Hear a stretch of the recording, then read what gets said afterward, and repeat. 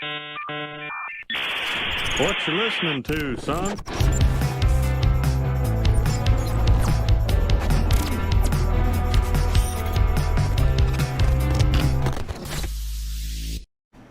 This reminds me of Jackson Hinkle recently, where he's like talking about the union between communism and MAGA, and which I find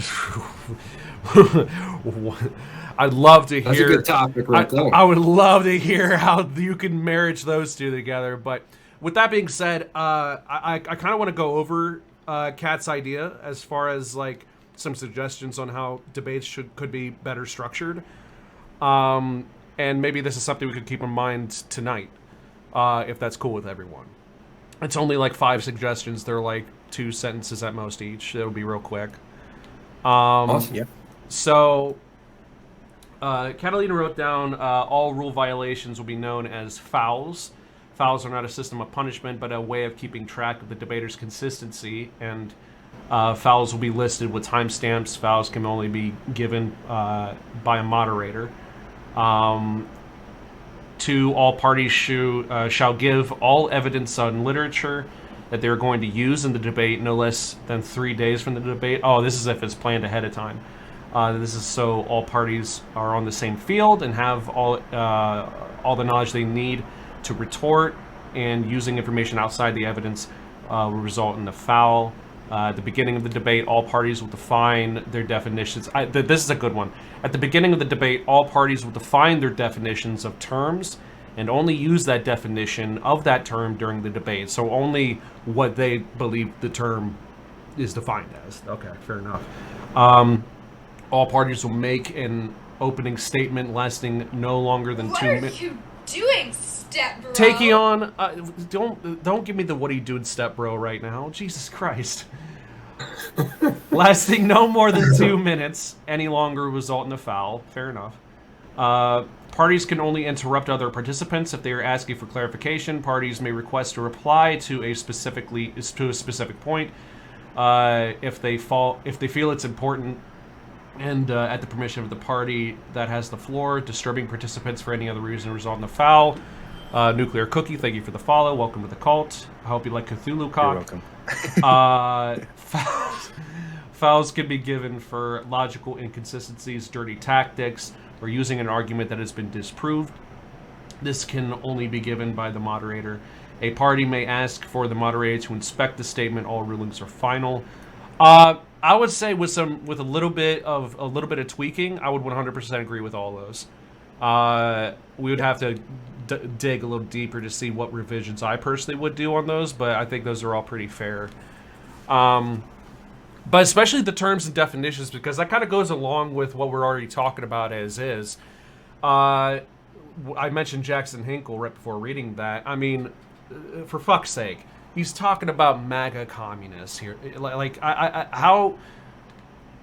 We're talking about 2 ideologies that are intrinsically and inherently opposed to one another, period.com. So, I guess it seems to me that a key to moving debate culture forward, as far as the internet is concerned, is the constant reminder to the viewer that they have a supercomputer in their possession at all fucking times, and they can Google definitions to these terms and Google the historicity behind. But then you run into the Gishgalpi, and that's so they can move from one statement to another, present any evidence as they want. Well, that comes in what you said. That's kind of what you said earlier, though, in your last little rule where you talk about dirty tactics. Gish galloping, I would consider to be a dirty tactic because you're not leaving enough breathing room for people to validate or verify any claims that you make. You know. Yeah, I mean, it's like I lost track of my. But yeah, I wanted to. Number 5 could have been moved into number 1, but I wanted to emphasize that point a little more clearly. Gotcha.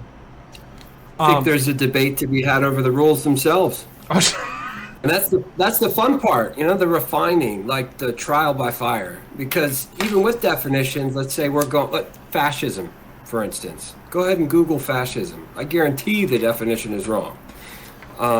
If you're pulling up wikis, it might be a little closer. If you're using Britannica, whatever your source is making some crazy subjective leaps.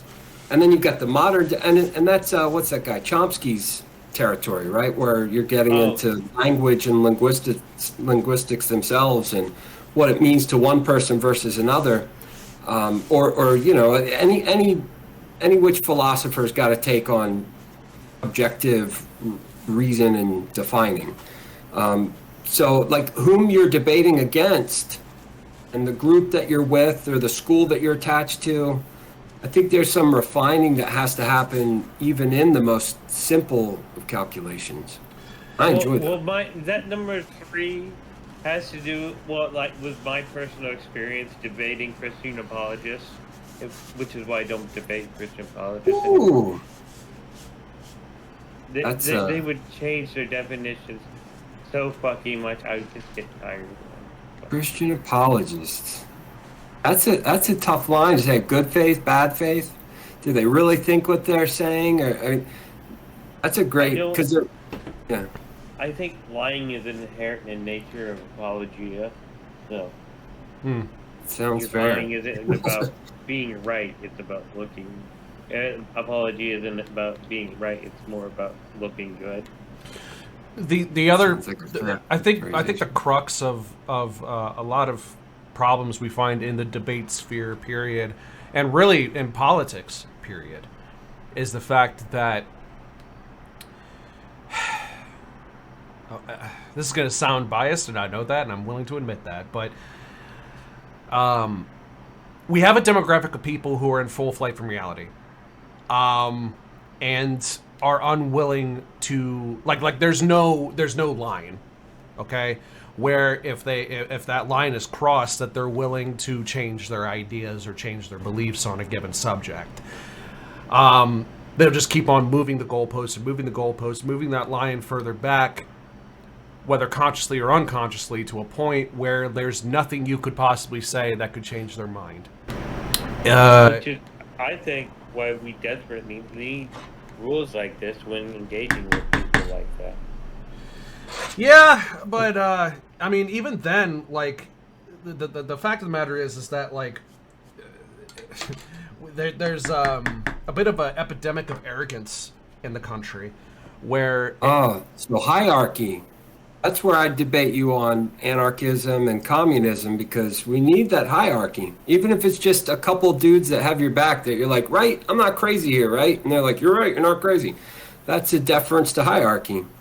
And we need some kind of hierarchy, some kind of consensus. Maybe consensus is a better word, but establishing consensus is really important to lend gravity to whatever your contention is. I don't know about that. Like, I think that, because, like, there's no hierarchy when it comes down to collectively agreed upon reality. That the closest thing we could probably call as objective reality, where, like, the sky is blue, you know? Pretty much everyone who isn't colorblind will agree that the sky is blue, you know? And, you know, so that's like a collectively agreed upon kind of fact, right? Can I just comment on this real quick? Yeah, that's fine. Yeah, with that communism and thing, we don't really know what sort of power structures can exist or will exist within communism before it actually comes to be. We just know that it won't be based on class, and it won't be based on what derives from class, so race and etc., since that was a class issue to begin with. You know? Yeah, no, but I think a lot of people miss that point. I think they're absolutists, so much so that we see, well, like the Hinkle right-wing communism ridiculousness. Mm-hmm. Some people are openly courting Bolshevism and Trotskyism and all these things they don't really understand because they're fetishizing the revolution. And and they know a little bit about Marx, and they know that they're probably in a class that's being subjugated to some extent, and they feel that. So their incentive is to get out of that and pick up more power and momentum that they would have on their own. But that's an appeal to hierarchy right there. And so at the same time that they're appealing to Bolshevism and calling for the revolution, they don't understand that hierarchy is going to be there in some way. In a community, you have some hierarchy between a mom and a dad and their kids. You can't, and I don't think they get that. They seem to want to apply it uniformly. But I find a lot of arguments over that type of thing. I don't know. Like no hierarchy whatsoever. But you're saying class hierarchy.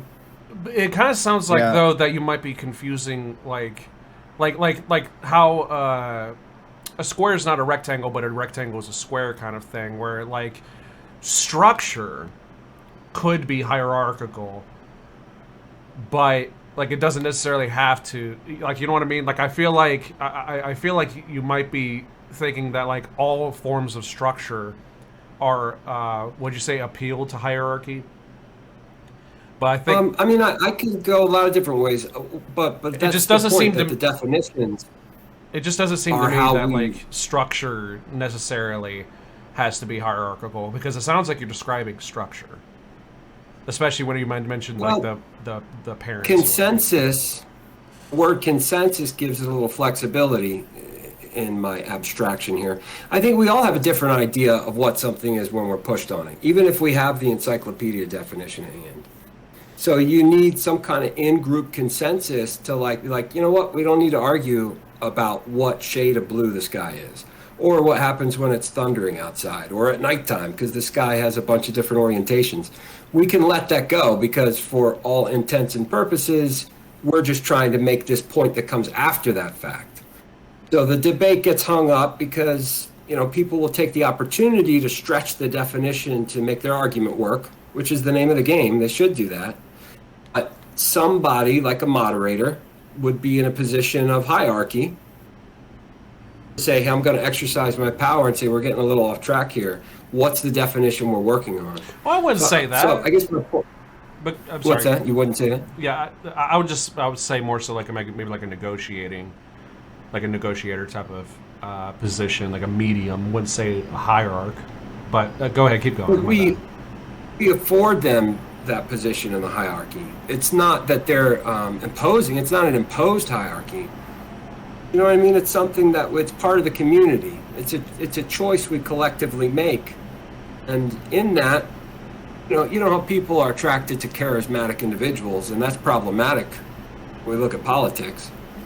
But some charisma is good. We don't want Dennis Kucinich being the president of the United States of America. We want a little verve in somebody's trot, so to speak. So like we make these appeals to leadership. We defer our consensus to people who can put things in the best way because we trust them, not because they say, hey, I'm the one that knows what's right. It's an exchange, right? It's a hierarchy that's built off of not coercion, but by agreement, consensus. Okay. Getting way in the weeds here, but I mean, that's like definitions can take you there before you even establish what they are. Okay. Bob, I haven't heard you chime in that much. Is there anything you want to say about this particular subject? No. Oh, okay. All right. I don't know. Anyone else want to chime in on that? I feel like I've been talking a lot. I think it's easy to get bogged down in definitions. That's why it's really important to have, at the beginning of a debate, to have clear and precise definitions. That's why you don't want to have one word meaning two things in a debate, because that would just cause confusion. That's where the fun begins. I'll say this. Like my big issue, it's not. I'm going to give you an example, okay? There was a guy who came into my chat, I think last Friday, when I last streamed.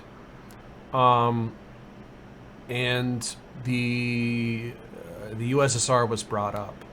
Now, mind you, I'm not a fan of the USSR. Okay, like I'm not a Stalin stan. I don't simp for authoritarianism. I don't like it. Okay.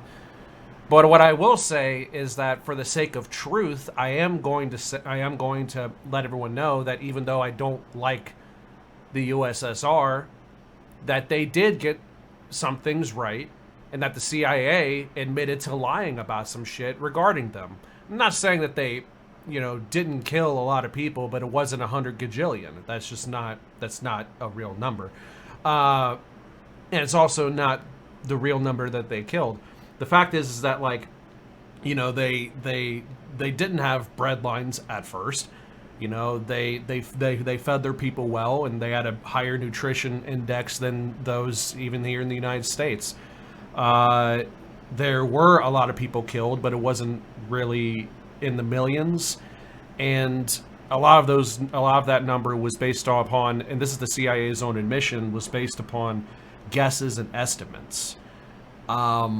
And that a lot of what we have been brought up all of our lives learning about in regards to the Soviet Union are all like byproducts and remnants of like the Red Scare in the McCarthy era. Oh, yeah. That like was, it's still kind of from then going on to this day, and a lot of it are lies. I'm not saying that the USSR didn't do fucked shit, because they certainly as fuck did, and Stalin was a piece of shit. I mean, honestly, I just need to know the fact that... Hey, Prague, what's up? Hey. I just need to know the fact that Stalin married his girlfriend to 5 years when she turned 18, which means he started fucking a 13-year-old, and I'm not okay with that. So fuck Stalin. Wait, can I just go into that real quick? That's fine. Yeah, go for it. It was legal to marry 10-year-olds in the US at that point of time too. It was actually quite normal around the world, and while it's fucked, I agree with that. It's fucked, and I don't agree with it in any way. Hold on, wait, rewind. Hold on. There's good context. Did you say the US? In the US, it was legal. Mohammed too, because he liked to fuck 12-year-olds. In the US, it was legal to marry 10-year-olds in the 1900s. Yes. Yeah. Wow. I mean, I can confirm that too. Wow. I legit did not know that. Yeah, so I think it's more of a... I think it's a more historical thing. I think it's not... It's fucked, yes, I agree. But we also have to understand that at some points in time, they didn't have age of consent laws. Yeah, and don't get me wrong, like, they had the whole... like even back, when fucking... What was it? I think it was Socrates that was like fucking Plato while he was like teaching him how to. Oh Jesus Christ! Like like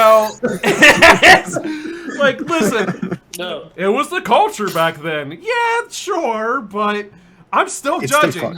Still Yeah, of course we can still judge it. It's just we have to at least put some historical context. Right. No, actually, I didn't know that. So thank you for letting me know. I learned something new today. Yeah. Wow, yeah. that is fucked. The sex lives of the Roman were very complicated. Yeah, I'd say. I would say. That's terrible. Yeah. Prague, real quick to catch you up. Yes. We are talking about how the debate sphere can move forward more productively. Number one, and we're also going to get into some debate about capitalism, probably here soon, I reckon. Oh, sweet. Thanks for waiting for me. Yeah. But like, we also kind of wanted to talk about, like how debates are structured and how people debate online, and I don't know. Real meta. It seems, yeah, I know, right? Hux, what are you doing? Like, Mike's like really loud. And you're banging all over. He's a daddy. I'm sorry. I'm cleaning up the toys from my kids' room right now. I'm sorry. Hold on. Let me mute myself. You're good. But yeah, no, I guess fuck, I don't even know where to go from there. Yeah. The debate bros, those guys and gals, and particularly on Twitch, And there's so much tribalism too. There's so many different things. Let me get my thoughts together. There's so much tribalism. Let's say you're a personality-driven pundit. Mm-hmm. So I see it more as punditry than debate. But you're a personality-driven pundit. You're going to have your fan base that does your direct chat. You're going to have your Reddit. You're going to have your Twitter people, and they all kind of hate each other. The Reddit people don't like the YouTube people. The YouTube people don't like the direct chat people, and it's a cult one way or the other. So I think it's super cool that you lean into that and use some of that like tongue in cheek, I'd assume, and own it. The other thing too is that part of the fun. it was just an aesthetic thing at first, but then like at some point I had some reactionary views and my chat was like, "Hey, that's fucked up and this is why." And like instead of being a piece of shit, like I listened to them. So it's kind of like it's all I was there for that. Yeah. And it's like basically it's more so it's more so a cult of like I'm willing to learn, which kind of makes it an anti-cult. I don't know. It's kind of worked out into a weird meta thing. It feels like it diffuses. I mean, the reactionaries kind of ruined debates. I mean, take a look what happened to Dylan Burns' shit. Like 9/10 of the debates were a horrible idea to begin with, but he had on a lot of chuds that were just grifters that were just there for sensationalism. Yeah.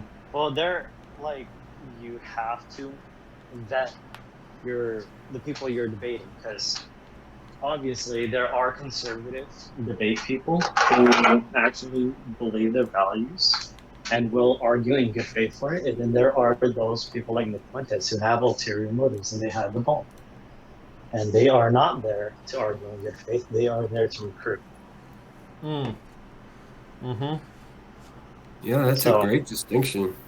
You have to not let those bad faith debaters take control of it. Like, if you want to argue conflicting views, like philosophically, sure, that's fine. You I mean think that's do some moderation? Or yes, but then you have to then. Well, this is where screening comes into play. Like, you're never gonna have Richard Spencer and Nick Fuentes argue in good faith. They have an agenda to push. That's completely different than that. I would never have those be in a debate panel with those people ever. Yeah. Let me go pee real quick. I'll be right back. And like, sure, Gray, he leaned really hard into the debate bro stuff, and it, like, at first, there are, those debate people who would bring anyone on, but no matter how good you are, it doesn't mean it's always a responsible thing to do.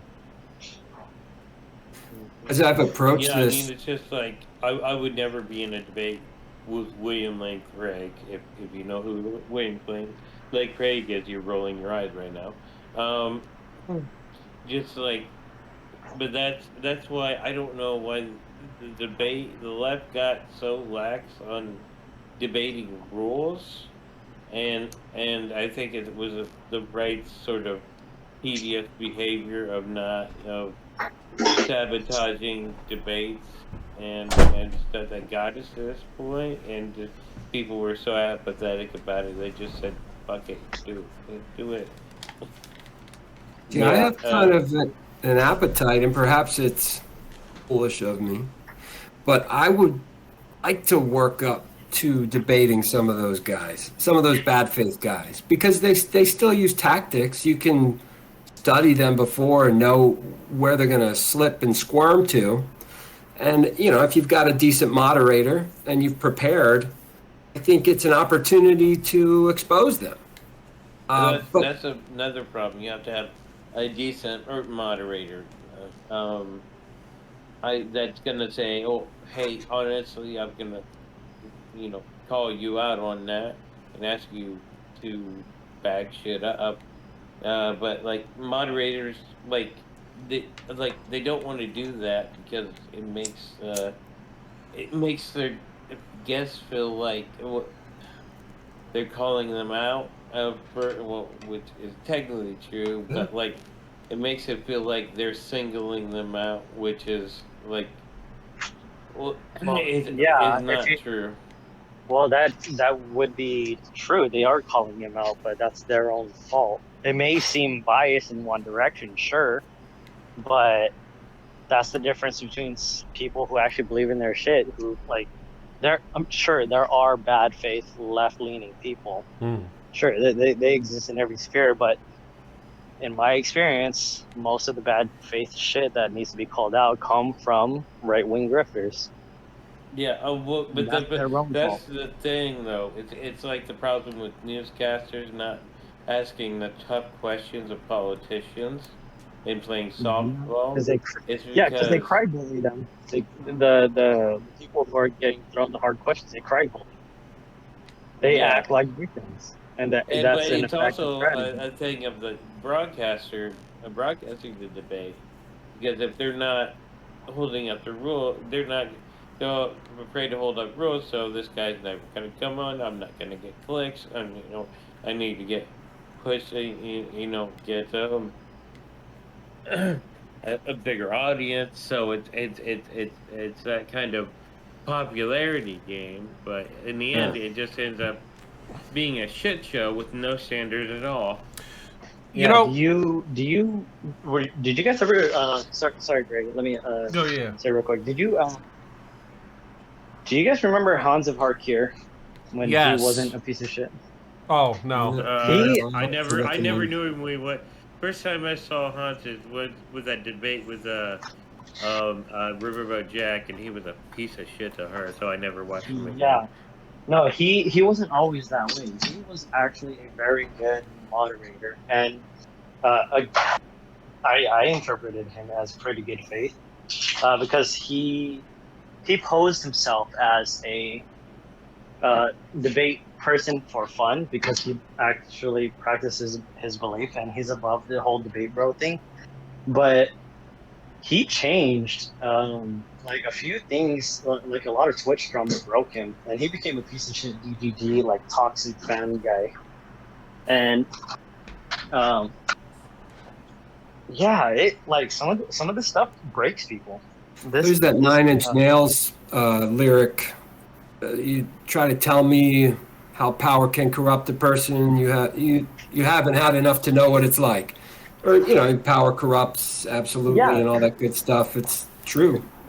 Because at the beginning he was like, he's like, okay, he has a working life, he makes good money, so don't donate to him. And that when he was on his good boy arc, which was the beginning, and then all the drama shit, and then he actually donate. If he's gonna be a piece of shit, may as well be doing it for money. And then he started leaning into like, I'm gonna make money off this, drama bullshit, the debate drama. It sounds like you guys know a lot more about the lore than I do, or I know some of the. It's very online stuff. I used to be super online a couple years ago. I mean, I've got my obsessive. I know a lot about a few people, and I've got the lay of the land, best I can tell. But those are good lessons on. We as the collective audience picked up on this thing so much that you can use the word arc to describe, this or that part of somebody's career, and we can see kind of like an allegory or tale what the moral is to it. That's a pretty good a pretty good resource. Yeah, you can meta-analyze everything with how your favorite political pundit handles things, because to some degree it's going to reflect real life. Meta-analyze, it's good. But so many people have consensus on it and say, oh, that arc, the whatever arc, and you can it's a point of reference that a group of people can.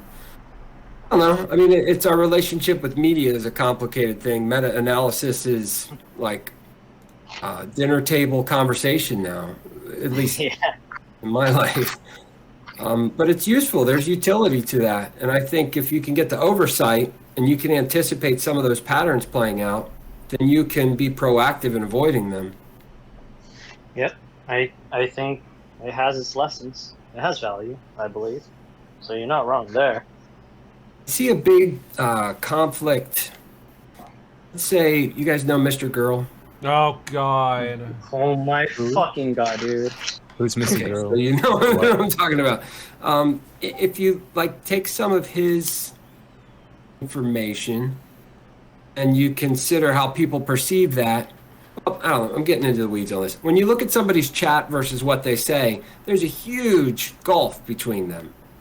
And, people will, the irony and the humor and the kind of nihilism is like a cope mechanism for people. It's how they deal with their shitty lives, essentially. But it makes it tough to tell what people really think about, and I think the creators will look at that, and it's a tough thing to try to put into little piles. But there's the substance of what someone has to say, and there's the theater of it. And sometimes it's hard to tell where the two actually separate. That's funny you say that. That's part of the art. That's funny you say that, because like the way that I try to portray myself on this platform personally is basically an amplified authenticity. Like everything that I put out there of myself, like any opinion or shit talking rant or whatever, like that's as authentic as I try to be. But I also know that there's a performance to this thing, because like, well, I'm on fucking Twitch. Why else am I on here except for having people indulge my ego? And so there is a little bit of there is an entertainment factor. There is an entertainment factor, so I amplify it a little bit, but I also don't want to compromise that authenticity. So I try to find that thin line between fake and real, which is that true performance. You know what I'm saying? I guess that artistry that I try to really toe the line on. Yeah, it doesn't too. Be performative. Yeah, you could be performative and genuine at the same time. Which kind of leads me to what was said earlier about Haas and Hinkle and whatnot, and Hans of Harkir, and a lot of these guys, who like, I don't know, like the way that I look at it for me on here, because there was a time not too long ago, Catalina actually might specifically remember this. As a matter of fact, she actually made me mad at some point, and then it turned out it was actually something that I needed to like really be introspective on, and that's something I think that a lot of streamers, political streamers specifically, don't do. There was a time. Okay, yeah. I know what you're saying. That part. You're gonna have to like get me up to speed on that. No. I was about to. So basically, what happened was that there was some point in my streaming career so far, which hasn't been that long. Like, it's only been maybe a year and a half that I've been into this almost on Twitch, and there was a point in time where it was like I went weeks and weeks and weeks without like really breaking a 3 or 4 viewer top average, and like there were some points where it was like one person, and it was really discouraging, so I was just like, what the fuck, what am I doing this for? And there was a little bit of friction between Catalina and I, a little bit, or at least on my end, because she kind of pointed out some bullshit on my end that like I wasn't ready to face yet, and how basically like that, in a way, that's kind of a grift, and I kind of realized like what I actually wanted to do with this platform, which is be more productive with it. I feel like a lot of streamers, it really does come down to the views. I think it really does come down to that viewer count, and it comes down to how much publicity they get, whether it's on Twitter or even an article, something like that. But like what I kind of want to do with this platform is, one, create a voter base if I ever decide to go into office in the future, and number 2, create a community where we boost each other up, and if there happens to be people who want to stream within the community, that we would boost them up, and kind of be like I guess a digital mutual aid, so to speak, if you know what I mean. Yeah. So yeah. Cooking stream. I just share my cooking with people, and I don't worry about, if some people watch me, that's fine. But at No, the end I of the raise day, off while I'm but at the cooking end of the day, anyway. you stream because you, especially like, I mean, even with something like cooking, like that's inspiring. You know what I mean? And I think that because like I don't know about you, but I could imagine like I can imagine me being a non-cooker, and I come across someone who is cooking, and what they're cooking looks delicious and is fire, and that might make me want to pick up a cookbook and like learn some recipes and shit, and maybe I'll do that myself and become a cooking channel. You know what I mean? Also, And don't underestimate your vibe. Just the vibe that you have might be the exact thing that somebody needs to true. balance themselves out. There have I been mean, there's I don't really care about all of that. I just like to cook, and I like to share my cooking skill. Like I don't even have my bits set up or anything. Gray. Do I call you Gray? Greyecraft? What do you want me to call you? whatever you want. Gray works. Okay, Or- my friend Gray. You said something Hey really there, Gray. powerful about how can I put it? The Japanese way would be an opportunity for improvement. But when you're wrong, when you're just wrong about something, especially when your emotions come into play too, and you feel like defensive or any which way you get off course, course correcting is a virtue, I'm going to say, that not enough people appreciate. And that's because really people what makes the approach- big difference. I'm sorry to cut you off, but if I could say, that's because people approach being wrong with the wrong attitude. But being wrong is actually great. Because, I agree. Think about it. You get to stop being wrong and stop believing bullshit and start believing correct things. So, Which kind of circles us. That's pretty awesome. Which kind of circles us back around, unfortunately, to where this particular topic started off, which is people's perceptions on right and wrong and correct and incorrect. Which like a lot of people don't see. Here's the thing. Like I don't know. I'll say this. Like I some of you might know, some of you don't. But like I'm in recovery, and I kind of feel like I have the luxury of having a murderous ego, to a point where like I was so arrogant and so like I'm right about everything, to a point where like I ended up, my bed was a tent behind a trap house while I was doing a fuckload of drugs, and so I feel like the process of recovery for me and getting off the drugs, getting off the alcohol, and trying to be an entirely different person, and being sober as long as I've been sober now, the process that is involved in that involves truth-seeking within myself and deflating my own ego to the best of my ability, which I'm not always successful at. I think that's another huge problem when it comes down to the debate sphere. I have the luxury of having an ego that's going to end up leading me back to that place, so I have to be steadfast in like what I'm lying to myself about and what I'm in denial about. And that includes my politics, that includes spiritual belief or religion, whatever the fuck have you. I have to be as objective as I can with myself in order to like not end up relapsing. So like why not bring that into my fucking politics too? You know what I mean? Does that make sense?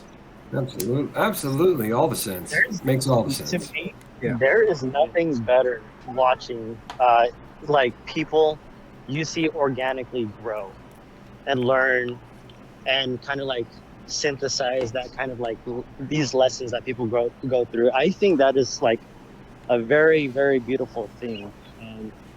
Yeah. Like you, like with you, Gray. Like I've seen you adjust your behaviors. I've seen you grow. I've seen you, act appropriately to things that you've learned. And then there's also in the opposite way. I've seen people fall to, just propagandists, and they end up regressing. I think. This, like I want to compare you and put you next to I guess someone like Joe Rogan.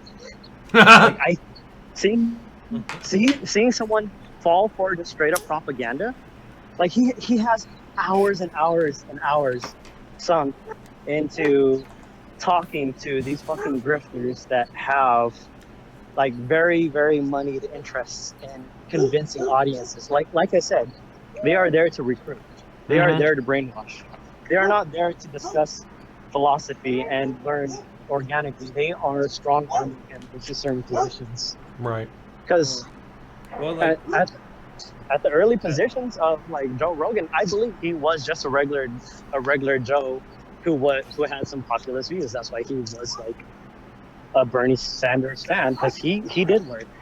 But now he's just like simping for Republicans. Yep. Anytime you make an excuse for DeSantis, I really gotta check the math there. Yeah. well, like Gray, you know that night, I was suggesting things and you were like just super bummed. It actually kind of surprised me because like I'm a person like I don't like to give up on something, and I would try different ways until I get it right. I could have a stubborn streak like that. Yeah, the other thing too is that like I also to go along with that, I also wonder if like people are upkeeping on their mental health, you know? Because like as far as that time goes for me personally, like it was already a dark time outside of streaming as is, like in my personal life and shit. There was a lot of different things I was dealing with, financial, interpersonal, what have you, my recovery. I wasn't going to like any meetings or talking to my friends or anything. It was a fucked up time. And I just wonder if like, do some motherfuckers just need therapy? You know what I mean? Like I think that's another thing. It's just like, what if I think that if we not necessarily a therapist, but a counselor or just someone to talk to about your fucking problems, right, the world would be better off, you know? Which is ironic because I've been telling myself to get a therapist for a while and I haven't yet. But anyways, keep going. Sorry. People take mental health for granted, and they think that like, especially men, they think, oh well, he's okay, you know, he's gonna be fine. Next thing you know, they're shooting himself with a fucking shotgun.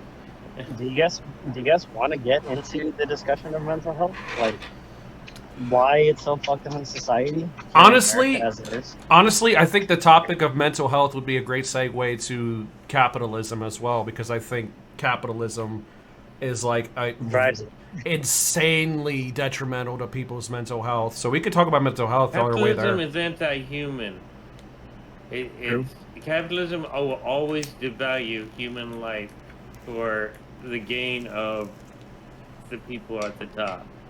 You know, like we know this. We've known this for a while. Here's the. I gotta get going, guys. I gotta get off here. But let me just say my one little devil's advocate thing for capitalism here. The thing that doesn't put me in the absolutist camp where I say capitalism is this necessarily evil thing is that it's very flexible.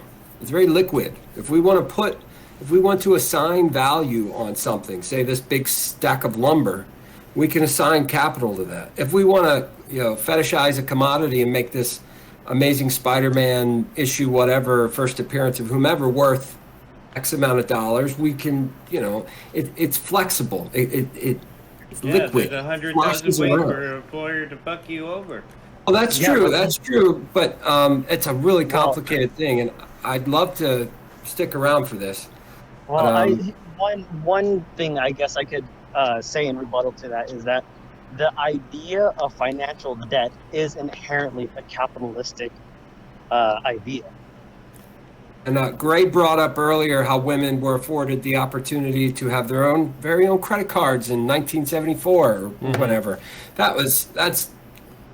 I'm not being cynical when I say, that's exactly what it is. There's an opportunity for debt, and I say, well, we can rack that up some more. No, I get it. I get the ways you can trace capitalism into sickness and degradation, but I mean, it's a system that also has its merits. Adam Smith wasn't completely dumb. Free. Capitalism just exploits the freedoms that are afforded to people. But that would assume that an alternative was available that was better. Yes, And there you is know, actually. It's called socialism. You should how look it that up. would require human nature to coalesce with those Well, requirements. Okay. there have been like nations of peoples who never even had the concept of money. They literally ran off of the honor system that like were tied to their ancestors. Before Their modernity, barter before system. technology, Or before they lived together in a connectedness, communal society and shared their resources. you can Yeah. bring up an anthropological example for almost any quirk or aberration, but humans kill other humans. That's what we do. We don't like other people. We also I'm saying save. the idea, like the way you framed it initially, was basically saying that we can't operate without the idea of money when we've had the idea of money-free No, societies. no, no. I'm saying that it's The got Egyptians ran utility without because money it's for their flexible. entire Hold up. existence, bro. No, I'm saying capitalism allows us to assign value to different things. It's flexible. It's very liquid. We can change what capital is representing. Human capital, for instance. There's all kinds of different ways that we can assign value to things, and that's why capitalism is flexible. If you're talking about debt-oriented, I interest think it might be too. generating, well, that could be too. I'll But just. guys, I have loved this, and I appreciate Gray you let me on Yeah. to hang out and spew my bloviations forth into the ether. Yeah. Maybe we can do it again sometime. Yeah, Proud no, of you. absolutely. I usually end up doing one of these panels at least once a month, anyways. So I mean, you're welcome back whenever. I'll be catching you guys on the interwaves. Hell yeah. Yeah, we appreciate you stopping by. My pleasure. Hey, great. I did want to say something before. It might take us back to an earlier topic, but I just want to say that when we start a project, and no matter what, and we start expecting things, I think that we start expecting fame and popularity, and all of this. I think that's where we get depressed and agitated from. And me, I'm just on a journey. I'm gonna see where it takes me. Right. You Well, know, yeah, I and have that's a goal in the mind, other thing too is but- that like I wasn't on that same wavelength and that's somewhat the problem too is that like I just wasn't I wasn't allowing myself to just enjoy it, and just like and just have fun. Like, I don't know. I'll say this with some of the goals I have in mind, for the future. Like I think there are some things that I think are important and that like I would want a larger audience in order to cultivate more easily. But I also know that like I'm gonna die someday, and I want to have fun while I'm living. So Yeah. that was. I think that like if you just stop expecting things to happen, it's okay to have goals, Right, but, like, yeah, no. That's exactly where I'm at, honestly, right now. That I wasn't then. Is like there are goals I have, and I will achieve those goals. I just don't know how long it's gonna take until those goals are gonna be reached. But like, however long it takes to reach those, because it's also a numbers game and a time game. Yeah, enjoy the journey, right? Yeah, just enjoy it. Exactly. That's kind of where I'm at with it now. And it's more so right now I'm like, I hope that this thing happens sooner than later. But if it happens later, well, it's later and it's not never. And that's like still a W. You know what I mean? Yeah. So, yeah, that's kind of where I'm at with it. And, hold up. Tim says, you guys are amazing, had a blast, barely got started. Didn't even scratch the surface. Hopefully we'll have a future convo. Yeah, no, absolutely. You're welcome back anytime. Thank you for coming by. Yeah, it would be fun to go into that, what he was getting into. I mean, we can Yeah, now if you want. Like if I start a craft project, I get that I used to like I would expect a certain thing to happen. I'm like, okay, I hope this happens. If it doesn't, we'll go back, fix it. Well, it's funny you say Do- that you know, actually, do- because like, so I've been drawing. Dream Lightning, thank you for joining the cult. Welcome. I've been drawing, okay, like sketching since I was 7.5 years old. It was before I was 8. And it's always been on and off, and I'm not the best artist, but I like to think I'm pretty fucking good. And when I start a sketch, I have a specific idea in mind of what I'm wanting to draw, but it never ends up how I have it in mind. That doesn't mean I still don't draw something that's really fucking dope. Oh yeah. And so, you know, it might not be the exact thing I'm envisioning, but the fact is, it always ends up in that area of what I had envisioned. You know, it's just a little bit different. That's the thing about making something. You just add stuff, new ideas, better ideas as you go along. It's just like I made a bike canopy for my bike so I could, you know, ride the rain and ride out in the rain if I needed to. And I just kept adding things to it, taking my time with it. Now I got it pretty good. I'm pretty happy with it. Yeah. And in my opinion, capitalism does not support creativity in that way. At least not like it did in its infancy. Capitalism, like I've had so many jobs where I even suggested something, and one I either got fired and they just and they took my idea, or they just said, shut up and get back to work. You know, like so capitalism did not reward creativity. Well, yeah. Let me add something to that. Like, when I used to work at Hot Topic, they made me sign a disclaimer, basically saying that anything and everything you create or think of and put together, while clocked in, is gonna go under Hot Topic's property. Meaning that, like, whatever you create on the job is instantly not yours. Like, how is that? Yeah. How is that inducive to creativity? It's like you labored on it 100%, and as soon as it's done, not yours. Right. You don't reap the benefits. You reap a wage. A wage, like, even if it's not connected to Hot Topic. Well, here's the other thing too. Like Prague, when you were working at Hot Topic at that time, would you mind telling us what you were making? California at that time was making, I think, 10.25, something like that. It was years ago. Okay, 10.25 an hour? Yeah. Okay. So, if you can think of the coolest idea that you had while working there and you ended up implementing that, however many hours it took for that much per hour, do you think that idea is worth that much? No. No, I wouldn't either.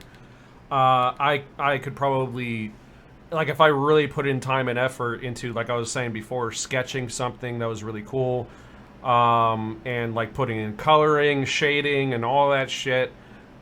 And I mean, I'm a little bit slow with it, so maybe 2 days if I'm really dedicated. And I mean, like if I created the sick ass logo on a napkin, I guess, like while on my break or something, and it became like a fucking banger. Right. Like everyone liked it and they endorsed us to make it into like a Hot Topic kind of T-shirt or something. All the proceeds are gonna go straight to Hot Topic and not the artist. Right. Yeah. Yeah, I couldn't imagine, because like that's what I do at work sometimes. Like I'll have some downtime here and there, and that's pretty much what I do most of the time when I have some downtime. Is I'll take my notebook and I'll sketch something out. I couldn't imagine if my job was like, oh, that's a really cool drawing you did, so we're gonna make money off of that and you make nothing. I would be hella fucking pissed. Hella fucking pissed. And by the way, you're fired. And by the way, you're fired. Yeah. Yeah, so like, and like the fact is that like, here's the other thing too. My biggest problem with capitalism, two of my biggest problems really. Number one, I mentioned earlier, my old job, union, that word, not even if you were spreading ideas or like trying to like recruit people in a unionization effort, just say the word and you're liable for termination. Oh, I hey, think that's actually illegal. which is well, I yeah, have but I have something to say about that. But the thing is, too, is that, like, Ohio is an at-will state, so there's no proof that you saying union getting you fired is actually what got you fired because they don't have to tell you. So Is it written down anywhere? Because I would I just go straight to the actually labor board with don't that know. I don't remember if that was or not. I just remember that there were several employees when I first started there at my old job who basically told me that, like, don't even say union, like, you will be put on a fucking red flag list so quick. Yeah. What were you gonna say, Prague? Well, I told you, right? I was trying to get a job as an EMT, Yeah. like first responder. Okay, well, update. I'm no longer one. Whoa. What happened? Yeah, I got terminated. I was still under basically evaluation, like field training evaluation, in order to go like solo. Mm. And there are certain things that you cannot mess up on. And I messed up slightly on one, and they fired me. And I was like, okay, well, they had that kind of honesty is golden policy where like I was super transparent about what happened. I didn't deny. Because, okay, so I was on a call. I don't he encourages people to lie. Yeah. So what happened was, when ambulance have the lights and sirens, they're going to a very important call. Someone's in a heart attack, someone drowned, whatever. Their life is in immediate danger. Right. So I was driving with the lights and sirens, and I was going at speed to one of these intersections that turned yellow very last second. And as soon as I hit the crosswalk, it turned red. And the dash cam picked it up, and it registered it as me running over. So they fired me on that, and I was like, okay, sure, that's fair. But they also were very adamant that I can make mistakes as long as I'm honest. They'll try to work with me. They won't fire me immediately, but they didn't give me any leniency. They basically fired me. They're like, oh, no, we're not going to have you as a liability. But then I was like, what could this be? And then I was like, there probably is something else. And then I remembered I was talking about organizing my workplace to a select few of my coworkers, and it probably wasn't as airtight as I thought. Oh. So they probably got word of it, and they were looking for things to get rid of me for, because California is also at will. You should have waited. California is. I should have. Until I got my foot solidly in the door. Sure. Yeah. Yeah. It's funny that you say that, because like I kind of feel like it was something along those lines too. For me. I'm not saying definitive. I'm not saying definitively that. But the timing seems sus, right? It does. Yes. Yeah. So. By the way, never tell your employer the truth about them. Yeah. The only thing I feel very lucky with my job now, just because of all this talk. Holy shit. Say what? How do you feel about first responders making $1 or $1.50 over minimum wage? What? Wait, hold on. What? Yeah. Yeah, it's like I was $16.75, and over here it's like $15, $15.25 minimum wage right now. What? Motherfuckers better be making 25 to be a first responder. Here's the thing. Yeah. Here in Ohio, completely different from California, but here in Ohio, there were actually a couple of EMTs that I knew, like, in recovery, and I think I heard that our wage for EMTs is like a little bit more than that here. And our minimum wage is like $7.25, $7.50. Technically, most places start. Let me ask. Can I ask? Capitalism at work again. Wait, hold on. Can you ask what? Sorry. Can you hear me? Yeah. Is your guys' ambulance service or EMS service, are they private or publicly funded? That's actually a good question. I'm not really too sure. Because I'd have to look into it. Ours here is private, and the neighboring counties has publicly funded. So over here in Fresno, some Singer, some Clovis areas, yes, I'm doxing myself.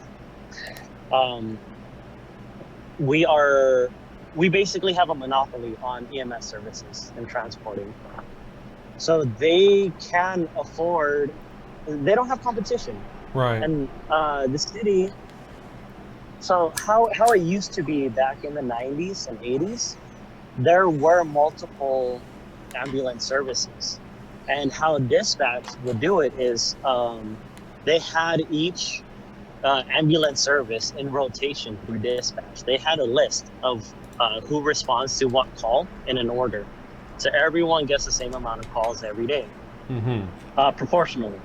But now that American Ambulance lobbied, from what I've heard, this is alleged, not legally binding, alleged, from what I heard from a coworker, is that American Ambulance lobbied City Council to do away with redundant services. So they took it away from publicly funded fire, and they basically were favoring American Ambulance because they lobbied for it, and put the other businesses out of business. It's a good point. You see how capitalism degrades itself too, and its own system for profit. Yeah. Yeah, like it is in capitalism's interest to crush your competition to maximize profits. That's the kind of shit that I hear that I end up thinking about. Like, what if unironically we end up going down the direction of like, hey, we're firefighters. Your house is on fire. You should pay us to put out your fire. Like, it's shit like that really makes me worried as to like the direction that we're going down, because the fact is that there are some sectors in this country that you can be employed under that just should not be private. Period.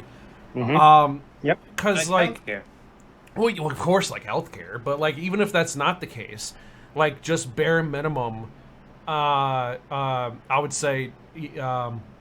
Pretty much all emergency services, there should be no private whatsoever. Because like I just don't understand how that serves the community or those employed by them. You said 15 something and you're getting paid $16.75.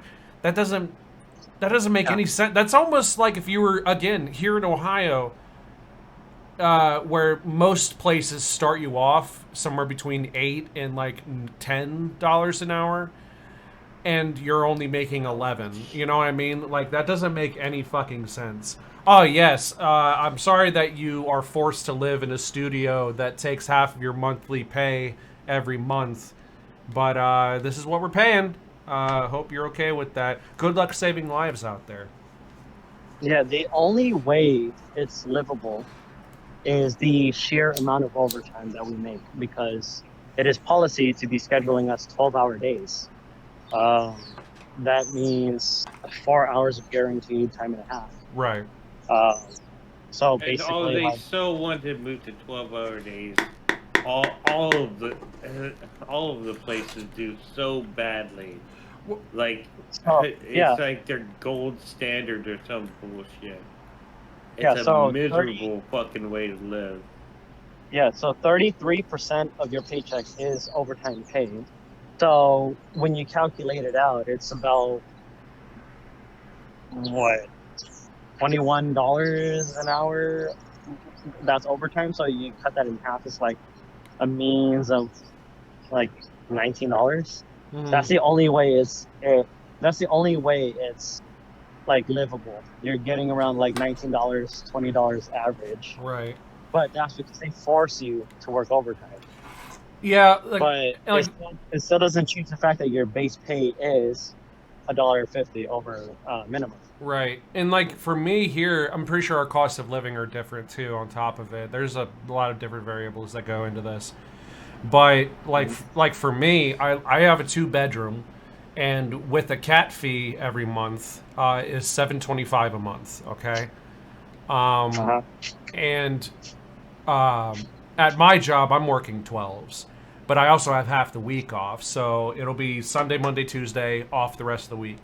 Sunday, Monday, Tuesday, Wednesday off the rest of the week, and that's how it rotates every 2 weeks. All of them are 12s. And I've also been. Ass. Huh?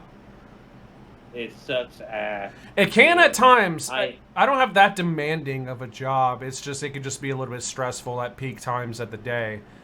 But the thing here is that like, with all that in mind, like.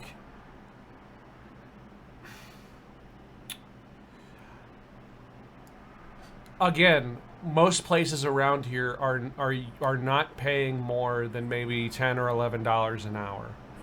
Okay, so that's what was that? I'm sorry, Rex. surprising. That's surprising. Hang on, Kat. What did you say, Rex? Places around here during the pandemic were paying like $14 an hour. I mean, I'm just wondering, is this like the actual reality of I'm Swedish, so I live in Sweden, you know. Oh. Yeah, I don't really get like the American word. Like, I am very fortunate with my job. I'm a how's your right-wing government now? Well, it's the same as before, so it's fine. Okay, so just media sensationalism, or what?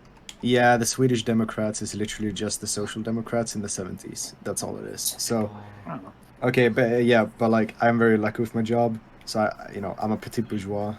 I work for myself basically, and I just find it like really weird to hear these stories about people working for like $10 an hour and shit. It's like it's so sad. Yeah, so I'm looking at a currency translator between was it krona? Am I pronouncing that right? Don't worry, I know dollars. I've been in okay, good. Okay. Yeah, okay. So if you know that, then yeah, no. So like the other thing though to consider though too, like I said, is cost of living. So like I had a studio apartment when I got sober again for like $450 a month, and then it went up to $500. But my wage at the time at the job that I had was like $9.25. It was less than 10. So like, I mean, at like 35, 40 hours a week, like it's pretty much soaking up like at least half of my monthly pay. So, but like with this current job, like I'm sitting pretty well. Like I'm not that bad off. But that's at the same time, you know, like this is also a Dream Lightning. Thank you for gifting a tier 1 sub. Really appreciate it. Thank you. Yeah, no, it's just there's some the job that I have. Like as grateful as I am, if I'm objective with myself, I should not be earning $15 an hour. Like it is ridiculous. I'm not saying my job is easy, but it's definitely not hard. I think you should be earning 30. Yeah, mine isn't either, but I make way more than $15 an hour. Okay, if you work for yourself, are you really considered a petit bourgeois? Well, yeah. I run my own company, but I don't employ people. Yeah, you're producing your own labor.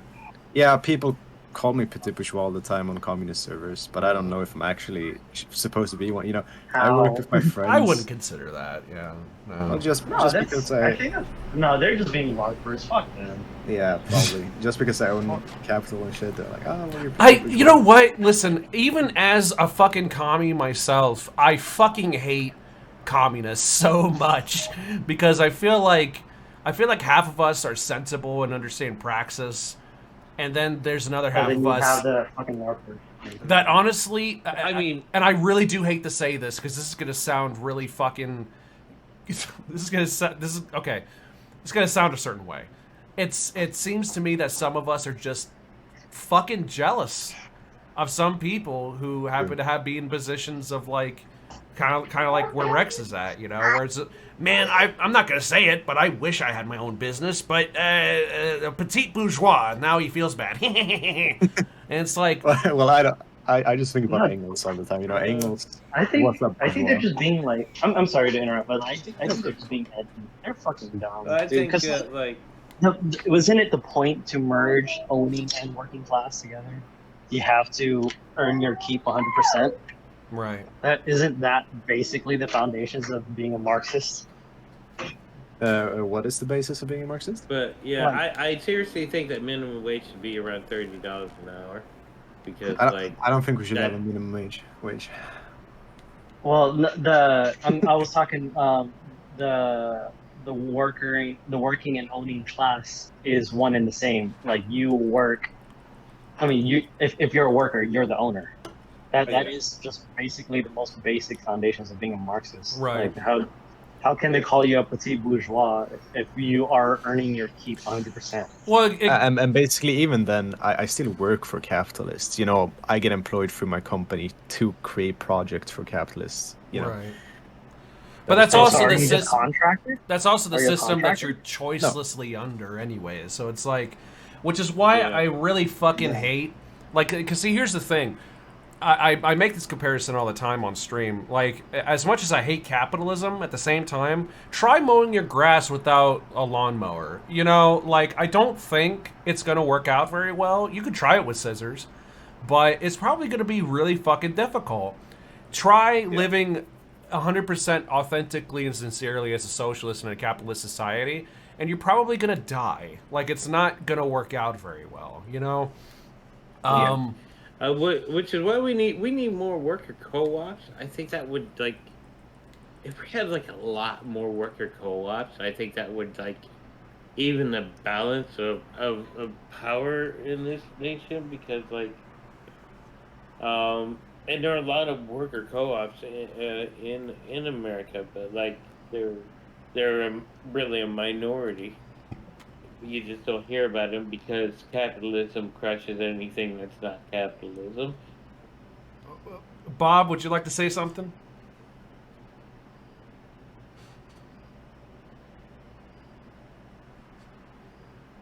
Yeah, I see Bob in type. Oh, hold on, I have to go to my laptop. Man, I wanted to talk to Bob about it. Yes, this would be fun. Bob, the minimum wage should be around $27. So right. Well, yeah. And here's the other I don't thing. believe we should have a minimum wage. If we are to have a minimum wage, if we were to look at inflation and the rate of productivity, at least here in the United States, like, the fact of the matter is that, like, there's a study done in 2018 where $6 in 1980 had the same purchasing power as in 2018, $18 and some odd cents. So, like, at that point, like, it should be at that same rate. Daharumba, hello, welcome. I'm actually about to go take a piss real quick. Y'all can talk amongst yourselves until I get back. I'll be right back.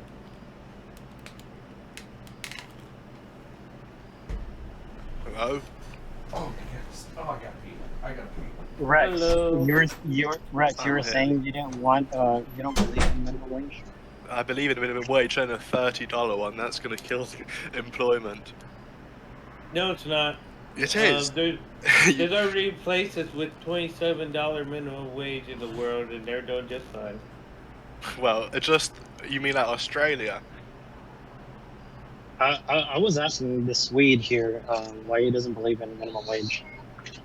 So almost every other country that has a minimum wage has a higher minimum wage than us. Sorry. Yes, not $30. I was taking a piss. Why I don't believe in a minimum wage? Mm-hmm. Because I think it would be way easier for workers to get together and unionize if they were under the pressure of having no minimum wage and people having harder conditions.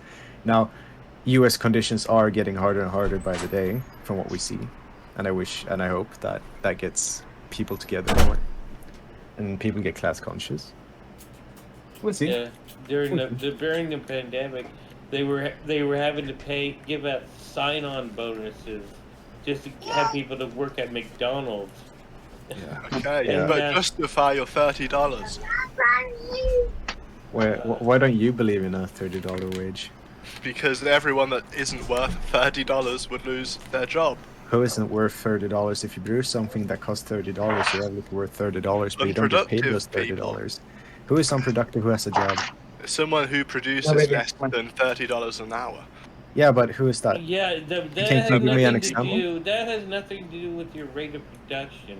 What you produce is nothing to do with your worth. Why would an companies employer have been employ stealing you? our Wait, no. companies have been stealing our worth since the fucking 60s. No, it's So- not forever, but wait, but Look. Marley, can I just ask something? All right, okay. Yeah. Okay, how much? Give me an example of someone who doesn't produce something for $30. Baristas do it. Baristas do it. They're not really hard. Well, maybe they are. I don't know. I'm not a Someone who- barista. But servers in restaurants produce use labor worth $30 a day. You know, they sell food for that. The No, they perfect don't. cooks. Well, but they get paid. Go to Applebee's. In- One plate will cost you $30. Yeah, The and wings, etc. and that's Think about both all for the people that need to be paid and the costs of the food. No, not a lot of people produce $30.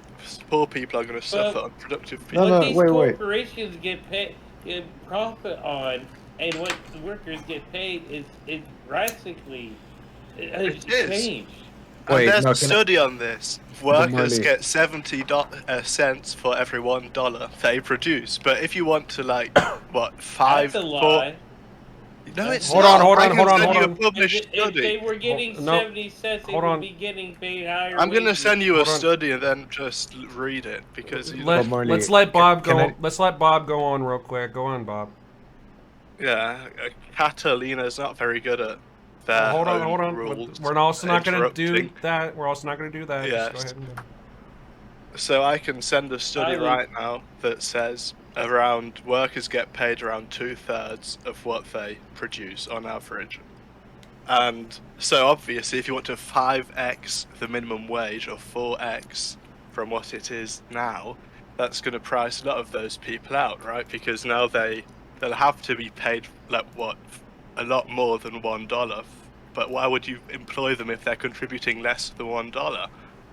But I'm asking you, can you give well, you know, an example of someone who produces less than $30? I'd No. assume your average fast food worker. You need to give me the they evidence. though? You're making the claim. No, we need you're minimum wage. I'm not making a claim for anything. I'm against the minimum wage, but you're the one making the claim that the minimum wage, like that people don't produce enough. I'm making the claim that, well, I could make the claim that people don't get paid 2/3 of what they make. I don't think that would be a hard claim to. We can average it differentiate. out. If people make around, say the minimum wage is $7.50, say workers contribute $10, right? That makes sense, doesn't Yeah. it? If we say like a third, I'm even giving you a bit, you know. Now let's say we raise the minimum wage by 5x, then those 70 cents you get for every dollar you produce are going to be higher than the $1 you produce, hence you're not going to be employed. I mean, that's clear as day. Well, $15 is good, but $30 is just... No one believes that would be good except people that don't understand economics. yeah, but you send like an example of someone. I Who- just gave you the average of people making on average 70 or 60 something Yeah, cents can you for every send that? dollar. Yes. Hold on.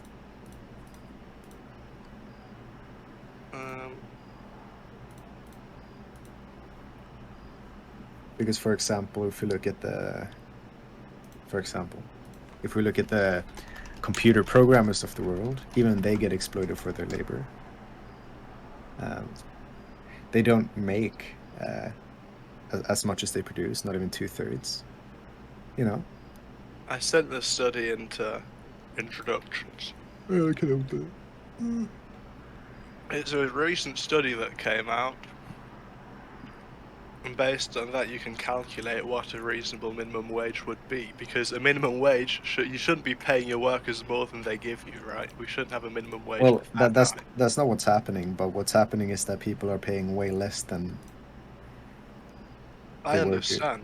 I Yeah. understand. 65 cents for every dollar generated. But if you now want them like $30 an hour, they're just not gonna be able to keep up with that. Not everyone produces $30 an hour. Oh yeah, not everyone produces $30 an hour. I'm not really And they arguing won't for have that. a job. Yeah, I'm just saying that I don't believe that people make 2/3 of. But I sent the study. Everyone left. No, Prague might be doing daddy stuff, you know what I mean? Yeah. But, okay, so here's the thing, okay? Why don't we have the data set for this? It's just literally an abstract. We're gonna do some fucking math here for a second, okay? Because I looked up how many burgers does McDonald's sell in the USA, okay? And it says 55 million hamburgers. Now, Google isn't always the most reliable. For some reason, that could also mean in the world, but let's just assume that's talking about in the United States, okay? And that's okay. How many McDonald's stores are there in the U.S.? There's 13,438, okay? And then I looked up how much a McDouble is, at least in my area. So 2 cheeseburgers is $2, okay? So if we were to take 55 million, let me do this real quick, divided by 13,438, okay? We're going to have 4,092.87, so we can round that up to 4,093. Divided by 24 hours, we get 170.5. And I guess, what, do we divide that or times that by 2? Sorry, my brain is farting right now. Math wasn't always my strong suit, but I'm trying to math this out. I guess, so if that would be 170 McDoubles an hour, okay? Yep. That would be divided by $2, which is 85.26. So really, if we're just talking McDoubles, okay, not even talking about Big Macs or Quarter Pounders or chicken nuggies or French fries or anything like that, just in McDoubles, we're talking, if I'm interpreting this correctly, $85.26 per hour when it comes down to just McDoubles. On average at pretty much any McDonald's in the United States. So, I mean, if we really want to get technical, you know, and I mean, fuck, let's say at any given point there's 3 cooks in the kitchen maybe, so divide that by 3 and we still get $28.42. So they are kind of doing their part when it comes down to the minimum wage. They are producing that much, at least according to this. And like I said, my math wasn't always my strong suit. Now think about rent or buying McDonald's, maintaining it, upkeep, and buying the burgers in the first place. It's going to be half of that. Okay, so yeah, but you also got to realize but half of that is still $14.21, and they start them. I agree, $15 minimum wage, not 30. No, look, I just want to say this, that if we look at how much they earned last year, which was $23 billion, and they employed 210,000 people, that's still like, they can pay out $100K a year per person. Of course, we have to take in upkeep of the 40,000 restaurants they do have. So maybe like $80K a year per person. I also want to point out real quick, here in Ohio, there is a pizza joint. I think it's called Pizza Paradise or something like that. It's nowhere near me. But there was an article written about them where for Employee Appreciation Day, 100% of the profits went back to the employees. And it was just for that day. But 100% of the profits went back to the employees. And their average wage at that point was about $70, $71 an hour. I'm not saying they could do that every single day. For a thriving business, at least in a capitalist economy, that will not fly. But like, think of if they did that more often, okay? Just like shit. Let's say every 2 weeks on payday, the 100% of the profits on that day were transferred to employees' wages. I don't think. And that was including after like all the cost of business was deducted already, right? Just to be clear. I believe so. I have to look back at the article. It's been a little bit since I saw it. Let me look it up real quick. But like, because I think that's the important meat of the discussion is basically, is it really profits or that they're making, or is it just the total payout without the deduction so far, and then get the real number of what the actual quote unquote profits are. Yeah, I just want to say that like McDonald's could realistically pay out $30 an hour because somewhere they're getting enough money, enough surplus. Okay. To earn 23 billion a year with so 210,000 So employees. it's actually called Heavenly Pizza, and boosted employee pay to $78 an hour for 1 day. Heavenly Pizza owner Josh Elkert announced on social media he was celebrating Appreciation Day. Yada yada yada. Next day he posted again, noting that his shop raked in 220 orders, more than twice the usual daily average. I guess it's a small one-place business. Twice the usual daily average of 90, with $6,300 in sales and $1,200 in tips. It averaged out to $78 an hour per employee who worked that day. His original goal was around 200 orders for that day, which it would have added up to between 40 and 50 an hour. Now, does this say anything about after? This was back in, what was this? When was this? This is July of 2021. Okay. Let me see here. If I'm able to find, if it's after anything,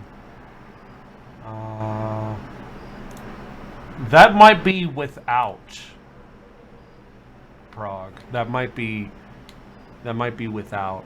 I think they mean like 100%, like 100%. Now. So that was the revenue, not the profits. Hang on, let me look back here real quick. Yeah, but basically paying out fast food workers $30 an hour would not be a problem. It would. No. Yeah. McDonald's could afford it. Sure, it's not a good business model within a capitalist system, but Of course they have not. they have enough revenue for it actually. Since each McDonald's restaurant earns around $2.7 million per year. Profit. You're talking about profit. That goes to No, the revenue. Revenue. Yes. What does revenue tell you then? That's the revenue. The profit was more than 100 billion. Okay, but what about the expenses? Well, does it cost $1 million to have one shop open per year? No. You don't think so? No. My company has had office space. It doesn't cost that much to run an office space. Maybe, of course, you would have to take into consideration the meat, etc., etc. Yes. But since a hamburger costs $1, it is, without a doubt, $2.7 million per store still. And then the meat cost, and the maintenance cost and electricity cost, you could still pay out people. Well, I'll disagree with that, but never mind. I can accept that, right? Let's just hypothetically grant you that. Let's look at manufacturing. What the study looked at. Workers get paid. I can't even read the study. Well, it says workers get paid 65 cents on each dollar generated, right? But what's the set they used? How did they come to the conclusion? Workers. Yeah, but which manufacturing workers? Because did they use all of America's working class? Probably not. That's how studies work. No. But I think Exactly. this is not how you look at studies, right? You don't No, I know, need to but deep dive into methodology. This study has been published in the most reputable economics journal there is. You don't need to look into you shouldn't think that they're sort of manipulating statistics or misrepresenting stuff. No, I'm not saying they're trying to do that. I'm just saying that we should know where the set comes from, their methodology, So it's good enough to be accepted into the best economics journal there is. And I'll just quote this study. This result implies that a worker employed at the average manufacturing plant earns 65 cents on each dollar generated. Let's hypothetically accept that. I googled average manufacturer wage, $15. If we add the extra 35 cents they're not getting to each dollar, they would contribute $20. And now if we have a $30 minimum wage, they'd lose their job because no one would hire someone who contributes $20 an hour for $30. So here's my only issue when it comes down to this discourse around capitalism, because like honestly, number one, we don't have a choice. It has to be capitalism, and that's antithetical to freedom, I would think, you know. But aside from that, I feel like an important question needs to be asked that hasn't been asked yet, and I ask all capitalists this question. So, if someone loses their job, okay, and they're having a hard time getting a new one, okay, they're in between jobs, and their rent isn't getting paid, their bills aren't getting paid, they're not able to get groceries, things of this nature, and one by one things are starting to get shut off and whatnot. Eventually they get an eviction notice. Now the question is, because someone is jobless and because someone isn't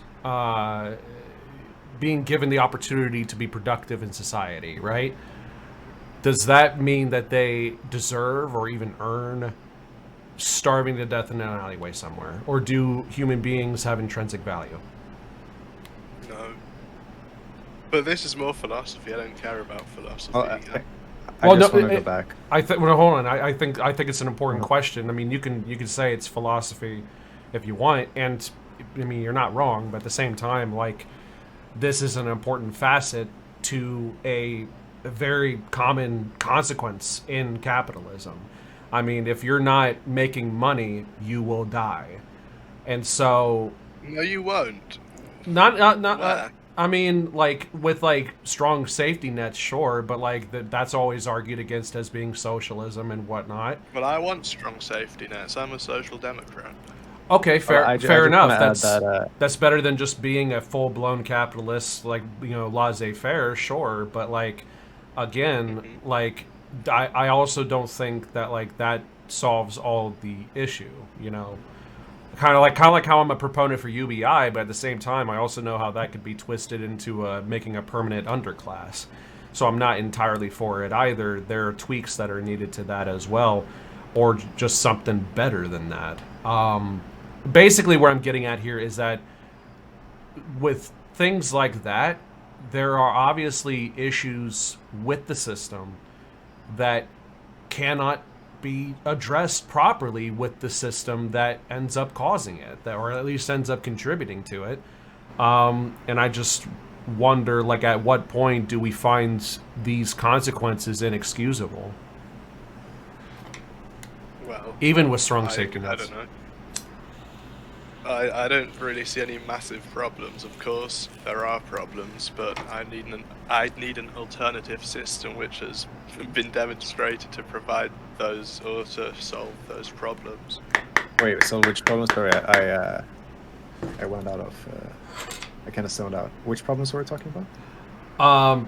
Basically, homelessness and starving to death if you're not able to participate in capitalism via unemployment.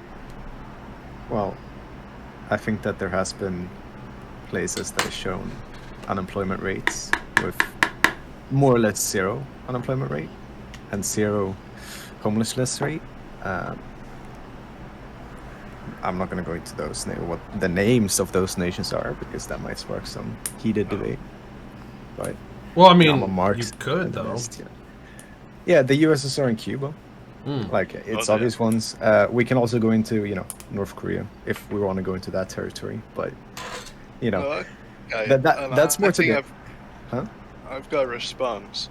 Mm-hmm. So, in the United States, there is basically no unemployment, and only 0.2% are homeless. That sounds very good.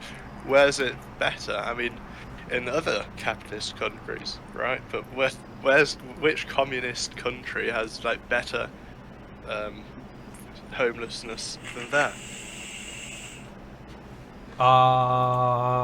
No, we're just arguing that homelessness existing is inherently bad. We're not saying that the US is alone with homelessness. Other nations first, have homelessness. Nothing's inherently bad. And second, under capitalist countries, homelessness has come... It is not, but it doesn't matter. Under capitalism, homelessness is at all-time lows. It keeps going down. Yeah, of course, because productive forces keep going up.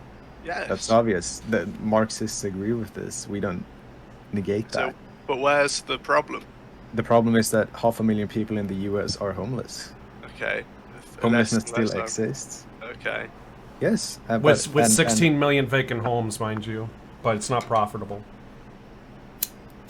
Yes, it is. Let's just look. How many people were homeless in the US in the 1940s?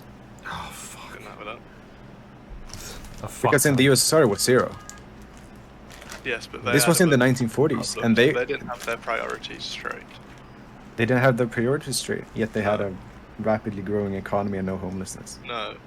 So if you're measuring it by GDP, then yes, but GDP is a number of how much is produced.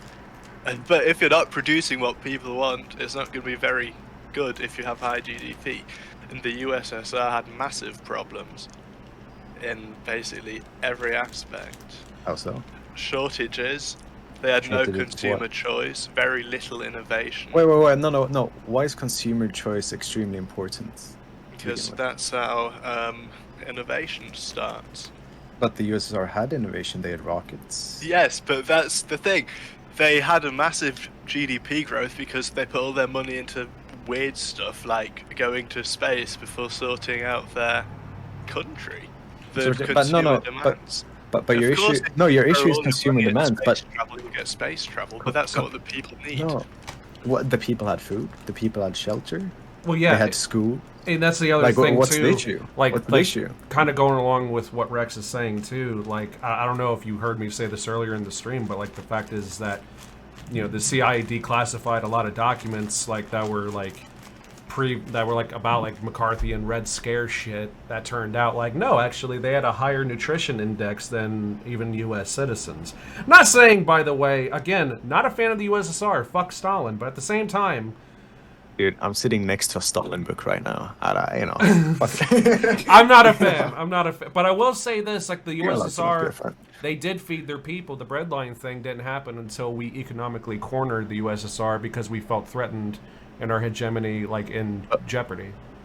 I just want to go into Bob Marley's thing. Like, his argument isn't that they didn't. Yeah, they had shit. But his problem with the USSR is that I think homeless people are worth it if we have consumer choice. That's basically what you said, right, Bob? Or I might be putting shit into your mouth, but that's what it sounded like. Because you were like, they don't have consumer. Who cares? They had innovation still. I think that I think there's a trade-off. I think 0.2% homelessness is acceptable if your average person makes like 4 times the amount that people made in the USSR, or if your average person is a lot healthier and stuff like. And in terms of nutrition, I mean, they had nutrition. I wouldn't say it's as good as in the US. Debatable, doesn't matter. But the fact is, probably not.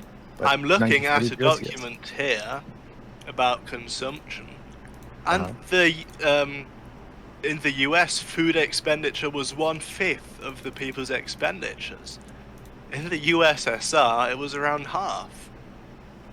They didn't need to wait. No. Are you saying that people in the USSR had it worse because half of what they owned went to food? You know that money didn't work the same as it does in the US, right? Half of what they consume is food. And? In the US, that's only 1/5. So yes, they were about the same in nutrition. I can even grant that, even though I don't think it's true. I'll grant that. But in the US, that was like 1/5 of what you did. In the USSR, that was. Well, wait, hold up, wait. Hold up. There's a problem there I just picked up on. You said you didn't believe that, but the fact is that like the CIA declassified that, and they're famously like the proponents of the Red Scare, of anti-communist McCarthyian rhetoric back when they were at their prime. So like, it's kind of like if your murderer confessed to murdering you. You know what I mean? Like, I don't understand why you wouldn't believe that. Yeah, but the fundamental misunderstanding with, like, you're saying, oh, they spent half of their shit on food. Yeah, because capital accumulation didn't exist in the USSR. You know that having money is capital accumulation. It didn't exist in the USSR. That was the point of socialism, to get rid of capital. So the point of socialism is that half of the stuff you consume is food, and you don't like. That's not a good point. No. That was just what happened in the USSR. That's how food vouchers, etc. Half of consumption was food. No, I'm not saying that wasn't it. I'm saying that that's not the point of socialism. You said that was the point of socialism. The point of socialism is, of course, reaching communism, right? Yes. So it's not about how much money you can accumulate. You come from this point where, oh, well, they spent half of what they earned at their job on food, but you can't accumulate capital. So what? You can't really spend your money on anything. You can't keep your money for later. That's not how it works in a socialist economy.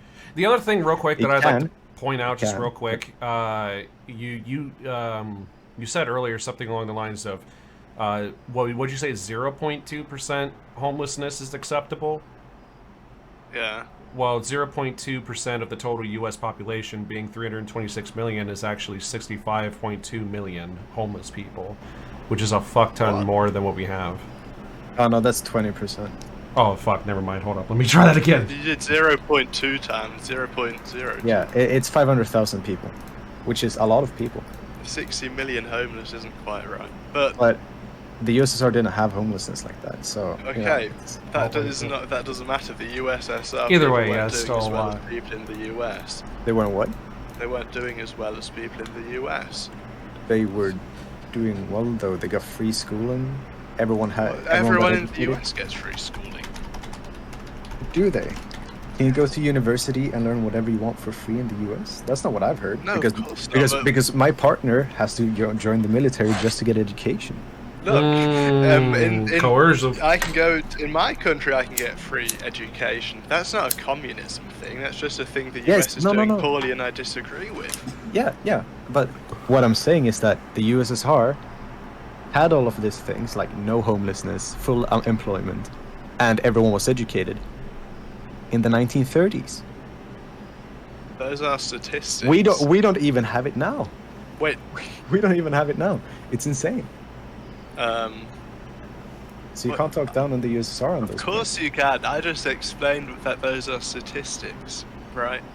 And of course, if you have high GDP, low homelessness, that's good. But how are the people in your country doing? Are they able to consume what they want to consume? No.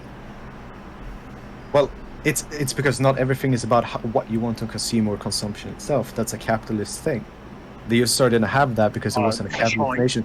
You can't consume, for example, you can't buy a Ferrari in a communist or a socialist society because, well, there aren't. That's capital, right? It's something that holds value. You can't buy land because that's capital, because it produces value. You put CMC and MCM in Marx. Do you know what those are? What? Okay, CMC and MCM is basically how capital accumulates. Okay. So you can't buy property. Before we get there, can we point out can we distinguish what it means to have elastic and inelastic markets, where one basically contributes a high probability that if you don't get it, you have a higher probability of dying, aka healthcare, sheltering, and food. Are those some things that the USSR, maybe funded for and guaranteed for people? I think that's something to discuss. Yeah. Well, people have healthcare in the US. The basic needs of life. Yeah, basic needs were guaranteed under the state in the USSR. I'm not saying USSR was perfect, by the way. We can get into that discussion some other time. Would you say the US is better than the USSR? The modern US? Yeah. No. Okay. So, what would you change about the US? Healthcare. I would nationalize pharma. Don't give me those milquetoast takes. Everyone agrees. Give me something hot, not something that everyone's going to agree with. Taste? Wait, what do you mean hot? Yeah, Give you me a asked, hot take. Obviously, if you think the USSR is better than the US, Children, clearly they're healthcare is not the children. hottest take or the no, biggest yeah. change you want to make. What about, a vanguard party and democratic centralism? What There does we all have of it. that mean? Democratic centralism is basically a way to run the government, how the USSR ran it, where the people have power through representatives at different stages of society, where they can vote in people, they can join the party, etc., etc. And that's how they get power. And then the central committee and stuff choose how to run things. And the vanguard party is the defenders of the revolution, etc., etc. So it's basically How's the economy going to be run? the economy is run by the state. So it's centrally Like planned. centrally planned. Yes. Well, What, it doesn't you have believe in to. central planning? It doesn't have to. The USSR was centrally planned. Okay, but you But- wouldn't want central planning in the US. But China, for example. Look, okay, this is a very, very debated topic within communist circles. I'm not saying China is socialist, but if you go on the... China calls itself socialist. They say they have a socialist framework with capitalist production within it, right? Yes. So that would mean... Can I break it down? Can I break it down like into easier terms? Yes. Yeah, sure. So basically, if you got all the CEOs of companies to run the state as a state-run company, you would have China. Okay, wait. What I mean is more that China goes on the Mao's teachings, right? And Deng Xiaoping's, where it is like... So you still have democratic centralism where people can be part of the state, where people run the state, etc. And CEOs have to conform to the state. That's basically what they have. They have capitalist production within a socialist framework.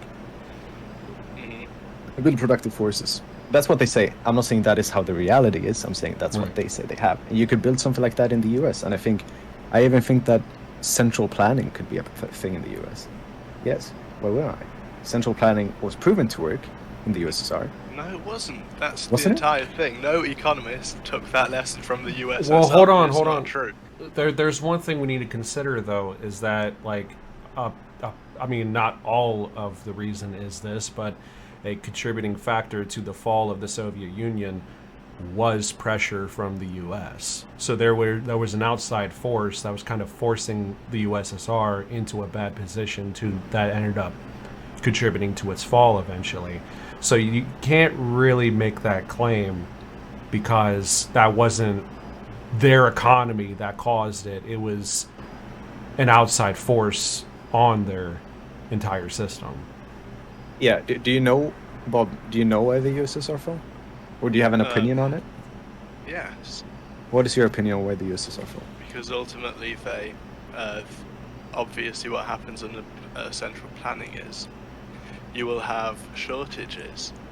What So shortages? Huh? Which shortages? Food, everything. But they didn't have a food shortage. So what The happens the in the USSR. Depression then? Yeah, the what was the starvation they had? The last starvation that happened in the Russian region was during the USSR. Was during the 1950s, I think it was, in the USSR. After that, there has not been a starvation in Russia since then. But do you want to know another insane thing? It's almost Okay. like starvation was normal in that region for all centuries before.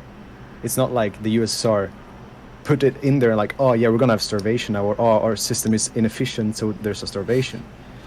Starvation was normal before too, because they had droughts, they had climate disasters, etc. The region is like that. The region was like that, and the USSR had the last starvation because they learned how to control it and how to produce more. They expanded the productive forces and got food into the system, which meant that they didn't have any more starvations after 1950. What about the 1990s? I don't know, but yeah. Oh, you mean the economic crash when they literally disbanded the USSR and had capitalist markets go in there? Is that? No, before that, the reason why they did that. Oh, that was counter-revolutionary. If you look at Khrushchev, so after Stalin died, right? Khrushchev had something called the secret speech, where he made lies about Stalin, basically saying that Stalin starved people, he killed people for no reason, etc. If you want to read more about that topic, there's a great book called Khrushchev Lied by Greyecraft. He's a great social democrat in the USSR who actually studied USSR history and wrote books about it. And I'm going to quote him here. He said in a lecture he had on a campus that I have said this for many years now, and I've yet one crime. I haven't seen one crime that Stalin committed. And that's what he said. And now, okay, sure, that can be debated, but that's not what it's about. After Stalin, the liberalization of the markets happened, the liberalization of the culture happened through Khrushchev.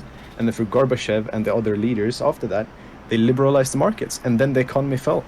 Because they started with market economy instead of the planned economy before, and they, instead of letting it come in like step by step, they just let it in and dismantled the Soviet Union, which caused an economic crash and starvation. Basically, they dismantled the productive forces. And that happened, what, after or before? What was the reason why they changed to capitalism in the first place? What happened there? Well, of course, they had a lot of pressure from the outside world. There was a lot of war. They had a lot of deaths during, World War II, where they defeated Hitler, since no one else would do it because the British are pussies and the French. No, I'm talking about the 90s. And then they started, some of the leaders in the Communist Party, they were like, Khrushchev, and they were like, Stalin was a bad person. They were anti-Stalin. They were right deviations in communism. They went on to like, we need to liberalize shit because Stalin was this authoritarian person. No one agreed with them. When the USSR turned into a capitalist nation again, literally, 80% of the people in Russia voted against it. That is true. But they still dismantled the USSR. Because they didn't agree with the leaders. The leaders did it against the will of the people. And that's when the economic crash happened. Interesting. The other thing that I would like to point out just about Russia in general is that they have a really fucked up history with vodka. And I think legit. And I think capitalism is like a really fucked up factor with their relationship with alcohol. There was a video I saw not too long ago where it talked about their relationship with vodka and how at some point they started manufacturing the bottles to be one-time openable and not resealable. They couldn't close it.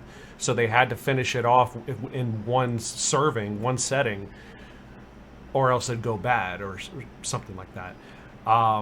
Which contributed to a national culture of alcoholism, which if you're familiar with wet brain, is not a good thing to cultivate in a country. So it's still kind of like that today. Yeah, sadly. But yeah, that's basically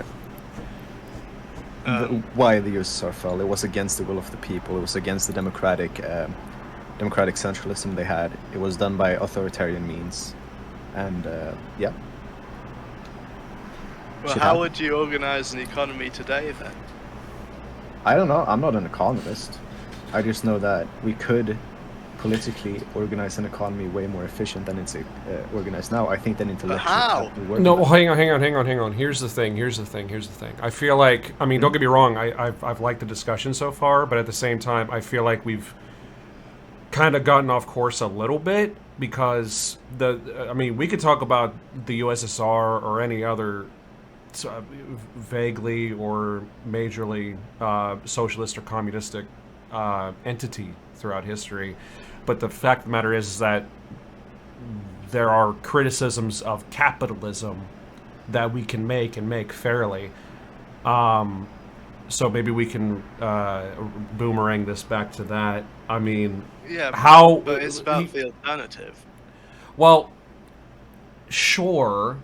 But at the same time, like the first step to solving any problem is recognizing that there is one, and like, I think we should keep in mind like the starting point with this. We can try to discuss alternatives if you want, but at the end of the day, because I'm an anarcho-hybridist, man. I'll go with whatever the fuck is better than the current system we have now. If it's not socialism or communism, but it's better than all three, including capitalism, then I'm gonna go with that option, you know, as long as it maximizes democracy and happiness for as many people as humanly possible. I just happen to think it's socialism going into communism personally. If there's something better than that, cool. I just don't see how capitalism really does that for people. Does what? Maximizes democracy and happiness. Well, okay, first of all, think about how the economy is run. In spite of what Rex just said, the USSR was not a good place. Yes, homelessness didn't exist, but look at the homes they had. People weren't happy with them. They were, though. No, they weren't. No. Well, hold on. Based on what? That's what I'm curious about. Yeah. I've got a website here. 60% of the respondents said their a house was inadequate. What's the website, if you don't mind me asking? It's Nintil, and they're citing a study. Nintil? Yeah, can you send it? Yeah. I don't think I've ever heard that. But I'm going to explain my point anyway. Okay, go for it. So real quick, how do you spell that? Nintil. Okay. All right, Nintil. Gotcha. All right, go on. I'm sorry. So the USSR was not a good place, and the reason why that was because think about how production is, why things are produced in the US for a profit, and where do profits come from? From making stuff people want. So that's how. So if there's demand for something, it'll be produced, and hence why people in the US are getting better stuff that in the USSR they just produce stuff people didn't really want, like space travel, right? In the US, what is produced depends on demand. In the USSR, it depends on what politicians think people want. No. And there's no way to know what people want. How would you know how many steaks to produce as opposed to chicken? That you can't do that except if there's a monetary system that captures it through demand. How did the USSR do it then? And also, they didn't. They did, because people weren't starving. No, but look, that's not the point. I've just admitted all of that. The central point is chicken versus beef, for example. How do you know of what to produce, right? Of course you can produce enough food to keep people alive, but are you producing stuff people like? No. Of course not. Because you can't know that. It's an impossibility to know without a monetary system. Tell me how you find out how many apples and oranges worth. You can't do that without a monetary system, without demand and supply. Equilibrated through money. That's what the price of something is. Look, of course you can see how much needs to be produced food-wise for people to be happy. That's what the USSR did. They didn't just produce bread, if that's what you think. No, but you're not getting the point. It's impossible to... Maybe they might not have produced bread. Maybe they might have produced more chicken than actually people wanted. Most people might have said, I want steak, but they couldn't get that. And that's the sort of impossibility of socialism. You just can't produce what people want, because it's impossible to know what every person, every village wants. Survey. God damn. Also, okay. Also, wait. Before we go on, can you send that link about the housing, please? I'm still waiting for it. So here's the thing, real quick. There's something I've been advocating for a while, as far as, because you were asking for like alternatives and whatnot, and I just think just to get this out of the way real quick. The whole point of socialism and communism. Not mental. The whole point of it at the end of the day, right, is elimination of class, essentially, right? So there's the ownership class and the owned. There's the employer class and the employee. You know, I've been saying for a while that honestly, there would be no class division or class war, if you will, if all of the classes were collapsed into one single class, one working class. But at the same time, kind of going with some of your concerns, you were talking about, well, I want steak, but they can't get the steak or whatever. Well, essentially, like, I envision a society where we make the proletariat bourgeois. We make everyone bourgeois. And in that sense, the bourgeoisie is eliminated because there is no distinction between anyone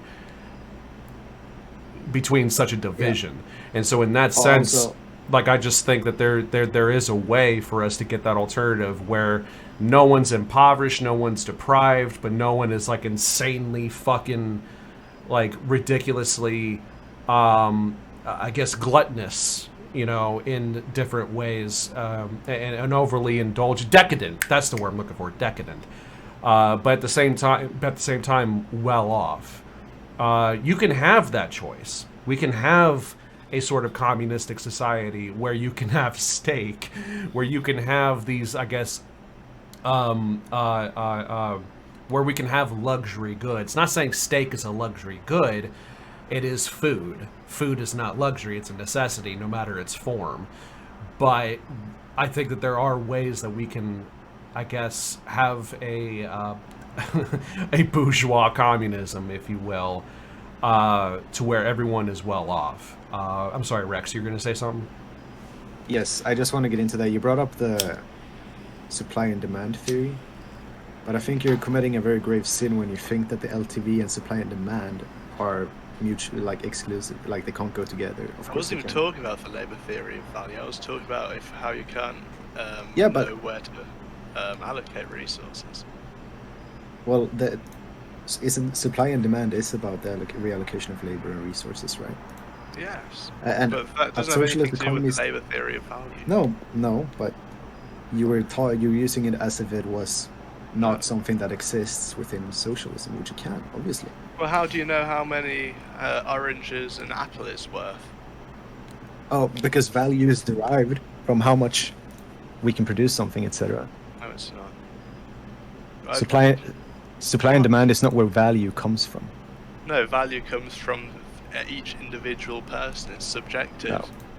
Yes. Okay, look. The LTV is already proven to be just as effective as these new subjective stands of value. Yes. Okay, tell me what. Are you seriously telling me that value depends on?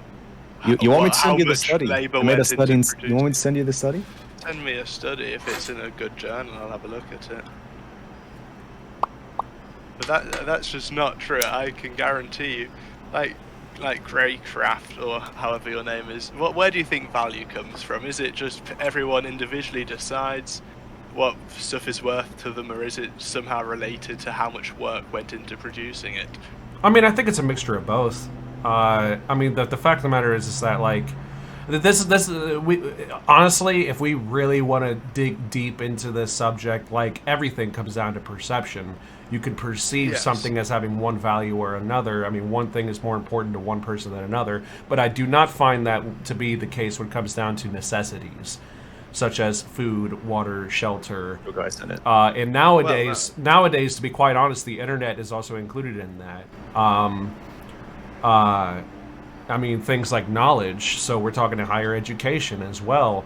Mental health services. You could even say that there are some luxury goods that provide stimulus for, I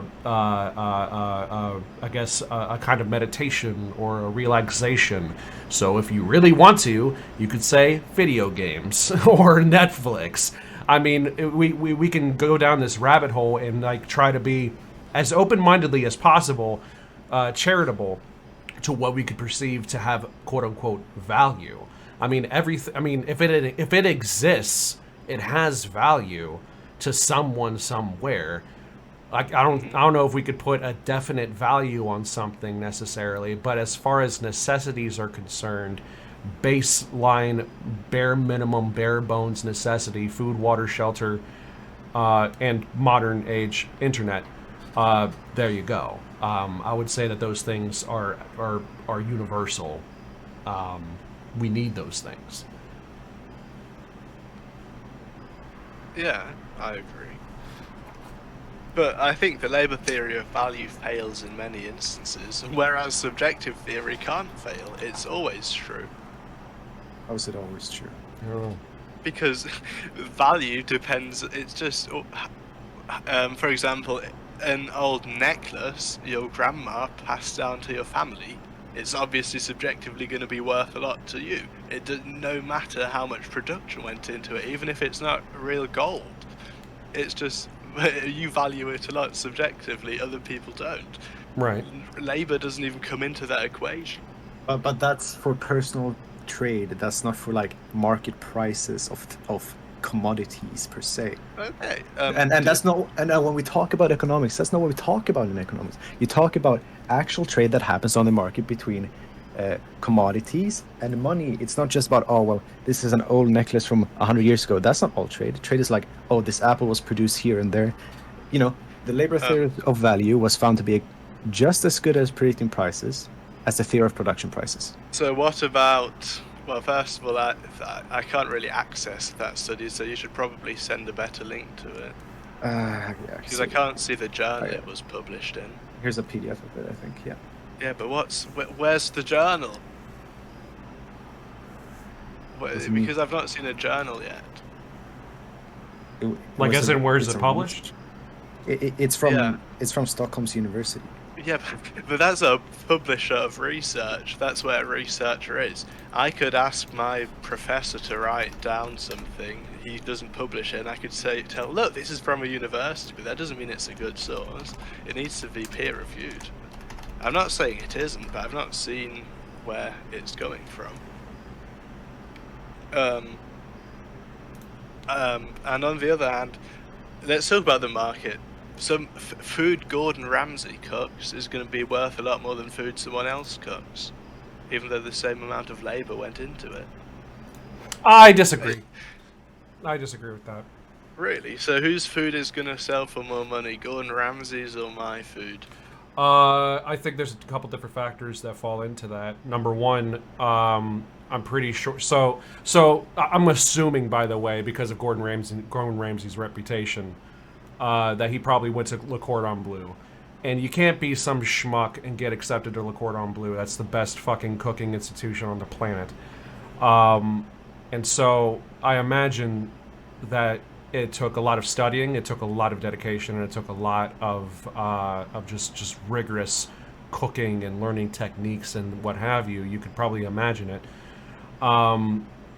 Whereas, did you go to Le Cordon Bleu? How long have you been cooking for? How many different meals and different styles and different cultures did your food integrate? You know,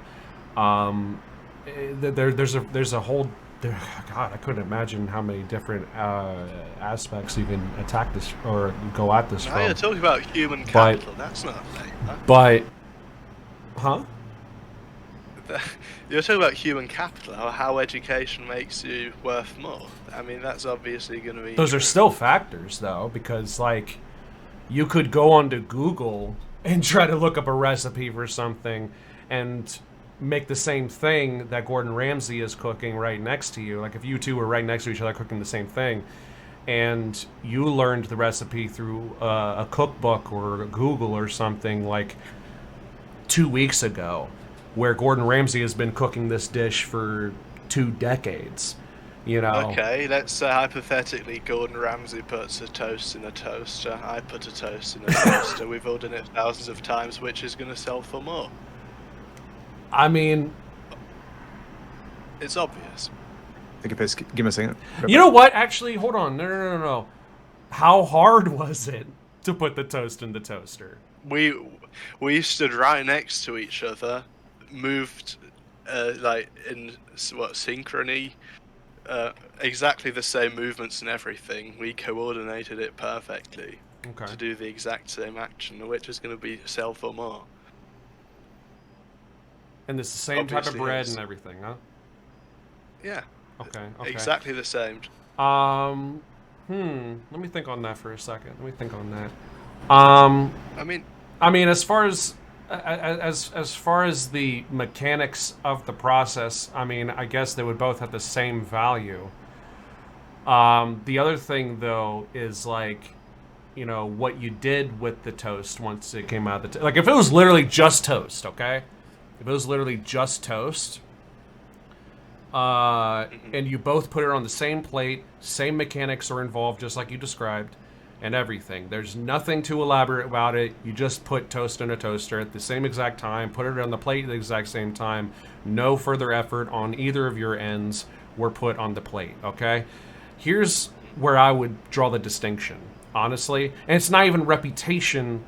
It is the amount of time that you've been putting into the craft. If you've only been cooking or making toast even for 2 weeks versus, again, 2 decades on Gordon's part, I would say Gordon would have the upper hand there simply because he's been doing it for longer and probably knows what he's doing longer. More people Plus, just there's a naturally standard would of look at that. consistency that he. okay, I've got another hypothetical. You can always sort of get out of them, but how about this one? Justin Bieber makes a toast and I make a toast. Which one's going to sell for more? He's not a cook.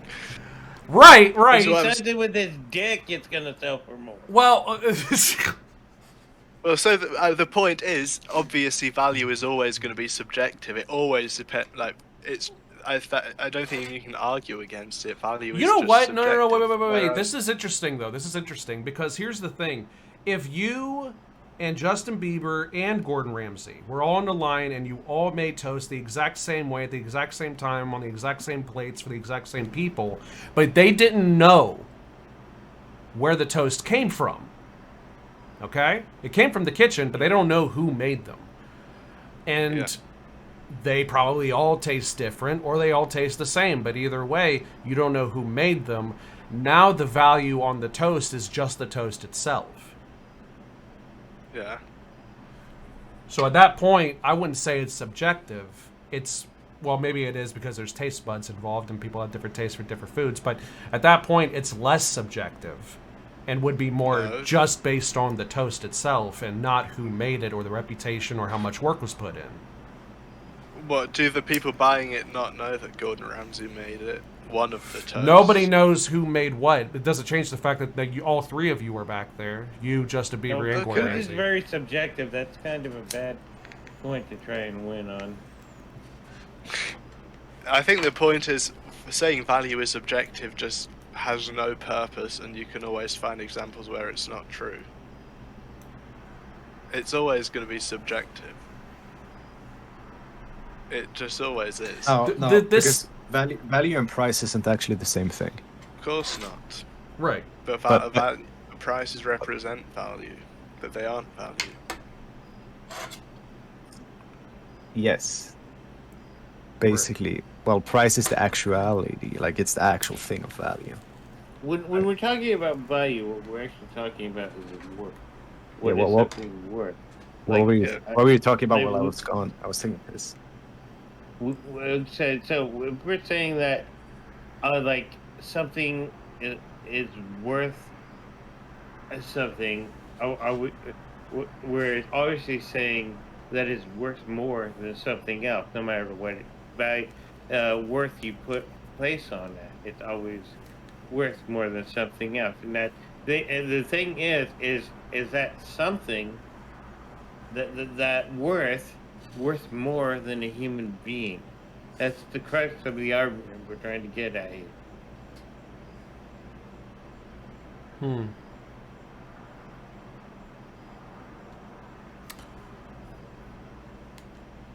Wait, can you say that again? Sorry. Well, you were talking about what? Yeah, Catalina, could you repeat that real quick?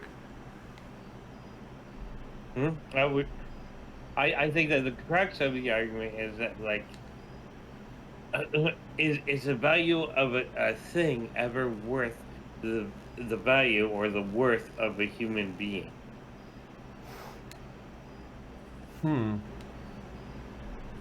Is the value of a thing ever worth the value of a human being? Right? There's no such thing as that human beings are valued as much as people value them. Oh boy. Wait. No, wait. Are you saying that something is as valuable as someone values them? No, as a human being is valued. So you're saying human value itself, right? Yeah. Does a thing, whatever that thing might be, have the same or equal value as the value of a human being it themselves? Okay. Let me explain it like this. Okay. You make in 1967, you make $8.57. Your worth is obviously not set on your dollar amount, but let's leap forward to 2002. Now you get paid $8.57, but your buying power, your actual worth, is less. And that's how it is in capitalism. Your buying power is tied to your worth. Okay, so is purchasing power, does that determine human value? Is that the point you're trying to get across? Yes. Okay, so is purchasing power determinant of human value? Okay. I mean, for me, as someone who thinks that human value is, oh boy, that's just a little bit deep, actually. If I think that human value is as infinite as it can be, as much as our minds could probably imagine. So does that person deserve to make enough to feed themselves, clothe themselves, and house themselves? Yes.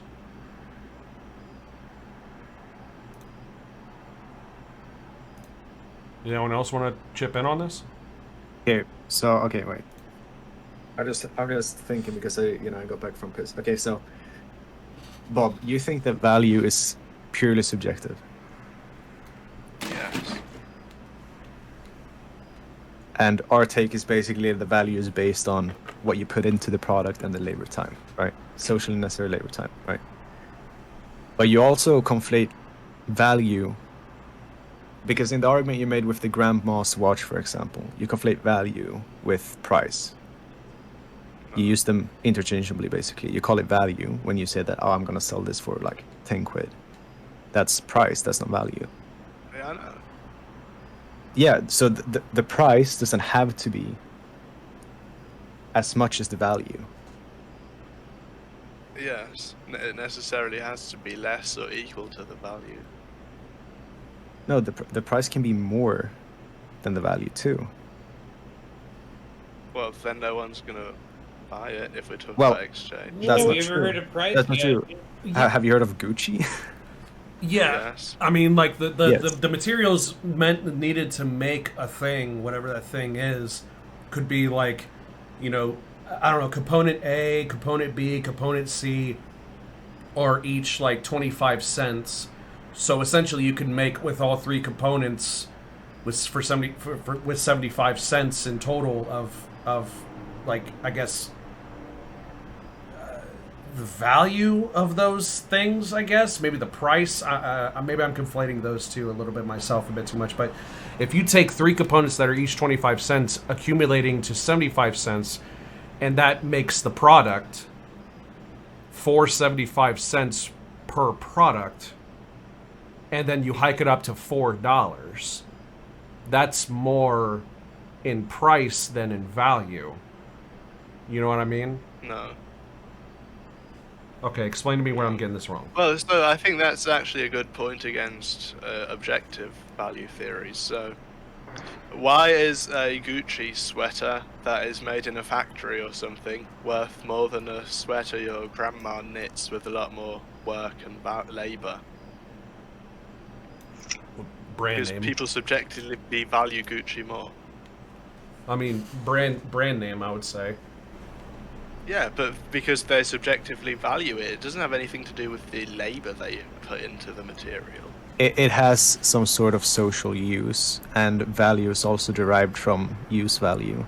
So, Oh, know. but that's subjective use value. No, No, what does that even mean? And what do you mean by use value? well, it has some apparent use. It has social use because it so shows does that. my grandma's sweater, but But it doesn't. One... But it doesn't. For most people, it doesn't. No one cares about your grandma's sweater, right? People Why care not? about. People happen to care about these stuff like Gucci, etc. No, culturally, it's not just a subjective thing. Culture, what? That is Isn't it subjective. cultural? That's the definition of subjective. People choose to value one more than the other. That's what subjective. No, it's means. not the value. No, it's still not the value. It's the price. It's still different. It's still inherently different. The price is not the value. Wait, what is the value then? The price is the value is the labor time still, and the resources and the use value. You're of defining something. that into existence. No, Yeah, that's how price and value was defined in Marx's time before Marx. That's not something. That's something Yes, that was but those were wrong. Adam Smith, Ricardo, all of those people were wrong. That's Why were they widely wrong? accepted. Well, who's to say that you're because- not deciding that they're wrong? Like, what do you mean? Within economics, it's accepted that value is subjective. We can make predictions. Yeah, using subjective value. within bourgeois economics, and it's okay for you to say that, right? I'm not going to argue against that. So But- what use does it actually have if you just define value as no. working time? What I'm saying is that, what my only argument is that the LTV is just as good at explaining value than any other. But it is. Clearly not, because you define value. You seem to define value as the LTV, but what is it actually giving us? Value isn't the LTV. Value is something. What is value? Value is how much. Value is the socially put in labor time and the materials you put into something. It's not the abstraction of money and capital. No, I mean I think it's very clear that when I say value, I value something. People understand value as being how much I value it, how much I like something, how much can I'm we willing get? to pay for Hold on, But wait. economics isn't how much a normal person understands something. That's Let's- not what economics Can is. we just let's just make something concrete real quick, okay? Google is going to help us with terms and definitions real quick, just so we get everything straight lined and out of the way, okay? The definition of value from the dictionary: the regard that something is held to deserve, the importance, worth, or usefulness of something, and or the numerical amount denoted by an algebraic term, magnitude, quantity, number. Okay, so and then the definition of price: the amount of money expected, required, or given in payment for something. Okay. Wait. So Can I just say like a quick thing? yes. So let's say we have two knives, right? We have a knife that's sharp and you can cut stuff with it, and we have a knife that's called a knife, but it's basically just a block of metal, right? It's not useful for anything, right? So what we're basically saying is that obviously people are gonna buy the sharp knife because it provides more value to them, right? To them, yeah. Yes. Subjective. Yeah, you would say that, right? Yeah. Exactly. We're Because talking they- about utility. I would say it provides a use to them, Yes. not a value. It Right. provides a use for them, but in his so it provides a They use. value Yes, both of them have value, but not both of them have the same price. Of course, because one is more useful than the other. Why? Well, because as Marx I'm not the best on Das Kapital, but as Marx goes on to explain, is that price is an abstract. It's something made up by the economic society. It doesn't reflect the value. No, but who's saying that? So no, the sharp knife doesn't rely on the price to actually have value. I think. But the block knife relies on price to be valuable. That's basically what Marx argued. why does it rely on price to be valuable? Wait. I think we're just arguing the semantics between colloquial and academic uses of the words price. Yeah, so yes. So that we're just talking past each other. I think you guys should just which is why real quick agree on a term. Which is why real quick, okay. I'm gonna get something to drink. I have a headset, so I can still hear you. Give me a second. Okay. Which is why let's go ahead and establish real quick, okay? Price is the amount of money expected, required, or given in payment for something. Value is the regard that something is held to deserve, the importance, worth, or usefulness of that something. Okay? Yes. So, price is the dollar amount, value is the subjective importance. Right? Yeah. So Bob, please separate the words. Price and value are very different. How you are using it is interchangeable, which is not correct. No, I agree with what Greyecraft just said. Those are my definitions. The price is just what you pay for something. So, and but, well, if that's the case... No, hold on. You are saying something is more valuable because of the subjective amount that we are expected to put in it. You are using it incorrectly interchangeably. We are trying to stop you from doing that. We are trying to tell you that price is the subjective part and value is the utility part of an item. Of course. Also, rule 3. So I'll give an example. Say a hot dog costs $3. Okay, so that's the price. That is the price. Say I value it at $4. I'm gonna buy it because I'm getting $1 profit, basically, right? By buying that. I don't know about that. I would have paid $4. No, that's why I value it, but it's only worth $3. So I buy it and get $1 profit. Because the price is $3 without you wanting it to be higher or not. It's not that you value it per se. It's that its actual value isn't the money amount. There's no thing as actual value, please. I don't know about that because, like, what if that hot dog keeps you from starving that day? It might have more value at that point. I'll subjectively value it more. But do you think? Like, I don't even know what you guys mean by value. The definition you read of value clearly is not in line with the labor theory of value. Do you want me to read a definition of value, maybe? I think we should use the one we just Greyecraft read. That is a perfectly acceptable definition of value, and it's ridiculous. Can you send it in the chat, Greyecraft, please? Yeah, hang on a second. Let me just... So I'll give the example again. A hot dog costs $5. I value it at $6. I'm going to buy it. If I only value it at $4, I'm not going to buy it because I only value it because I'd lose money, essentially, if I value it at $5. Why would I buy it for, like, it doesn't make any sense. Yeah, but Two people can value it differently. The Marxist argument, okay, is that value isn't an abstraction like money is.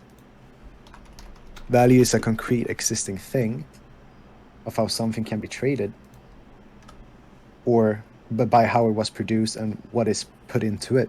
That is what value is in Marxism. It's not this abstracted... Money is an abstraction, right?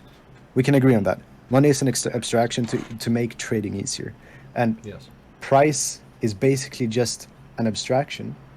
And what we're basically saying is that the price is not the value. And if you value it higher, it doesn't actually change the actual value of the item per se. Or the price, rather, right? Or the price either. It doesn't change the price either. You can think whatever you want. It's not going to change the price. Mm-hmm. So, well, what do you mean? If the way you value something isn't going to change the price, or what is that? What you said? I said the way you define value. Yeah. Doesn't change the price either way because the actual product has a value assigned to it by the necessary amount of labor time put into it and by the materials used in that labor time. Well, what are you even talking about? Then? So, that sounds religious. I think, what is the value you're talking about? I think there's a little bit of a disconnect because, like, here's the thing.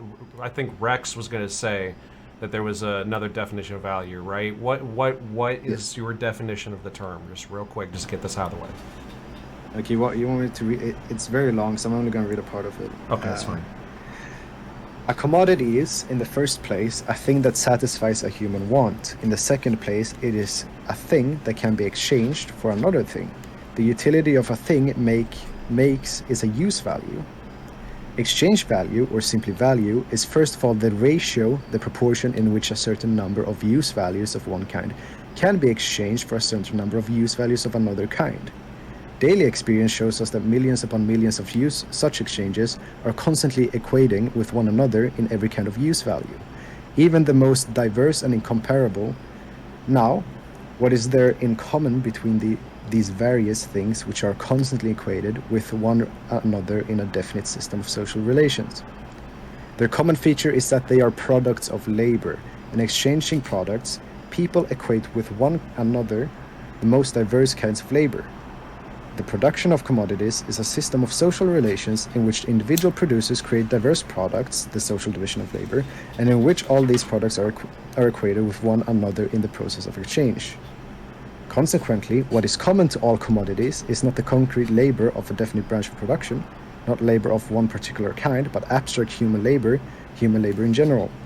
All the labor power of a given society, as represented in the sum total of values of all commodities, is one and the same human labor power. Thousands upon millions of exchanges prove this.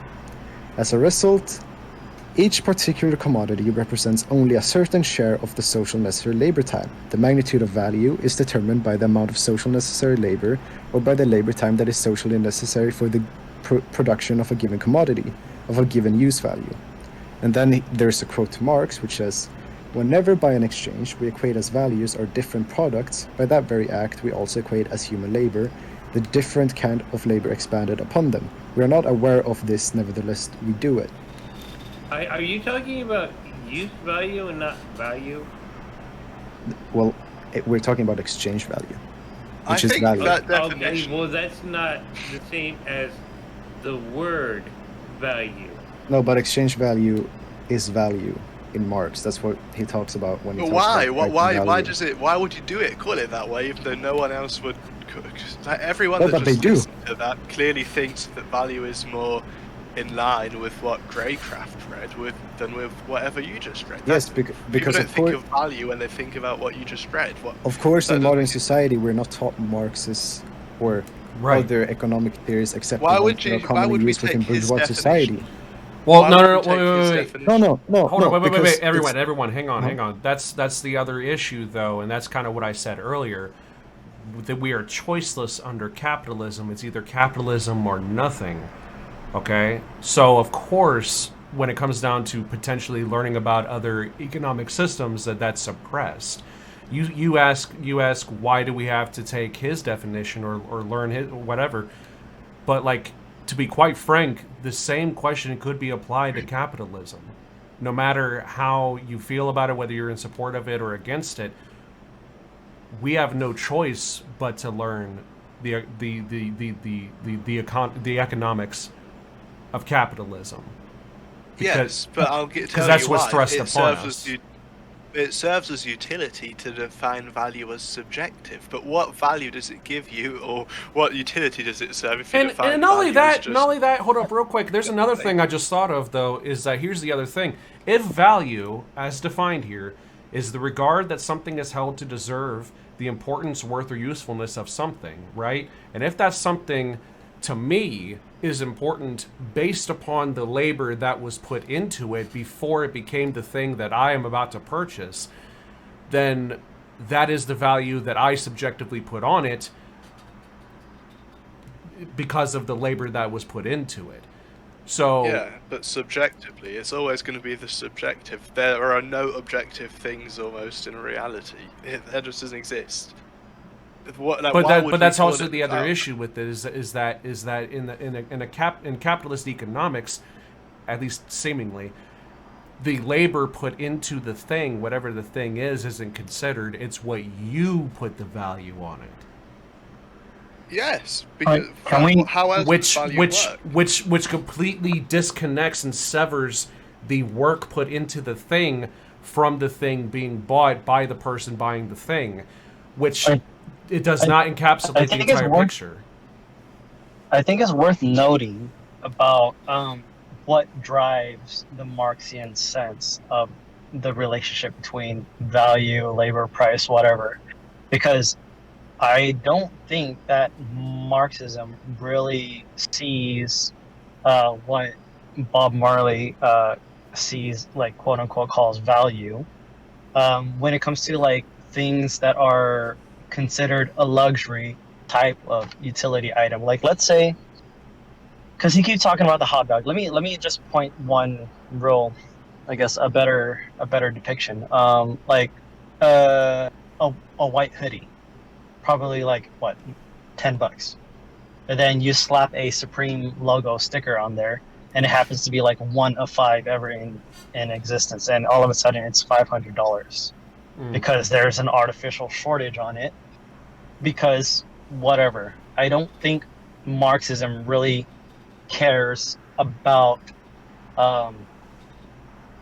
Marxism isn't driven by placing that kind of value on that shortage of a quote unquote good, when the utility of it is just as functional and the labor put into it is just the same as the plain white hoodie without the Supreme sticker. Yeah, So that I really think works. I think that is something that we could talk about. What drives this market for this arbitrarily more quote unquote valuable thing like a Supreme sticker on a sweater, as opposed to the white hoodie sweater with some other logo or blank whatever. It's still going to give you the same Members utility. only. What was that? Like a members only. Yeah. Yeah, Like, can I like, just add something there- to this? Yeah, we add this social context that drives this price for this item, when in actuality it doesn't do jack shit for you. Marxian, I guess, a perspective on Marxian, like outlooks on products like that would be like, I don't care about that fucking sticker. Is it gonna keep me a little warmer? It's gonna have the same price. I think that's more in line with the Marxian way of looking at it, rather than a capitalist way of defining these arbitrary values to this artificially created shortage item that society places, these prices for on these items that really Oh, look don't at contribute much to NFTs. society. Hey, but let me say something here, because I'm saying that my model has explanatory power. Why we can explain using my theory why Supreme hoodie is more expensive and why people see it as more valuable, because There's they more subjectively demand. believe it. But now my question to you is, what sort of function or what do we gain from defining value your way? What does it give us in reality? Well, Can hold you on. build a There- model? there is Bob some- Marley. Isn't, like, if you value a hot dog at $2 but it's $3, doesn't that just mean that, well, your subjective value is false?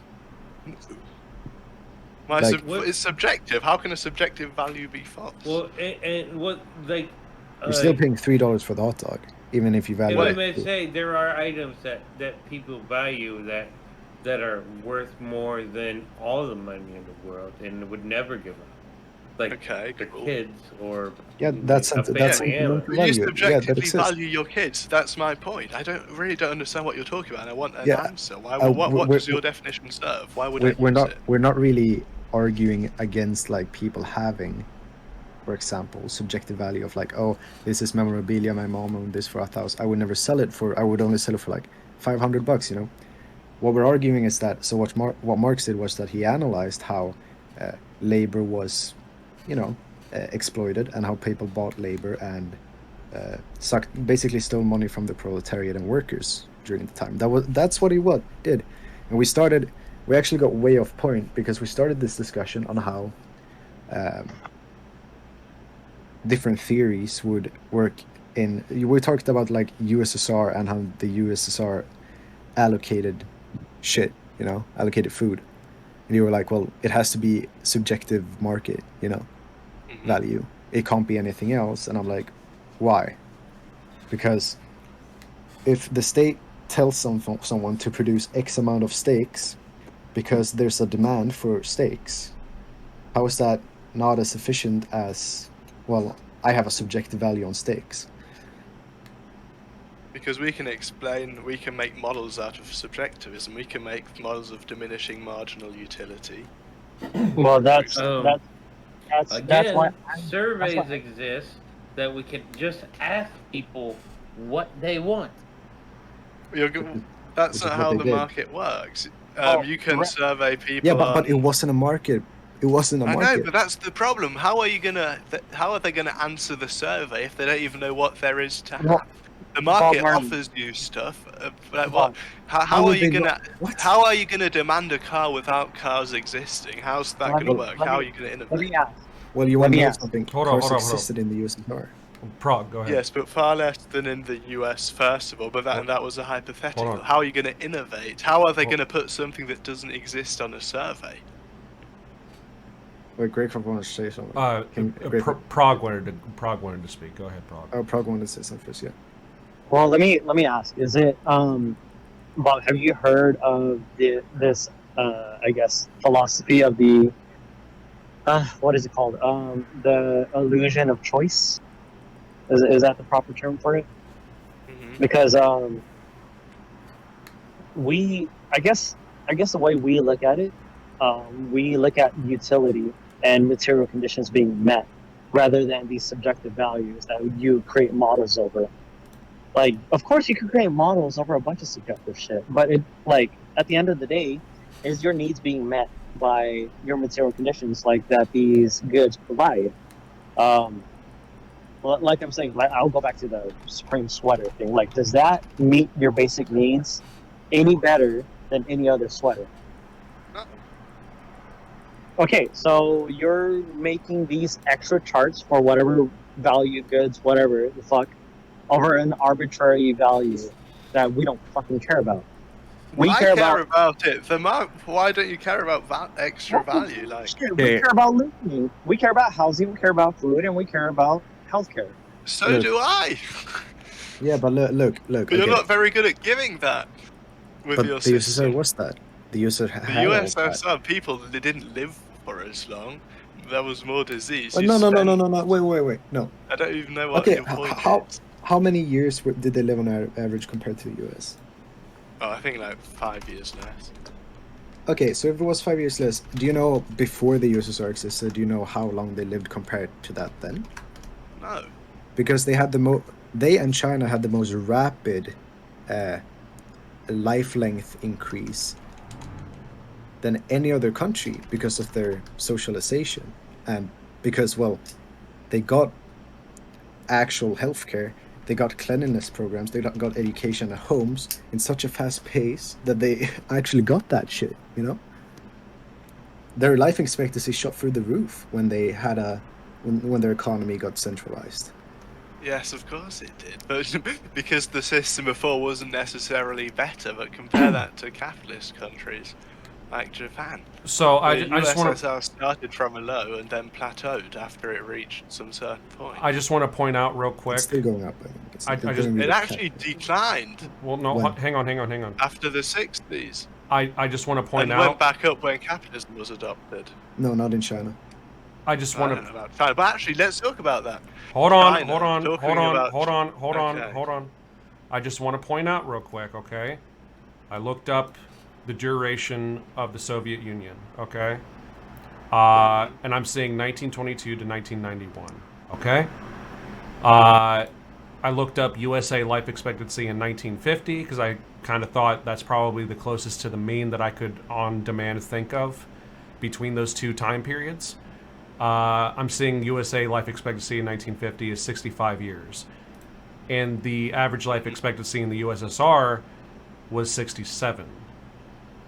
What? Yes. Not in the 50s. Yes. in It's the 50s. it's saying 50 on my statistic here. Table In 1 looks at 1950. figures for the average expectation of life at birth in the Soviet Union as a whole from the years 1938 to 39. Between that time and 1955 and 6, a substantial improvement took place with life expectancy rising from 46 to 67. Yeah, that is true. But in 1950, the life expectancy was 50 in the USSR. It's just undisputable that it was lower. I mean, The apparently USSR it's was not not as- undisputable. Well, send Look, me a source. okay, look. Hang on No, a second. because wait. Give me a second. Look at 1950s. This just doesn't make any sense. Defending the USSR. I'm not. But I just want to make clear real quick, dude. Okay, like there's a lot of shit that I have criticisms of the USSR for, a lot. Of course. But I'm just saying, like here's the thing. Like I might have voted for and kind of simped for Joe Biden here and there, but I also know he's also a neoliberal piece of shit. Like this is just from a place of like, is this factual or not? You know what I mean? Like that's where I'm trying to come from. Yeah, but the fact that we have two different results kind of tells me that like either one or maybe even both of our results could be wrong. It depends on like the source and like. I'm looking at statistics. What were you looking at? Let me see here. JSTOR. What is that exactly? It's a research publication. Okay, Okay. Where did you see that? I just wanna going back on this. The life expectancy in the USSR was so rapidly growing because of all these things they put into place. And yeah, you can say, oh well, actually they only lived until they were 50 in 1950. If that's true, okay. Because they had a famine. Literally, it was the last famine they had. It wasn't because they didn't have healthcare. Did the US have a famine in the 90s? No. They did not. And before that, what happened in the US? Well, they fought the Second World War. Of course, their life expectancy was lower. Because young people went out and died. I think it was 10 million people died in that war. Soldiers, USSR soldiers. So, yes, but it's undeniable that they raised the standards of living so rapidly by having a central government controlling the economy. It's undeniable. No? You need to look at it as opposed to what? As opposed to before the what revolution. they had before, or as opposed to capitalism? Well, it's not as opposed to capitalism per se. It's opposed to the US, which wasn't part of the war, first of all. And the US also wasn't literally, the USSR had the US had 200 more years to develop than the USSR. You know that, right? The USSR was feudal, or partly feudal, majority feudal, before the USSR. So you can't just say, oh, it's in comparison to capitalism. No, they raised the standards of living so fast. No, capitalism has never done it. Well, why did capitalism do it? Why didn't capitalism do it? Capitalism already had high life expectancies. Yeah, but why didn't they raise it in the span of 10 years? They doubled their life expectancy in 5 years. Humans have a limit to how long they can live. So it'll be increasingly harder to increase life expectancy. Of course, if your life expectancy is 30 and you get a grip of society, you can double it quickly. But if your life expectancy is already 60, you won't be able to double that. And that's I think it's bad faith to compare those. Yeah, is my microphone working? Yeah, Can you guys hear me? Yes. I'm not asking you to prove that they can double it. I'm asking you that did the US raise their life expectancy this quick? No. No, but this is again the bad faith point. If you have a life expectancy of 30, of course you can easily double it.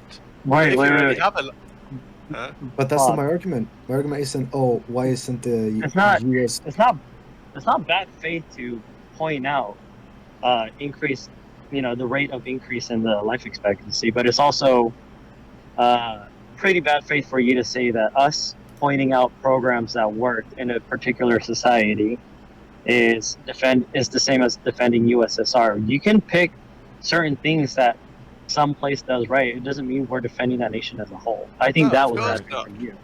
But you're making claims that most historians and economists would disagree. No, we are saying it can be done. We can say it can be done, as opposed to the usual narrative that communism is going to kill you. Because from historians and God, they can't deny that the USSR and China raised their living conditions way faster than any capitalist country ever could do. But you need to think about the starting point.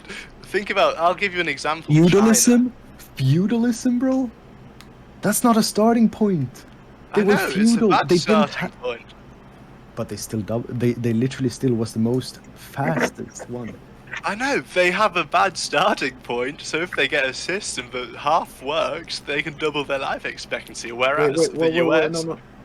Because you're saying it half work. Okay, let's say this.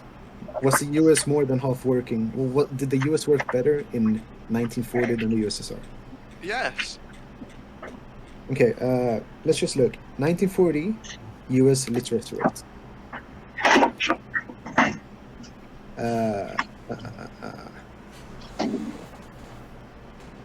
Let's see if we can find a good... I would just like to also comment What, real you quick. think literacy rates are an indicator? I would just like to also comment real no. quick that a big contribution as to why the U.S. might have been in any good place, whether better off more so than any other or not. The military-industrial complex and getting into a world war might have fucking helped with that. Not to mention the New Deal by FDR and whatnot. Like, there's a lot of different factors that went into our well-being around that time. Yeah, totally. But the point is, I think it's undeniable that the US was doing better than the USSR. And you can't look at growth rates. Because you base better. Wait, what are you talking about? They did. That's like compare... No, if you had 200 years a head start and you barely managed to like beat them now with basically a country in its infancy, that's pretty indicative that it's not as fast growing. No, I'll give you an analogy. If you're a bodybuilder, 20 years into it, you're big, you've basically almost maxed out, you make very slow gains over time. Of course, your average increase in muscle over each year is not going to be as big as if you've been starving, but now you go to the gym every day. That increase is going to be way greater. We're not claiming, we're just claiming that the USSR went from literally nothing, and in 20 years was literally at the same point that the US was. In some points it was better, in some points it was worse. Because, well... It was worse in almost every point. Well, no. But they had more literacy. They had more literacy, okay? They had no homeless people. They had no one without a job. They had food for everyone. Like, what? Hold on. I just want to point this out real quick, okay? So... Yeah. Maybe these things were better or worse at different points. Maybe we can have a disagreement on that if you really fucking want to. But there's the I don't know who the fuck Hub Pages is, but I just kind of randomly looked up like Soviet Union quality of life in Google. Okay, and this article came up. I skimmed through it a little bit. Apparently, I'm seeing free college education, advanced science. No problems with employment, free housing, free healthcare, free vacations. Their athletes were fucking insanely based. Giga Chads, apparently. Gender equality was a thing. I mean, there were a lot of good things that they did that we, at the time, were not very, very reputable with, especially when it comes down to the gender equality thing. No, they're just wait. Because you're coping now. You can't just say that. Egypt. You can't just wait. Hold on. You can't just say that's nitpicking when I'm just saying that there were some good things that they did. They also killed political opponents. I'm not saying that the USSR was like fucking supremely perfect and here I'm just like you can't just say that I'm nitpicking when there happened to be good things that they did. Well, I mean, if you say they have college education, did we have, that's great, but that's not the point. Did we have gender equality in the United States when the Soviet Union had prominence? And they Probably did? Probably not, but that's not the economic thing we're talking about, that's a social issue. But Marley, I'm not saying that it's communist to have education. What I'm saying is that the state-controlled system that the USSR had was extremely good at allocating resources in an efficient manner, which is proven by the lack of homelessness. They had healthcare, they had food, they had work and vacation. You know, I think that's pretty indicative of a good system, that they have those things, especially since, you know, they, you know, were solely fighting Hitler, more or less, for a huge part of time. 10 million of them died fighting Hitler because no one else wanted to help them. What more happened? Well, they had a revolution because they were feudal and the Tsars were oppressing them for the first time. They also had a war against the whites that tried to force a counter-revolution. Okay, but you're just spamming talking points. And they still had 0% homelessness. Okay, what did their homes look like compared to the US? You want to look at average home size Russia or USSR versus why does that matter? What does that matter? But yeah, so it's not just about living; it's about quality of life. Hold on. So you're telling me that 0% homelessness is less acceptable than homeless people, just so long as people have the choice to choose their own housing and short the market of people who actually, need housing too? No, of course. Because that's what it sounds. I'll give you a point. So you get the choice. Either you live in a country with 0.2% homelessness, but everyone lives. The average house is huge. Hold on. Let him go. Let me finish.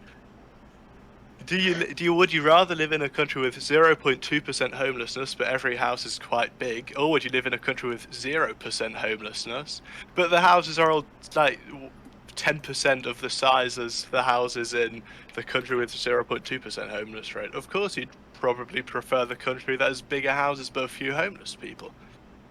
Can I just come in and comment on this? Do you know why USSR housing was smaller and why it looks as it did? Yes. Because they had to house a huge amount of population in the span of 5 to 10 years. And do you want to know?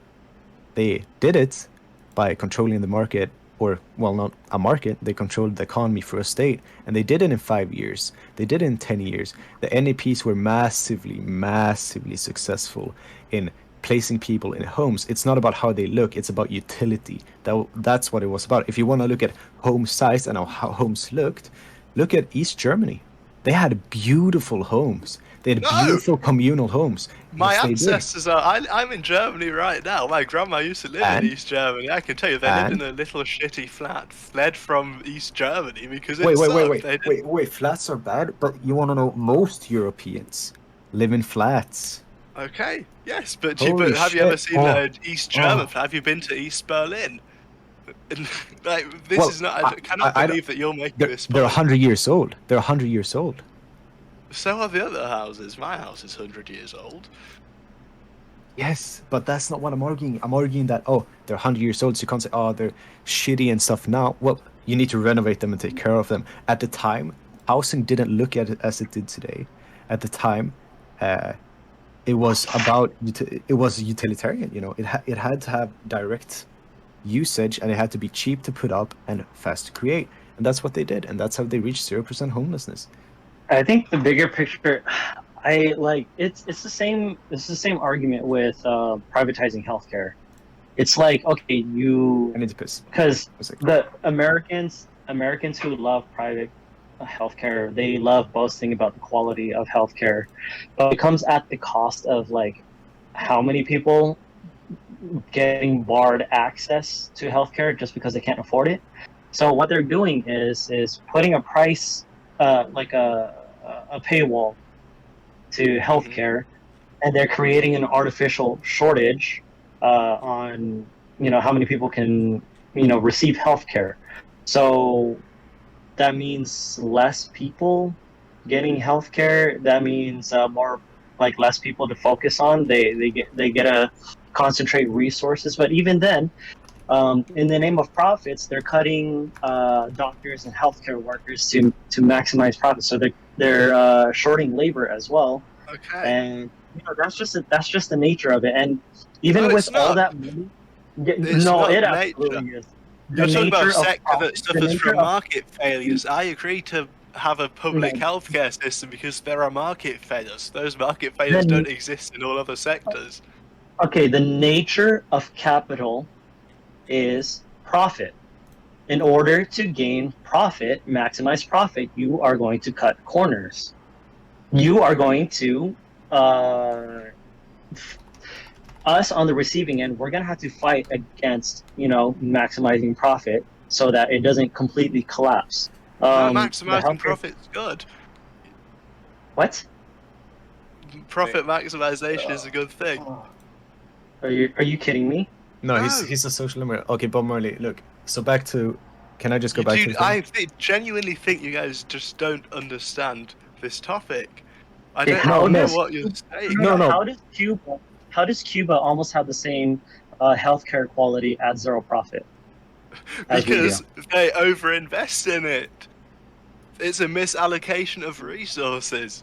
But it wasn't because they needed that allocation of resources towards healthcare at the time. No, Because they had a Cuba has huge too problem. many doctors. They're even Yeah, sending now- them over now to they the do. US. It's a misallocation of resources. I win that point. That's fine. Oh, It's, a okay, country is no. good better So than more doctors it has. No. Your point is having a shortage of doctors is good for profits. That's a bad No, argument, my friend. It's I'm not. sorry. Having I'm a so sorry. surplus of doctors is not good. You should Wait. have enough No, doctors. but Marley- I'd rather have more doctors in terms of like a catastrophe to take care of people than a shortage of doctors. You're looking really bad. No, what? I don't know what you're talking about. I mean, Normally, you said that. So after all this, I told you how the USSR worked and how they had 0% homelessness, and you still say that state allocated resources is inefficient and doesn't work. But it did obviously work in the no, USSR. it did not. They misallocated resources. There Where- probably should have been some homeless people. That money could have Wait, probably wait, been put into where- bigger houses. Where did they misallocate the resource though? Where are they? For example, I'll give you in the infinite USSR. examples. Talk about milk. They produced too much milk. Like what position? only 60% of the milk was consumed. They produced too much. It's impossible to know how much demand there is for Okay, milk. wait. No, wait. Do you know how The much food waste we have? You know that capitalism produces too much milk, right? Actually, there's a study in the US. 90% of milk is consumed. In the Yeah, but USSR, it was only how much food 60%. So How much you food waste waste? more. How much food waste is there in the US? Well, I don't know. I just gave you a statistic about milk, and now you're talking about something else. I don't have a 30 to statistic 40% on of the food supply is food waste. that. Okay, compare that to the USSR. You look that statistic up if you want to. No, make that point. my argument isn't that overallocation doesn't happen in a state-controlled economy. I'm just saying it's not an issue. It's a non-issue. It is. Do you agree that resources are scarce? If you're making them artificially scarce, I think there's a fucking problem. Yeah. Everything Like is scarce. Okay, I'll give you an argument. The Those artificially doctors could scarce have maybe amount of, been like, researchers. They could have researched drugs instead of being a doctor that doesn't have a job or doesn't like. There are too many doctors. Why don't they do something else with their time? They're wasted resource. That it's not productive. A country is not better the more doctors it has. You need a right amount of doctors and a So right amount you of think- researchers. You think overqualifying society is a bad thing? No. No, but you still don't The have an doctors- argument against the USSR or like a state-controlled economy. Your argument is, oh well, it allocates resources wrong, it over-allocates, etc. Yeah, but capitalism does that too. What's No, the it issue? doesn't. I mean, it does to a certain extent, but not So to so the- fo- not so to 40% the of same food extent. supply, 40% of the food supply, is not a lot. It's nothing. It is a If lot. we compare that to the USSR, don't make that point unless you search it up for the USSR. No, because Because I I'm not- gave you an example of a food No. where I have the statistics for both Bec- countries, so we can Because compare I it. The believe, because USSR does I believe worse. that over allocation happens in economic systems. I'm not saying it didn't happen in the USSR, and that's not my argument. Your argument is that the US is over allocated, and that's bad. But free markets or markets over allocate, but suddenly But it's not bad because We in have the comparison, comparison. 90% of milk is not wasted in the US. 60% of milk is only drunk in the USSR. 40% waste. That's a comparison I made. The markets are doing better. Of course they are. yeah, but my argument is that over allocation, right, is not an argument against a state-run economy. Because your original point was that, oh well, they over allocated, and then I came and said, well, actually capitalism also over allocates. You're like, well, in comparison, yada. Okay, and You're saying What that do you it mean? doesn't The work. scale doesn't because matter. your point was literally that, well, state-controlled economies don't work because they overallocate, which isn't the case because you just disproved yourself, because capitalism What? also overallocates, which means that Are you saying state-controlled Are you state-controlled saying a economies 10% work. misallocation is the same as a 40% misallocation? No, What am I even I'm not talking saying that. to here? I'm not saying anything like that. I'm just saying that your Yes, you point are. is wrong. No. The Because your point- USSR you know- misallocates more than the US. Because your point was that this misallocation that the USSR that exists in controlled economies means that controlled economies don't work, which is obviously wrong because the USSR did work. It did exist. It was And extremely it productive. failed. It wasn't extremely productive. It was though. No. And we literally proved that in how fast they raised the standards of living.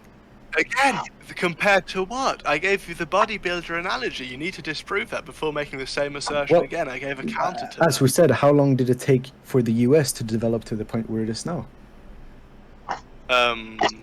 For the US to the point And where also- it's now. No, to the point where it was in 1950. Can I say something? Yes, Yeah, you yeah, can. Okay. Of course. So, Bob, is your point really to say that U.S. socialism doesn't work, like at It all? doesn't. Or are you? No, or it does work. Or are you saying that it doesn't work to the efficiency as capitalism? Yeah, that's what I'm saying. It's not as efficient as capitalism. So you're moving the goalpost because you literally said the command economies didn't work before. Has to be bad faith.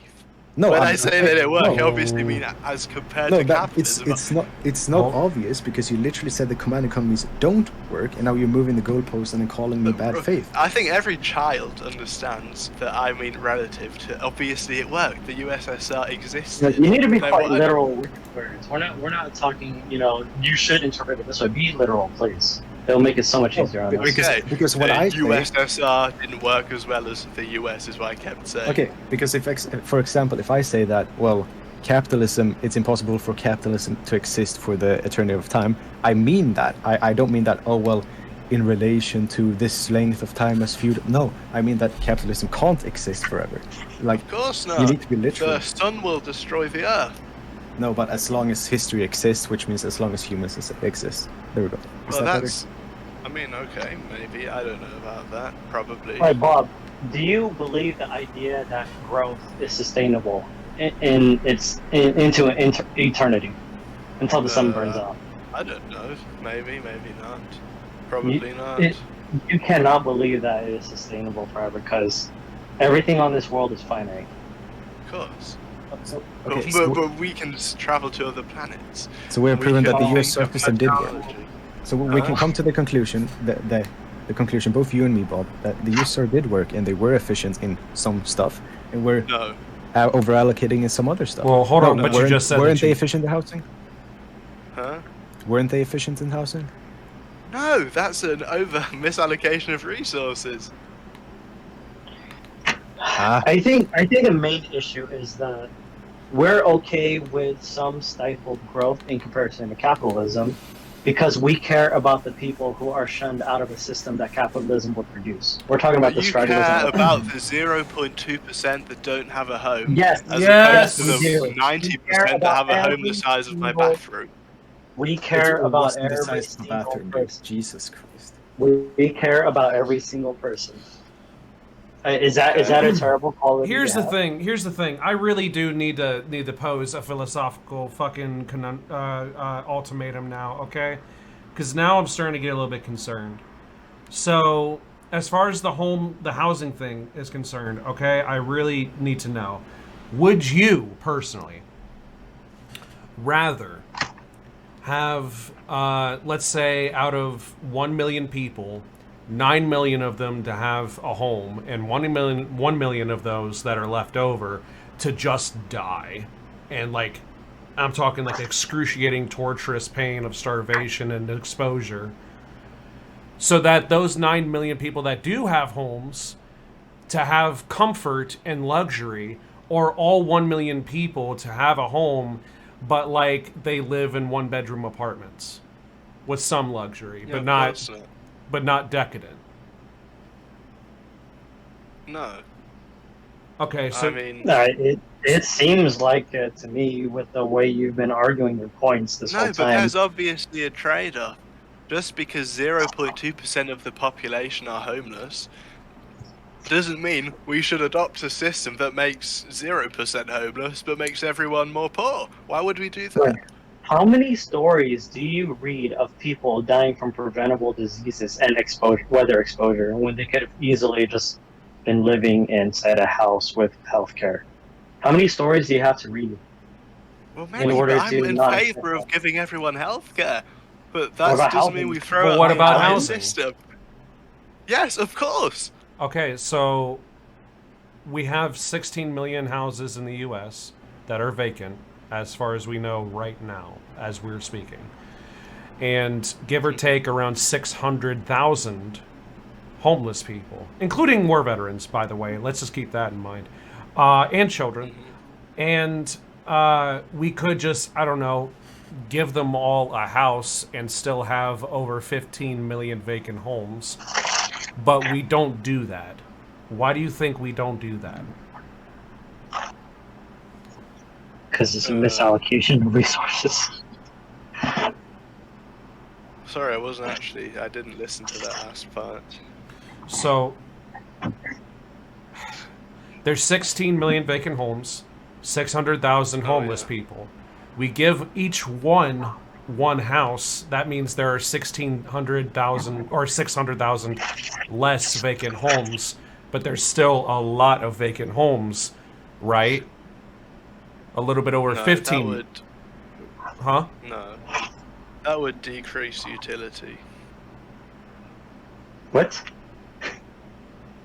We should build new homes for them or pay people to rent them out. But I assume you mean we just take them from people. But No. If you don't mean that, then No. But... 16 million vacant homes. They're empty. Yeah, but does that mean no one lives there, or does it mean... It means no one lives there. There's they're no not power owned. or anything like that. They're just empty, No useless owner. homes. But no one owns the homes? No, they're owned by... They are owned by like banks these and landlords corporations. and whatnot. Yeah. Yeah, so if we are... are we going to take the houses away from the corporations? Yes. No. Yes. Yes. I don't support that. I think the government should pay So the so you corporations. so you think Robin Hood is a piece of shit? Is that what I'm getting? Because that's basically what like he did. Like why not steal 600,000 houses to give to 600,000 homeless people, and you still have left over 15.5 million vacant homes that you can profit Because off of? the government would destroy its trust, and if an individual did it, that would be okay. But if you're a government, no one's going to trust you anymore. If you're a bank and your government takes away your assets, why would you continue to do business in that country? I mean, that's just not a sustainable model. Why not just pay the banks $2,000? But it sounds like we're justifying a business model that profits off of people no longer suffering, where the alternative is that they're suffering. Is that a business model worth keeping around? No, because we should have them have a home without taking the homes away from them. Okay, but capitalism incentivizes that everything is profitable. Everything has a price tag attached to it. Even people having a home. So essentially, that's exactly what I mean. Like when we're talking about this, what drives these corporations to act in the way they do? It is driven by profit. This is what I mean when it's the nature of the beast of capitalism. So you can have... It is very profitable to be a short. To create a shortage of something is profitable. So you can have whatever criticism you want of the USSR. That's fine. I God knows I have mine as well. But the fact of the matter is that they had 0 homeless people, which is something to strive for.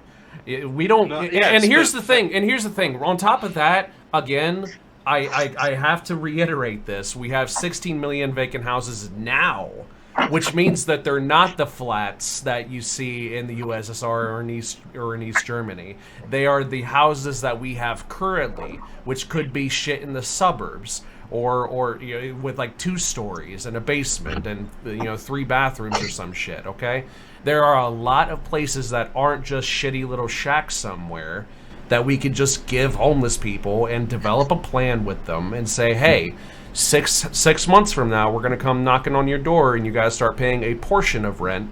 And then 3 months after that, you guys start paying full rent. But for these first 6 months, you got to get on your feet, okay? We're going to come check in on you. Like, why not have a program like that? I'll tell you why. Because people want short-term gains over long-term people living. So I just don't see how that's a system worth defending. Well, I'll first of all address something. I'm not saying that we shouldn't have homelessness. But these people are saying the USSR was better than the US because they had zero homelessness. No. That's why I'm just... No, we said that... That's the point. Well, Okay. we said that the USSR was better than the US on some points. But we did say that the USSR... You said it was better overall. I asked you that.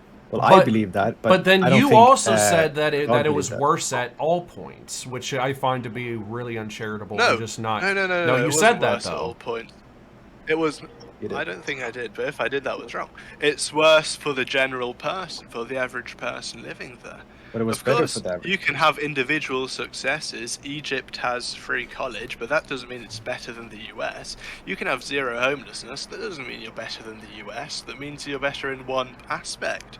But is it a trade-off worth doing? Should we adopt communism to have zero homelessness if that means the standard of living in other areas is declining? Of course we shouldn't do that. But it wasn't declining. It was already low from the beginning, and it did go up in every sense of the scale since the feudal times. Their productive forces were still underdeveloped. They weren't at the point where the USSR was even then, but they still had all these pluses, you know? So if we would do the same thing today, houses wouldn't need to be smaller, for example. They wouldn't need to look the same way they did, because we already have houses and we can expand on that. That's what China is doing, that's what North Korea is doing. They're building pretty houses with beautiful colors that aren't just block buildings that are randomly put up to look horrid in random forests, like the USSR did. Because the production forces are more developed. You know, that's how development works. You're giving me a perfect real-life experiment. First, China. We had China under Mao. It wasn't doing well. Then China opened its markets. It exploded. No. Well. Let me Let me finish. Let him finish, and then Rex, it's you. So first we have the China point, exact same country doing better under capitalism, exploded. Then we have South versus North Korea. South Korea is doing significantly better. We have East versus West Germany. West Germany was doing significantly better. In the USSR, there are studies saying they would have done even better under capitalism, or at least just as good. No, we can't know that. That's an impossibility. We can't, but we have three examples of communism or socialism or whatever that show us. Let me go into what, because now you're taking the point. Let me go into it, okay? I want to make a point after you, Rex. Yes, first of all, Mao's China wasn't doing bad. You can say that, oh, so many people died under Mao's China. Yeah, people died under Mao's China, but even with all those deaths, the normal age for normal people still went up, even though people died, which means that people didn't die enough for it to go down. It still doubled, even more than doubled even. And also, to point that out, South Korea versus North Korea, that isn't even a point, because South Korea wasn't bombed to the ground and isn't sanctioned by all of the world. North Korea was. They didn't have cities after the bombings that the US did. They didn't even have cities, and they had to build up from that.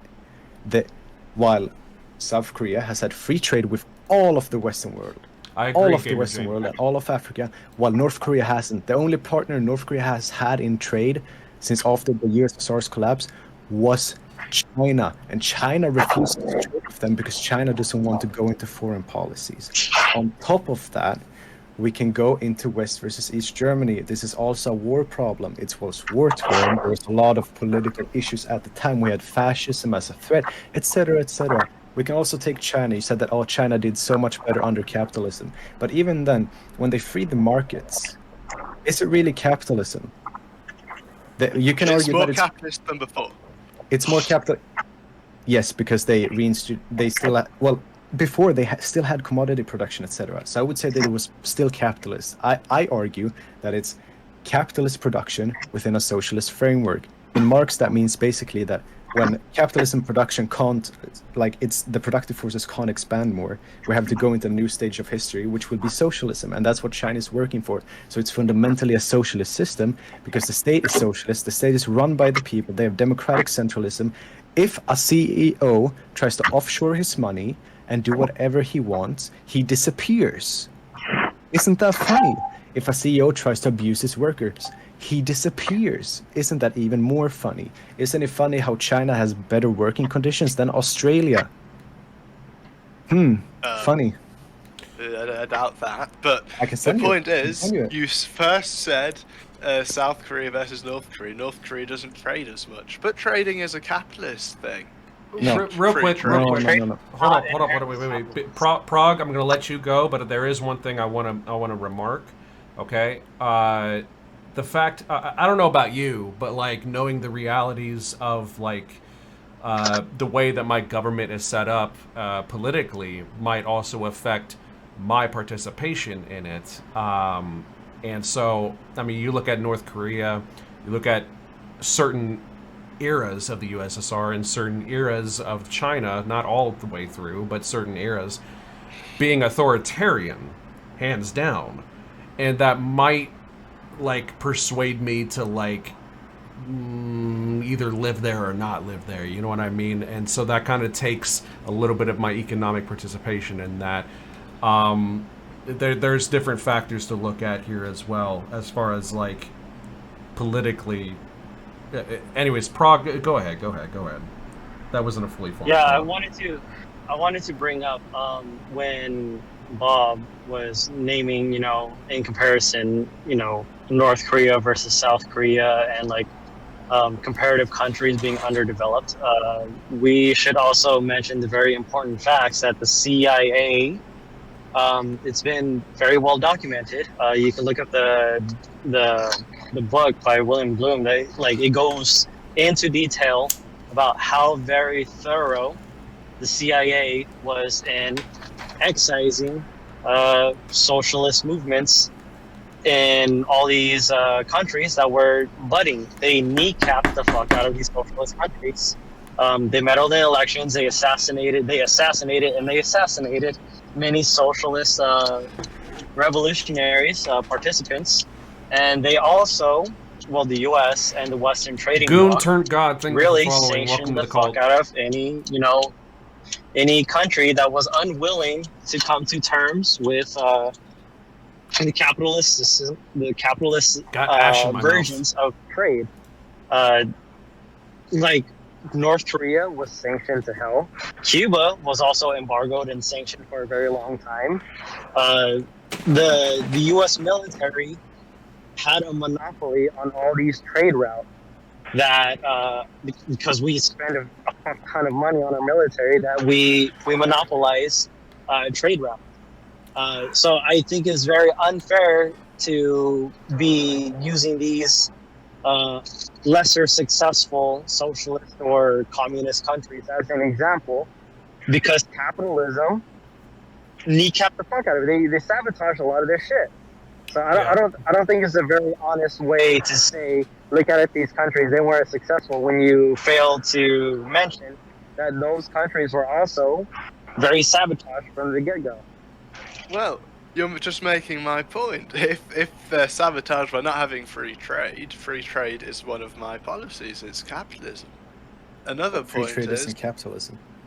Oh, well, I mean, how else are you going to trade with capitalist countries? Bob, but see, this is one thing that I have an issue with capitalists. They like to conflate the term market, trade, and capital as the same thing. It is not. You can trade between countries and not be capitalist. It is a human nature to trade. It is human nature to barter. You need to exchange resources. It doesn't mean you're doing it for capital.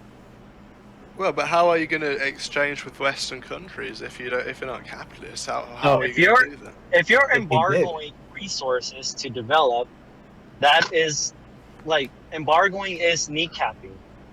Like you're not understanding. A country cannot be fully self-sustaining. You need to trade it Can I to add come something to on a full top of scale. this? Real Can I add quick, something on top of this? real quick. Yep. I'm just want to let you know I'm gonna go pee real quick. I will be right back. Please don't devolve into chaos.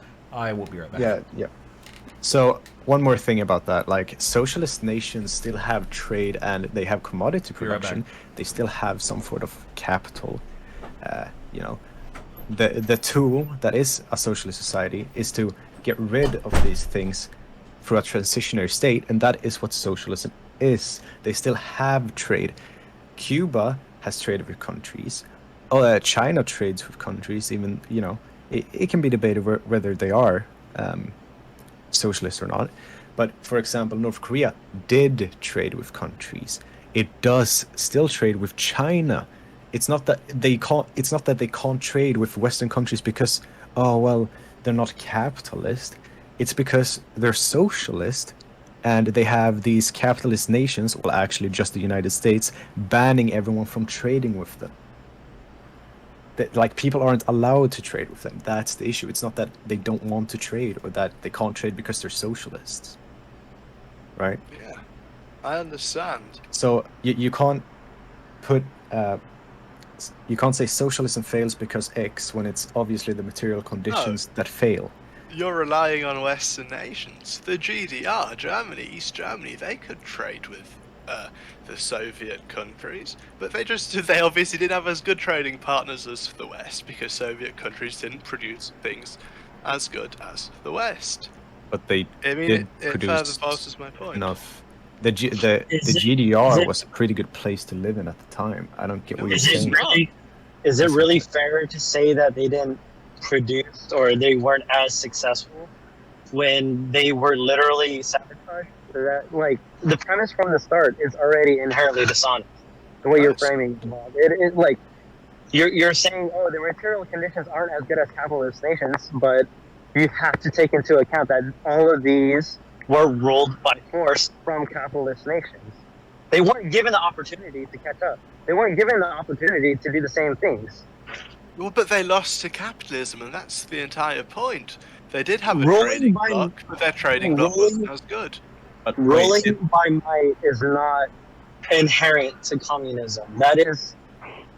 no. See, but when it comes to capital is going to dictate allocating resources, sometimes by force, and securing these trading blocks by force, which I think is very amoral of you to defend, is not a fair way to judge things. You can't just carry on a society saying, hey, we're gonna have this unequal exchange. We're gonna win out in the end because I have the bigger gun. That's not how you should conduct trade. No, that's not even the point. If you compare the trading opportunities the GDR had, they had other communist countries to trade with.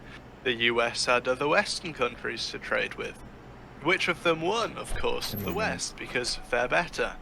They produce better things. They produce things the consumers want. And we have all those real-life examples.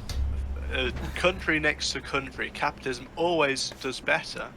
We have China that went from to more free markets, it did better. And we even have studies saying the USSR would have done the same or better without we can't really know that. That's just... We can't, but... No, there are studies that speculation. can... Well, then you're dismissing an academic field of economics, and even so, we have 3 countries I just named as precedent to give us beliefs that this can happen. I'm gonna be honest. I do discredit people who think they can actually create things in their head and then say, "Oh, this could have been this way," and then call it academic. Yes, I do discredit that. I don't believe people can just. Point. I don't believe counterfactuals. Yeah, but like the USSR existed, we can't know how the USSR would have developed if it wasn't socialist. That's bullshit, and they pull it out of their ass. That's like me saying. We can compare it to other growth rates. Countries, Japan had a way bigger economic growth than the USSR. Because it was propped up by the US. Not only that, but we're also capitalism. But there's Everyone also works different together. factors like the ways that like their society's culture affects like their daily behaviors and activities as well, and their different subjectively placed values on different social functions and social activities and whatnot that could very well affect their growth rate, their economics, what goods they produce, things like that. Like growth rate by itself is not going to be it's not going to be reliable. I agree. I totally agree. I actually argued against using growth rates earlier, but the point is the USSR doesn't actually produce things that are better for consumers because they don't know what the consumer wants. The market does.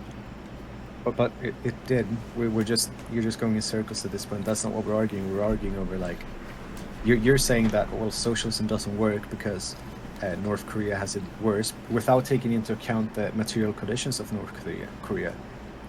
But why are their material conditions bad? Because there's someone actively trying to sabotage them. Finance capital, for example, it's called imperialism. Without imperialism, capitalism can't continue growing, which means that we will reach a critical point where the workers will revolt. Well, that's not true. That is how productive forces. I don't know. People working in lithium mines against their will and like for starvation wages. Yeah, they won't revolt.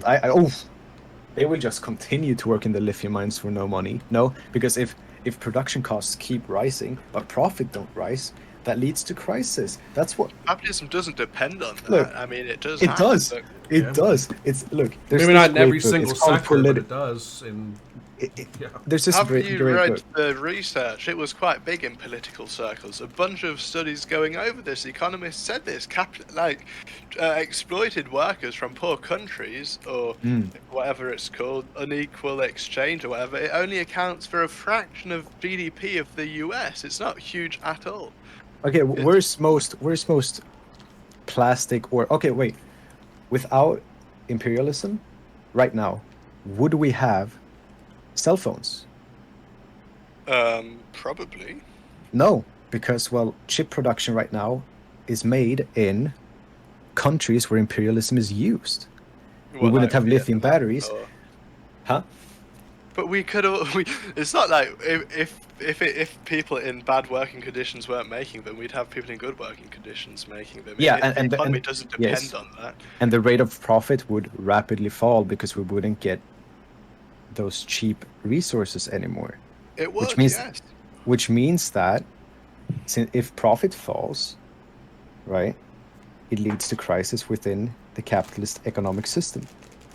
Well, first of all, the crisis would be very minute, not to Why? a maximum 5% less GDP than otherwise. What's your basis for a this? Recession or depression? Look for the study later. No, I want you to actually be able to source your claim, because you're pulling it out of your ass. And no, I'm actually not. Haven't you seen the debate with Vosh and Econoboy? I don't watch Vosh. I'm sorry, I don't like him personally. Well, no, I don't like him either, but that was a huge discourse thing, and Vosh was like, he read all those studies, unequal exchange, and it's just not a thing that is a huge fraction of the economy. I think it was around 5%. I can look for it if you want to. So you're saying that a majority of things are produced that are used in the US are produced in the US? No, but they're not produced by slave labor or by people that are being exploited. Where are they produced?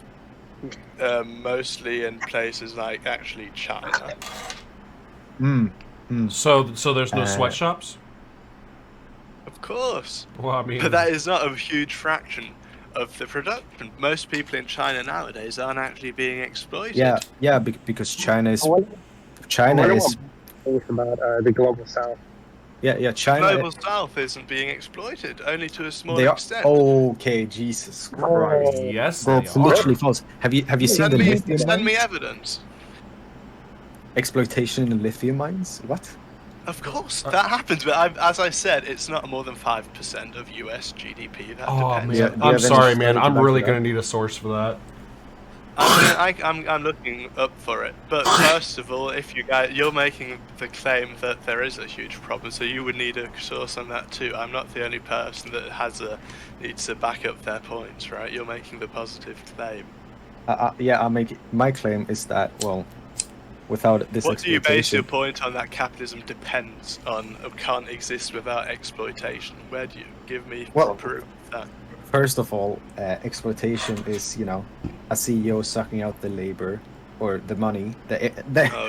Speaking of sucking out the They labor, buy the if- labor. Of that exploitation, hold on, that's wait. really low standard. Speaking of sucking out the buy the- labor, if you're on a plane and you crash on an island, and you only 2 of you survive from the plane crash, and one person wakes up before you and collects up all the resources and coconuts, and you wake up and you go, hey, I want some coconuts, and they're like, yeah, I got you, but you got to throw up my cock first. I would say that's exploitation. Okay, and I wouldn't really care because it's not really like. Why are you doing the coconut? Yeah, analogy? Where but did that okay, come wait. from? Then you're just basing your. Then it's just about what you mean exploitation is. You like it doesn't matter if we debate it. We're not going to agree on If that. you think exploitation is when someone isn't being paid what they produce, then okay. But when most people talk of exploitation, they think of children in lithium mines dying. Okay. That is a form of exploitation. Yeah, both are exploitation. Okay, I would argue that the above one is not bad. It's necessary. No, it's not as bad. It's called the labor aristocracy. And it's not bad at all. It's good. Oh no! Hold on! Wait! No! I'm pushing. No! Hold on. You have a murderer and a burglar. Okay. Yeah, sure. Maybe the burglar doesn't kill anyone, but they're still burglaring you. Like both are. Sure, they're 2 different extents, but you don't want either one. No. You're engaging. Okay. What's happening is you're engaging in a mutually beneficial trade. So when one person wants to... Not true. Say, I do not think the Amazon driver is benefiting as much as Jeff Bezos. I'm sorry. No. There is no What? mutual Of anything. course not. Here, let me. But he's benefiting, allow otherwise me he to- wouldn't do his job. Otherwise, But he he's would- not. what But are you he's. talking about? Allow me. I would love to go through this with Bob. So Bob, Yes. do you think that every person who signs on to this deal of wage to produce their labor for an employer has the same power structure in every single sense? No. Like, you think they have all the resources and know how to Prague. You're going robot. Fuck. Shit. Hold on. God damn it. You can take over. My It's signal's just not that petty great. philosophy into the beautiful science of economics. We're talking about what distribution of So wait, resources philosophy would doesn't have a maximize place in utility. economics?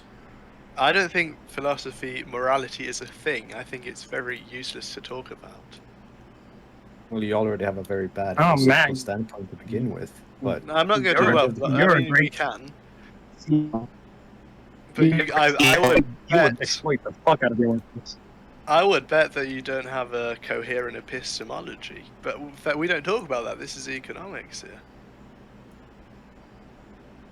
wait, you mean like Um, you don't think any of us would have a clear view of epistemology? Of course you wouldn't. Why? Do you think moral facts exist? No, but I'm I think asking moral you consensus why exists. wouldn't you think that I had one? Like, Because what's the morality basis isn't of real. that? I've never seen an argument to substantiate that. Wait, morality isn't real? No, it's not a thing. There's no actual basis of morality? There isn't. It's subjective. Well, I come from we take it from the Man, it sounds- sociological standpoint where like it Sounds like depends slavery is on good. yeah, like No. subjective moralism That sounds is like it's so weak. retarded. I'm sorry for using that word. Very sorry, but it's so but retarded. justify it. If you actually It's want no, to get into it's this, so then because ground it's it. so retarded because it's based in nothing. It's literally based in no like. It's just I think this because I do. It's not based in like any actual reasoning. Have you read Of course. Hegel? Have you read No. Kant? No, give me No, reasoning. I know you haven't because you haven't read any books. Jesus have. Christ! Which I've ones? read more books than you have. I've read Foucault once. Oh Jesus! I Good don't job. read philosophy. The only philosopher I've read is Yeah, Well, I actually, know I've this. read more You than don't one read philosophy. philosopher. You read I've fucking. read Hume. You read fucking. I'm an no- economist. Okay, I read you economics you books. read Winnie the Pooh and you're like, oh, this is my morality for today, bro. Jesus No, I read Christ! economics books. No, but this is what I'm saying. You can't actually ground Oh, your. you read morality. Economics 101? Jesus. No. Of course you can. Okay, hold on. First off. Dozens of Hold economics on. First Yeah, off, sorry. We went way off work. Sorry about that. So, don't say it again, okay? Just that's all I'm gonna say. Don't say that again. But Yep. Sorry. the other thing though is like, so again, two questions, okay? Number one, Bob, what is your background? Okay, do you have a degree in something? And number two, does Yes. philosophy have a place in economics or not? First of all, I have a degree in economics. I'm studying for an advanced degree at the moment, and I don't think philosophy has anything to do in economics. Economics is a science, it's value-free. We don't talk about values within economics. Wait, okay, let me say something. So he doesn't think a moral system like is valid because it's Yes. subjective, but he's also arguing that the subjective value placed on items is concrete because we have measurements for it. Yes. No, what?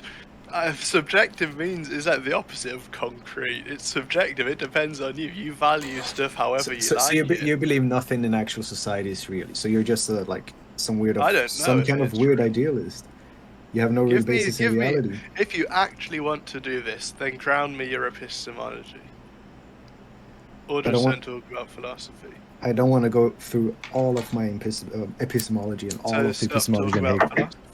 But okay, well, I can just quickly state that, well, morality isn't subjective from each person to each person. It's based in material conditions and the, the social conditions of the human race at that moment of time. I could just say that.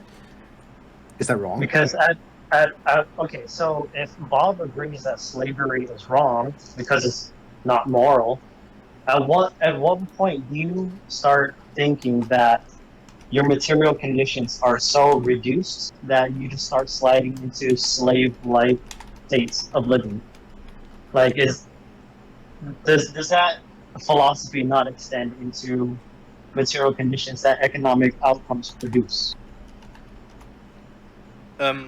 I don't talk about philosophy within economics. Well, you just didn't answer my question. You need to ground your epistemology. You did not answer my question. At what point does an economic system produce material outcomes that affects people's lives so negatively that you can basically devolve people's living conditions back into slavery? At some point, there has to be some philosophy in between the two. Because economic outcomes produces material conditions, and our philosophies, our morality is a reflection of material conditions and how much suffering we go through. Okay, but we're presupposing utilitarianism when talking about economics, even though I can't ground it and it's entirely subjective. No, so for you to dismiss philosophy and morality completely is not valid. We have to talk again, about I said we can get into it, but I don't think you want to get into it because no one started grounding their epistemology.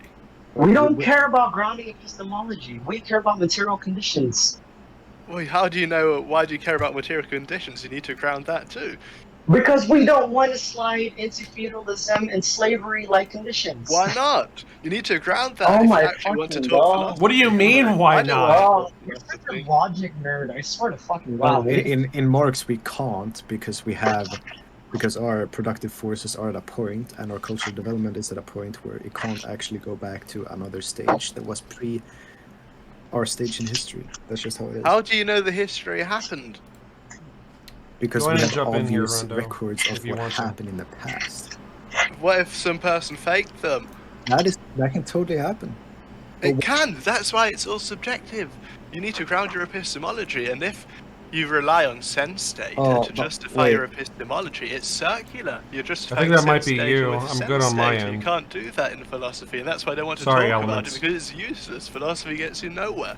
We just assume a philosophy and act like it exists, even though it doesn't. You know that economics literally take part in philosophy, right? Economics is a field that is value-free. Do you know what it can't be intersectional? Of economics is? You know what the philosophy of economics is, bro? What? No, because without philosophy economics wouldn't exist. Of course. I agree. Hey, random question. Can y'all hear me? Yes. Yes. We can hear you. No. Hey, how you boys doing? How you doing? Hello. Tired because it's 6 a.m., but otherwise good. So It isn't 6 a.m. in the free world. What the hell are you talking about? True. Yeah, here so in I think Sweden, we it's should 6 a.m. talk about economics again.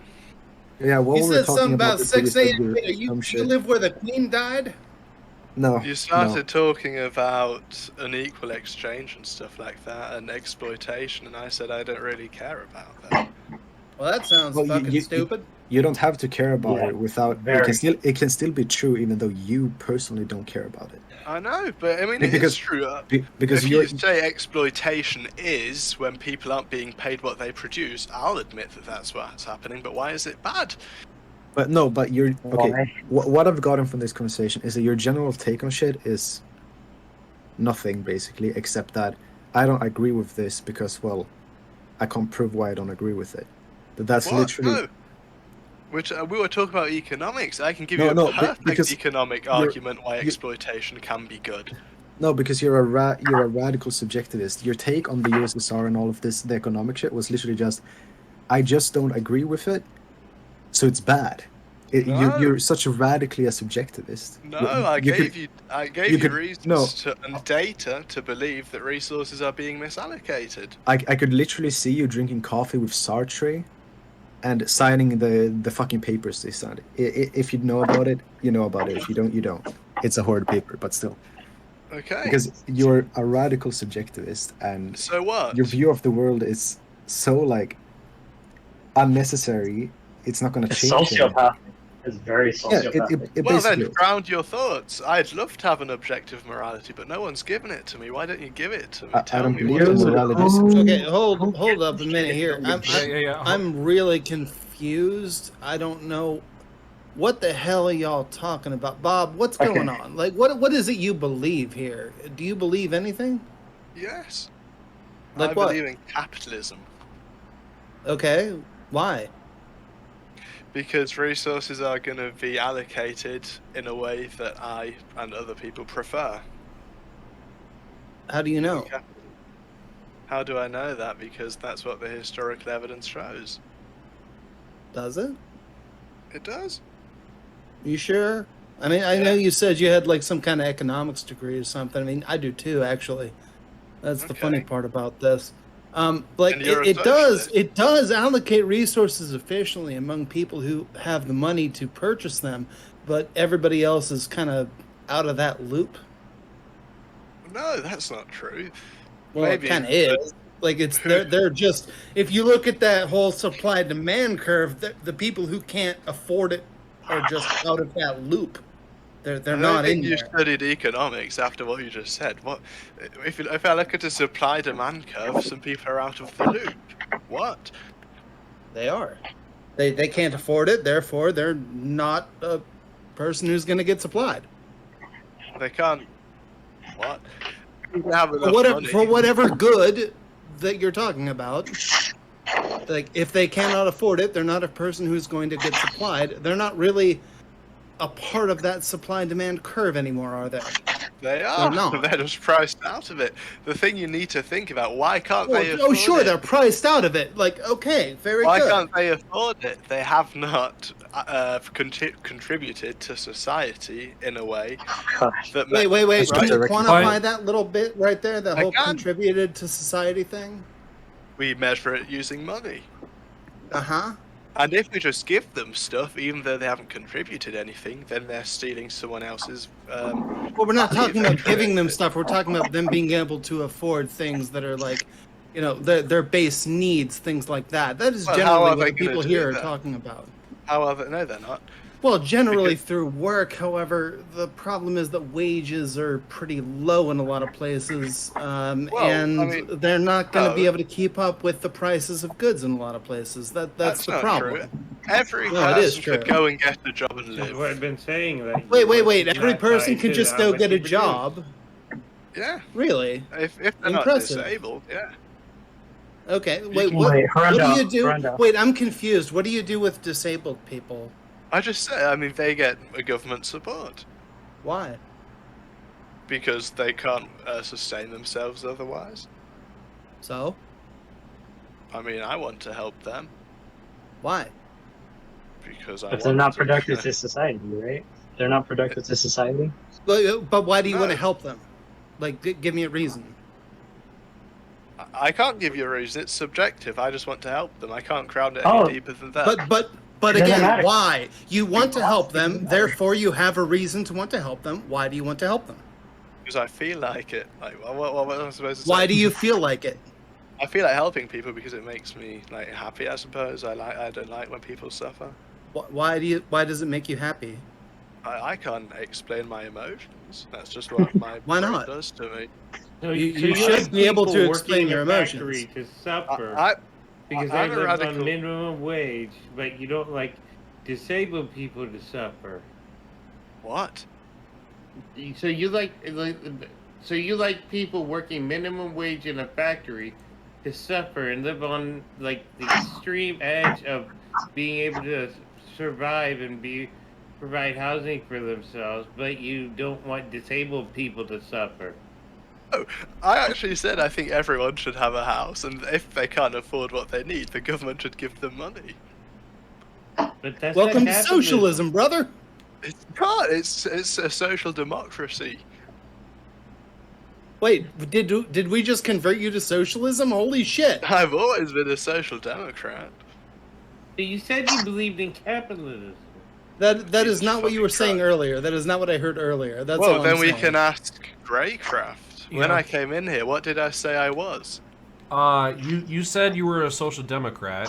However, Ah.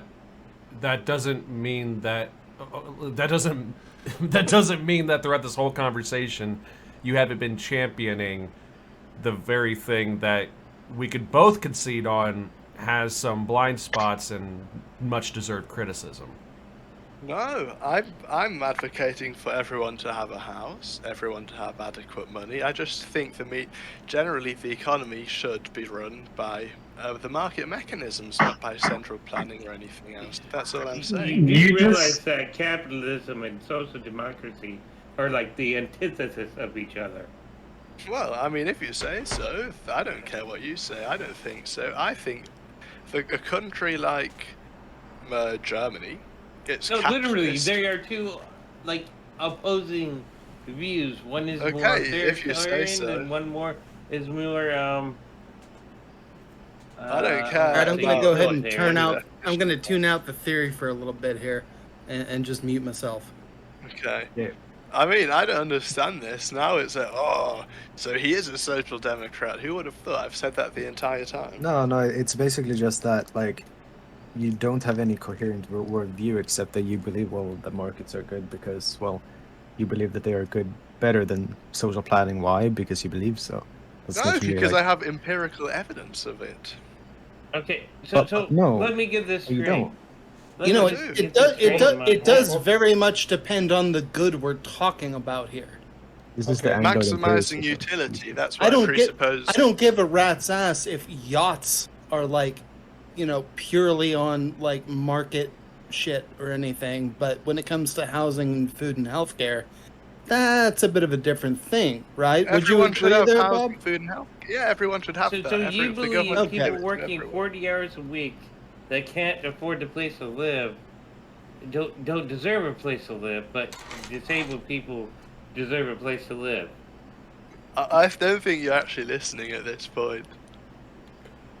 No, you said said you the don't exact believe same- that they're in- You said the exact that- same thing 5 minutes ago, and I said everyone should have a house. The government should Hold give on, a hold on. house to Right, people. yeah, with Hold disabled. on. so we've established that you believe that we should have free housing.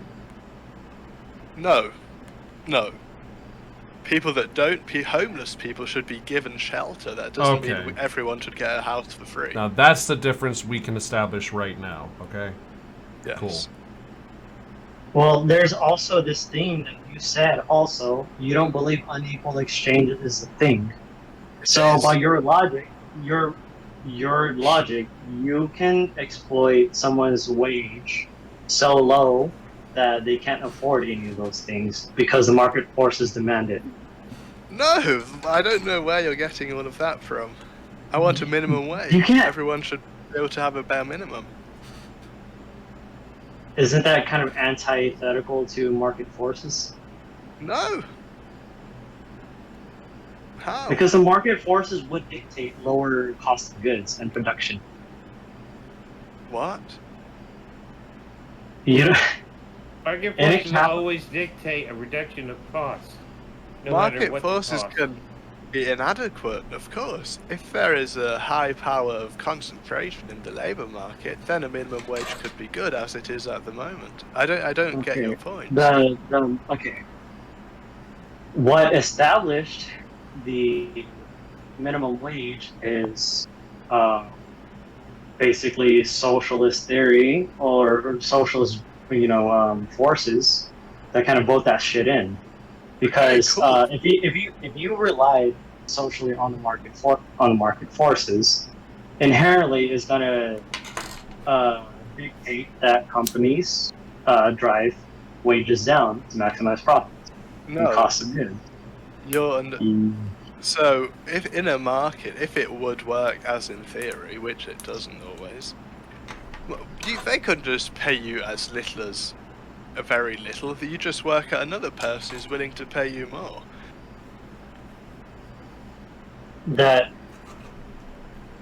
That type of thing is always going to be there. Who do you think lobbies this type of propaganda and government to not increase minimum wage?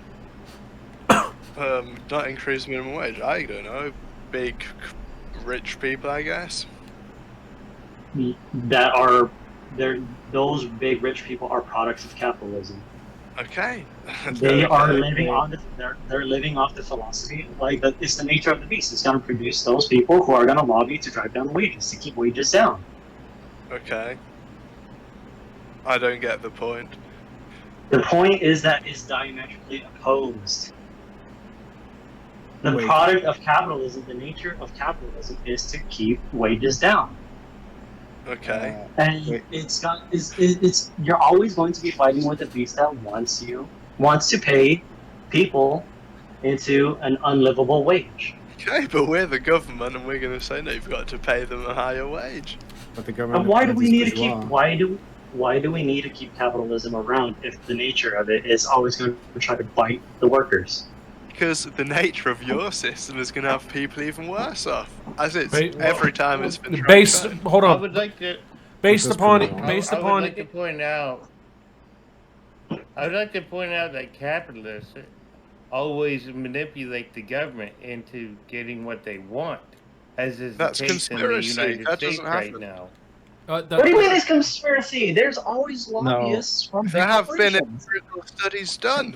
Wait, Bob Marley. The Bob Marley. government represent the average citizen way better than they represent the attitudes of rich Wait, people. Bob Marley. Citizens are better represented than Oh, rich that's people. that's Bob a Marley. straight up lie.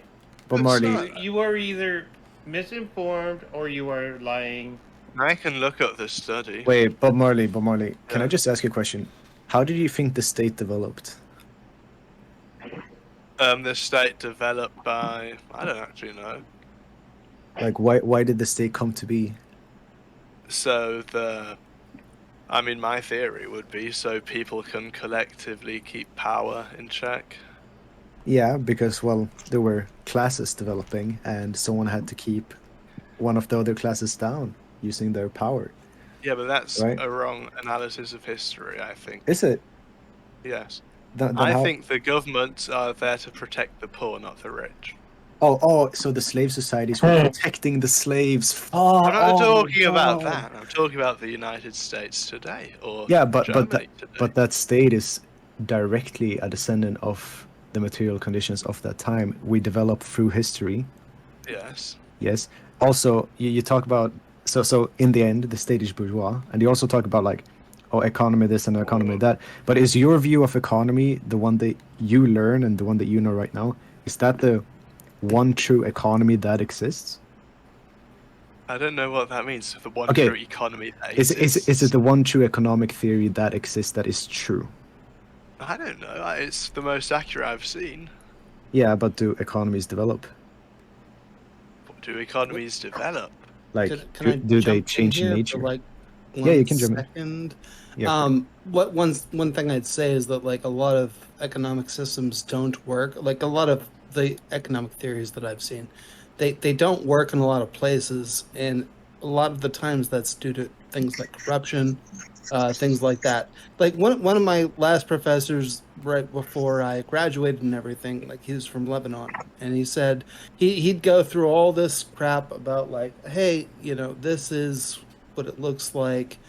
When you have, high, lower wages and yada yada, whatever. It's been a while, all right? Give me a break. And then he would turn around and say, yeah, none of this applies to Lebanon because of corruption. like, it would be that would basically be what happened there. And he wasn't wrong. Like, don't get me wrong, in a corruption-free society, or in a society where everyone is 100% self-interested and also like under the thumb of some kind of government, and not in a bad way, but like in an anti-corruption way, market theories can work to a certain extent in some, but not all categories. Like some goods can be done like that. I would say iPhones are like that. I would say like there's a few other goods like that. However, there are, what's that? Yeah, a lot of goods. I would say that food, electricity, water, housing, and other things like that are not in that. Yeah, we're talking about inelastic markets. We're talking about. Well, there I disagree. You disagree that that's what? First of all, food is inelastic as food, but food doesn't just exist as food. There are different types of food with different types of competition, so you can't just say it's inelastic and therefore it's a market failure. That doesn't really apply with food. Well, we're talking about energy. Known as food deserts in America. Okay, okay, cool. I'm talking of what we talk about? Food, electricity. There are empirical studies done on privatization and nationalization, and they find that a privatization of energy is more successful. I think it was in the UK that study was done. That's an empirical Have they done that point. study in Texas? I'm curious. I don't know.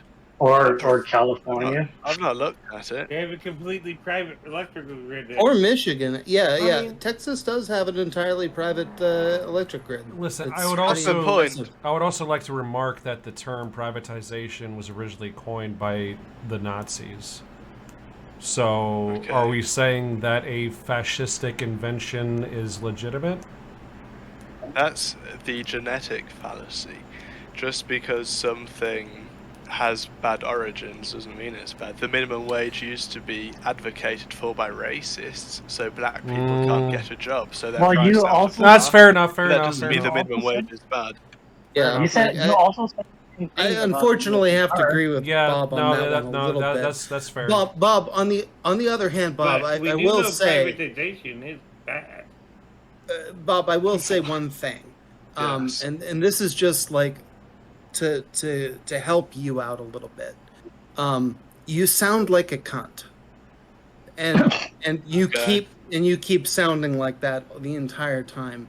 And if you could just not do that, it would probably help your points a lot. Well, I don't know. I just say what I say. But we do know privatization is bad. How do you know that?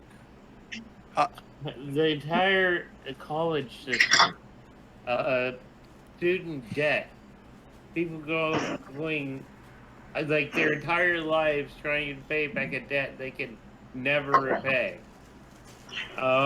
They tried to privatize the roads in Indiana. That didn't.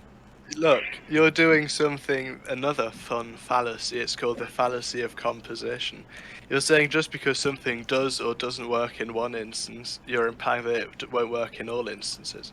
But I agree, some things should be nationalized, but the private sector is good at providing things. Okay. Then we should determine what should be private sector and what should not be private sector. But privatization has to deal with taking a public utility and turning it into a private sector, like private prisons, which are a humanitarian crisis. Yeah, that's bad. But then things like energy could be good privatized, as in the UK, the evidence shows. Other things might be. Wait, what better evidence is privately. that? Wait, you mean that you will have to suffer this winter in the UK so the Ukrainians get their electricity? Is that what you mean?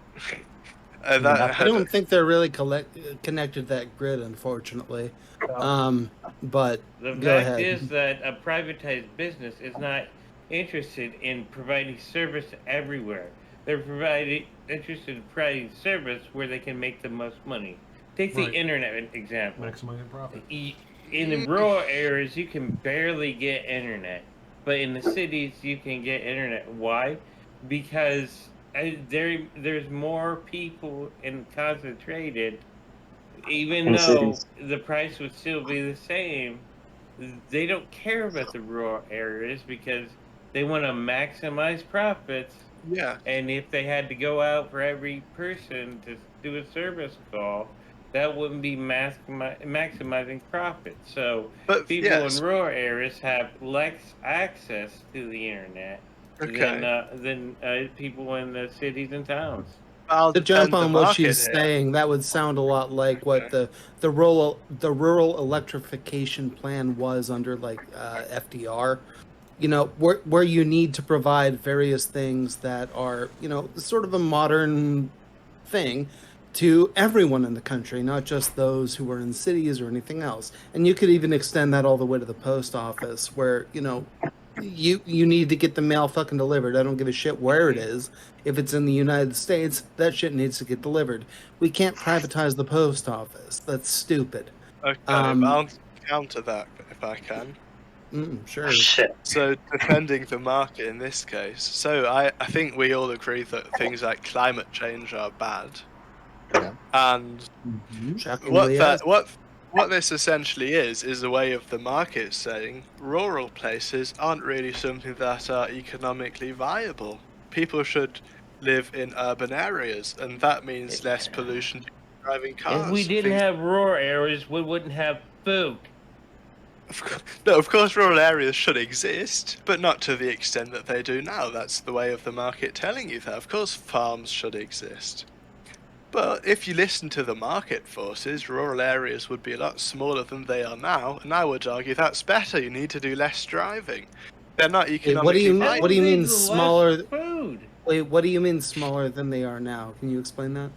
So there would be more people living in urban areas than there are now, if we listen to the market forces. That would lead to less food. People No, would it be wouldn't. starving. I actually don't know about that, Catalina. Like, don't get me wrong. The guy sounds snarky as hell, but no, with mechanization in farming and everything, it may not lead to things like that.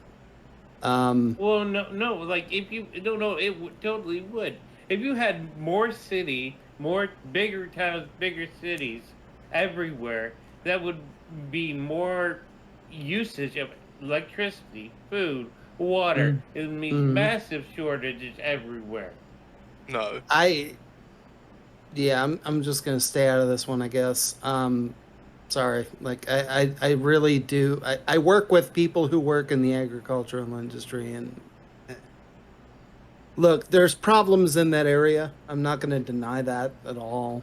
But no, good mechanization actually does lead to things like, you know, higher crop yields with fewer people needed to do it. Yeah, it's literally the advancements of the productive forces. Yeah, pretty much. Yeah. Yeah. And that's literally what's going to bring on a new economic system. Yeah, things like Much John Deere being able to control your tractor from fucking space without you even being in it and just doing whatever you need to do. Yeah, they can do that, and it's kind of badass actually. I Takes think the it's labor horrible. out of that. Wait, Why who? it's good. What? It's That's a good Because thing. they can lock down your fucking tractor and say, hey, you can't get it repaired unless you come to us. Oh, and by the way, your tractor is no longer under warranty, so just go fuck yourself. And we don't even support that tractor anymore, so double fuck yourself. Catalina, Yeah, I understand where you're coming from here. Look, when it comes to smaller farm, like holdings and all that, smaller farm businesses, basically, they're going to be switching to something other than John Deere. Like they'll probably be going to something like Case New Holland or something that doesn't do that kind of stuff. You've had like smaller farmers wanting the older tractors because they don't have the computer, because they're not locked down, and because they can repair their own that's shit. the point. Like John Deere is the guy that they're the company that can do that kind of crap. When you talk about Case New Holland, they're not doing that kind of stuff. So yeah, you can still be a smaller farmer and do that kind of crap. Don't get me wrong, I'm with you on the whole right to repair thing, but farmers shouldn't have access to these bigger machines that have these lockdown systems so they can't repair their own stuff. I think you're misreading me here. No, what I'm saying is that if you are a smaller farmer, you're probably going to stick to something like Case New Holland, where you can repair your own stuff and do stuff like that. And just use them the way you would a traditional tractor or plower or sprayer or whatever. Whereas if you're a bigger enterprise, John Deere looks a whole lot better, because you don't have to hire people to sit in a tractor for 16 hours a day and drive the thing around. It can just be driven around via satellite or something. They don't have that yet. Yes, they do. They 100% do. They have automated tractors. Yes. It's great. Believe me, I've seen them. I work in the manufacturing industry. I have been in the cockpit of a couple of them. They're cool. Yeah. So yes, they do exist. I think we should be big fans of that. Yeah, shouldn't we? Yeah, no, we should. It's ultimately a very good thing. Yeah. Oh, I mean, ultimately we're gonna get there, but like. Well, here's the reason why that came about before like automated cars. It's because it's in an empty field, and frankly, the safety features that are needed for this are far, far lower than are for something like Tesla. That's the reason why.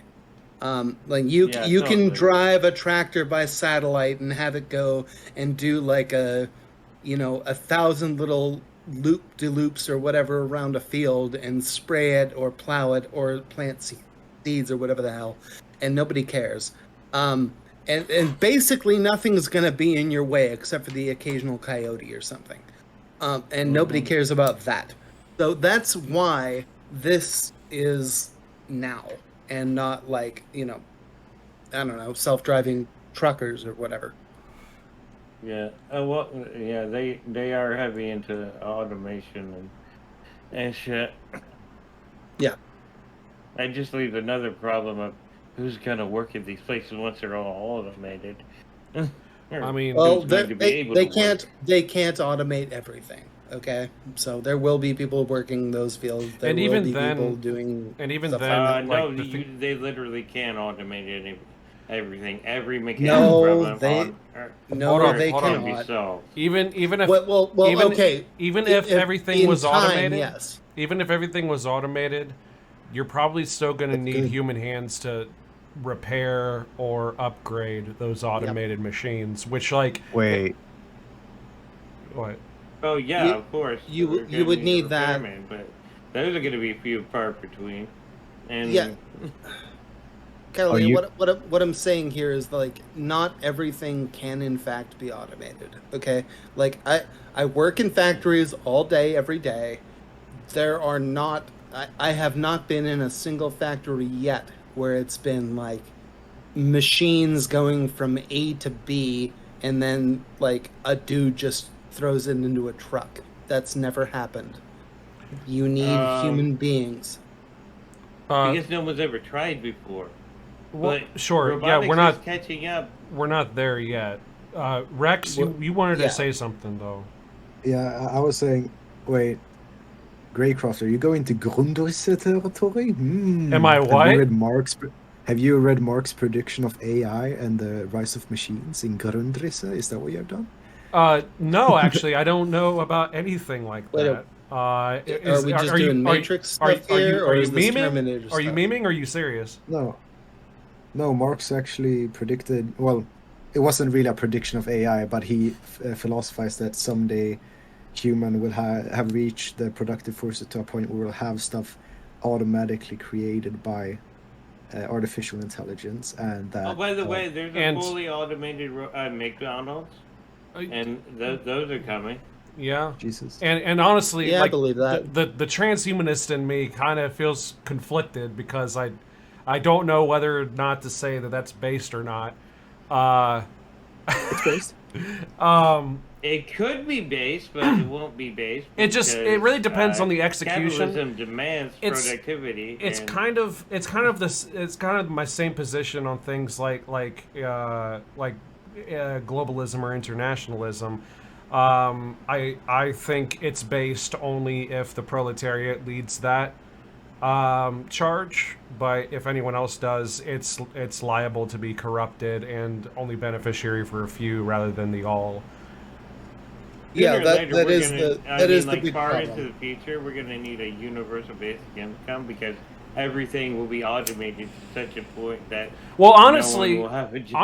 honestly, here's the other thing though. We might not even need a UBI or anything monetary if everything is automated, because at that point, what use does money have if there's no one working? And it's all done by machines. It's called status symbols. The rich and the powerful always want more money and more power. These people right, are well, it's funny actually that you say that, because if you think about this kind of actually goes along with Bob's view on value, because like here's the thing: if value is subjective, but if everything in society is automated and no one really needs to work, then how would money be a status symbol or a power symbol if literally everyone in society looks at money and says, I don't need that? Literally everything is automated and is delivered to my door, including my food, including my water, including my shelter, including whatever the fuck else. Like, if everything is automated to a point where no one needs to work, then no one needs money. And if the only people who have or feel the need for money are the oligarchs and the bourgeois, then to be quite frank, like, they're only holding on to something that is basically 100% useless at that point, because of the subjective value placed on it at that point. But to everyone else, but in their own circles. Right, like in their own circles. The Bilderberg meeting. But we're talking, we're talking literally like 3,000 people on the entire planet. You know what I mean? They're not gonna let go of that power. I mean, But does it have power? That's where I'm going with this. Does it have power at that point? And I kind of want to hear what Bob's take is on this. On what? Value and power? Because no. What do you mean? So basically, right? Things are getting automated at like an increasing rate, right? Mm-hmm. It's logical to conclude that, you know, at some point, maybe 100 years from now, maybe 1,000 years from now, I don't fucking know. This is all kind of speculative, admittedly, but still, let's just follow along.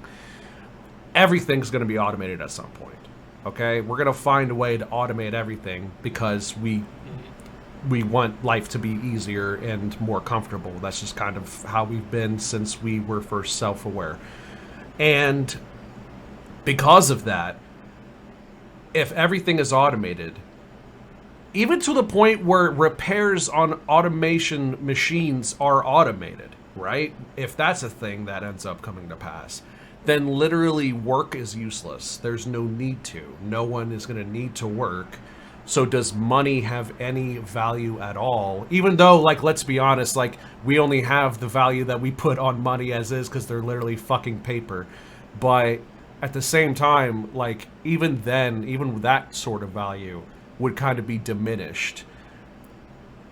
I guess where I'm trying to get at is, if everything becomes automated and everything becomes machine run and we all are kind of just decadently lazed out and just enjoying life as is, everything is automatic and provided for, why keep money, and thus why keep capitalism? Because it's kind of useless. Capitalism at that would point.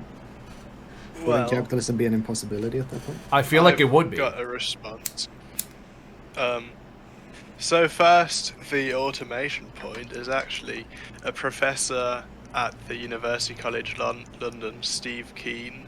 In his master's thesis, he actually criticised Marx's labour theory of value because it didn't account for machines. But he did. No, he didn't. Yes, he did. He said, that's he actually... said they don't produce value. They don't. They don't, exactly, but that seems because to be weird. There's a worker that works the machine, right?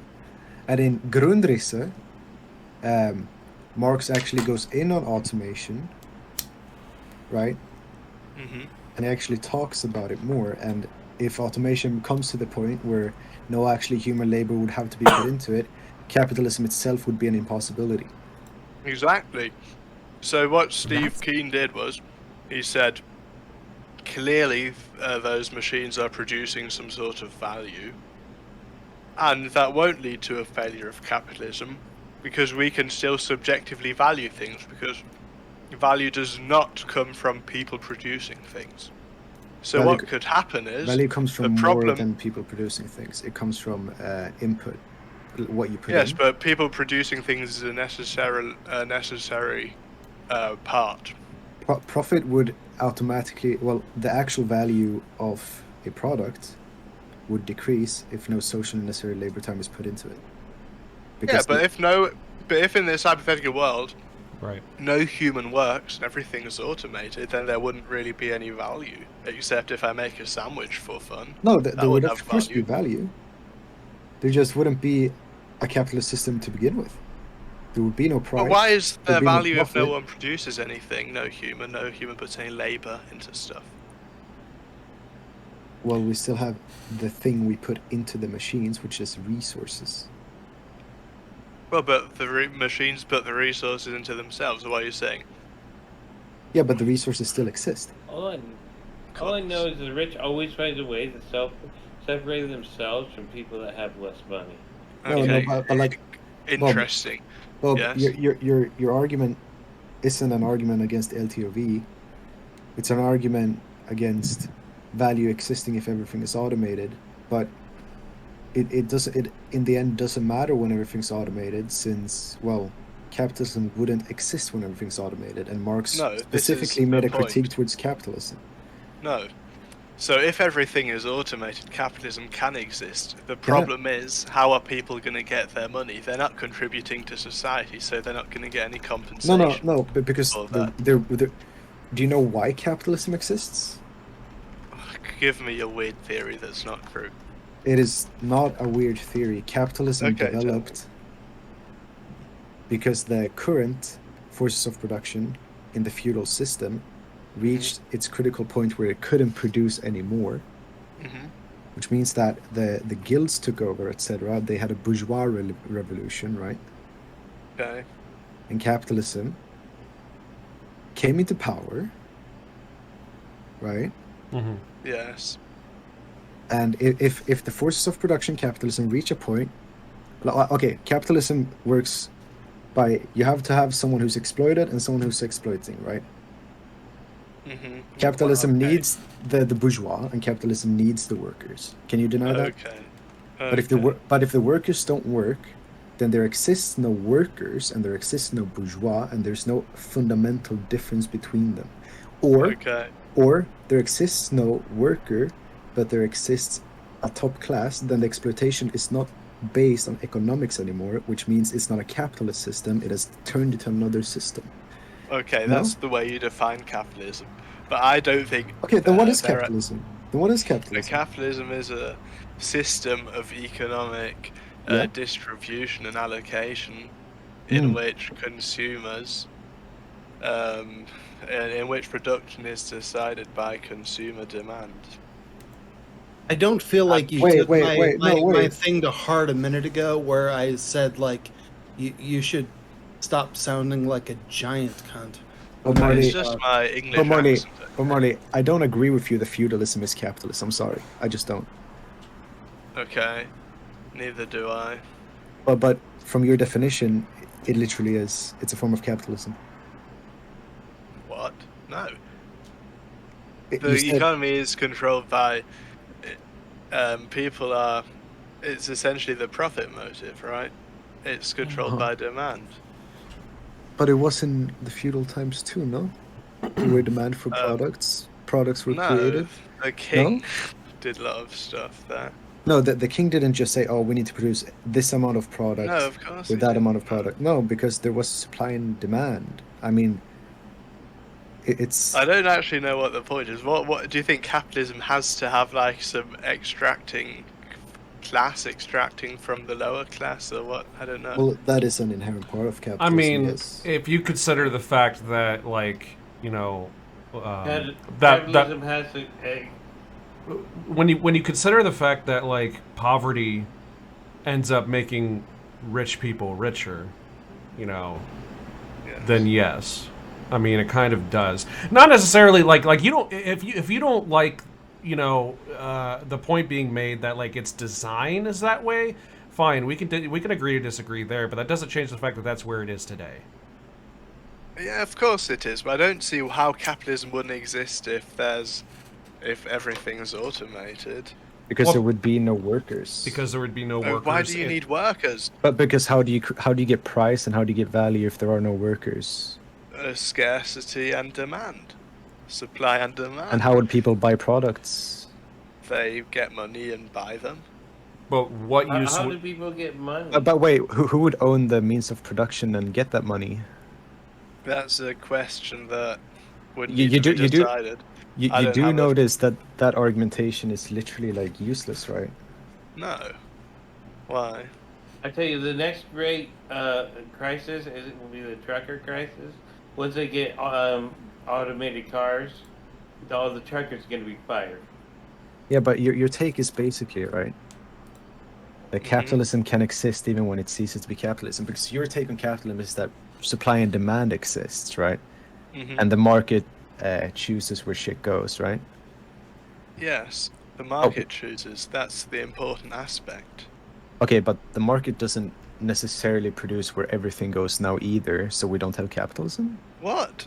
No, people buy stuff and the machines will produce what the people want to buy. Yeah, and It's where still will gonna money be get the its same value concept. from? But it's not the same concept, because Value comes from subjective people. Value doesn't need any labor to produce something. I think the question here is, like, okay, so the people are putting their dollars in there to get those products, but where are they earning those dollars from if everything is automated? Exactly, and Does that's that the make point I sense? was trying to make at the beginning. The point is, things can still be run by demand, but the question is, where do people get their money from now that they don't contribute to society anymore? Well, hold on. Just because they're not making anything, thank you, doesn't mean that they aren't contributing to society. Okay, I'm sorry, communists. They aren't producing anything for a monetary value. Right. Wait, no, they don't have to be making things for monetary value, but there can be services that people can provide. Okay, Like, but I is thought the that- hypothetical is people don't provide anything. Well, I take issue with you keep saying providing to society, contributing to society. I take issue with that. If people are working there, providing money, wealth to rich people. That's Okay, but no one's that's working not this necessarily hypothetical. contributing. Right. To What are you talking about? Okay. Okay. Hold on. Well, hang on. Yeah. So here's the thing. Okay, in this hypothetical world, right? Whether it's 100 years, 1,000 years, whatever, it doesn't matter. When this ends up happening, okay? And I say when because I don't think it's an if. I do think it's inevitable. I just don't know when it's going to happen. But with that being said, we're talking about a world, okay, where everything is automated from food to cars to clothing to fucking phones, the automation, the automatons that make the automatons that automate, okay. Housing too, I suppose. Housing too. You 3D print beef, whatever the fuck. Okay, like we're talking everything is automated. Okay, if that's the case, then you don't have people to work like you would previously to this to make these things happen because the machines are doing it and the machines are fixing the machines that are doing it. So you don't even really need people to fix the machines because machines are already doing that and fixing themselves as they go. So in this completely automated world, right? There's no one working for money, and thus there's no one using money to buy anything because it's already being automated and printed and what have you, manufactured by these machines as is to deliver to people, okay? I mean, really at that point, all that people are probably, what I'm speculating would be doing with their time are things that just fulfill them. Nothing that they're obligated to do, but things that they want to do just from the mere desire of doing them. So it could be art, it could be making music, it could be, you know, whatever have you, carpentry for the sake of just slicing up some wood. Fucking because someone needs to come. Like, it could be fucking anything, but they're doing it just from the mere desire of doing it. The reason why I'm going on with this very precise description here is because in imagining this hypothetical future, right? No one is working, and thus no one is employing either.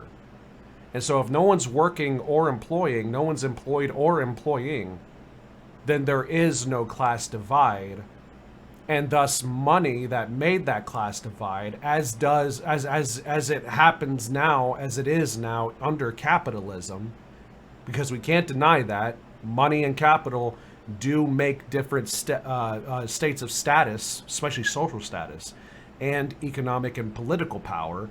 If that distinction is not met and is not manifest anymore, then at that point, what use does capitalism have at that point? Me personally, I would argue that capitalism just disintegrated. Okay, even if we never changed the system up to that point and just kept capitalism up until everything was automated like I just described, it kind of just fizzles out because it loses its purpose, it loses its meaning, it loses its design. And same thing goes with the people, as Catalina pointed out earlier. The same thing would go for the bourgeois. The same thing would go for the oligarchs, who would hoard all this money that is now useless because there's nothing to spend it on, because nothing is, you don't need to spend. It's just there. It's automated. So yeah, the only reason the bourgeois hold power is because they have something to utilize above the proletariat, and if that doesn't exist, then class doesn't exist. Exactly. Okay. But can I respond? My whole argument was like, those people that are still up in the like the rich, those people will still find a way to separate themselves from people. Well, yeah, I'm not saying that they probably wouldn't try to, but it'd be significantly harder to, because like, what medium are you going to use? Like, the thing, like the $300,000 yacht that they got that you can also 3D print and have delivered to your door in a week, you know, in 3052. Like, if mass automatic production exists, there can't exist rich or poor people, Well, because if they everyone own has the the means abundance of of wealth. production, they can set the rarity on products. So Okay. Okay, Can I respond to but that? hold Yeah, on, you real can quick. respond. There's one more thing though that I would like to point out, and you could say I'm moving the goalpost, and I apologize for that. But I just also want you guys to consider, in this imaginary, completely speculative and hypothetical future, right? That like there's I don't know, 330 million Americans still in America, if we even have borders still at that point, which I would find weird. then remember the steak thing we were talking about, the steak analogy?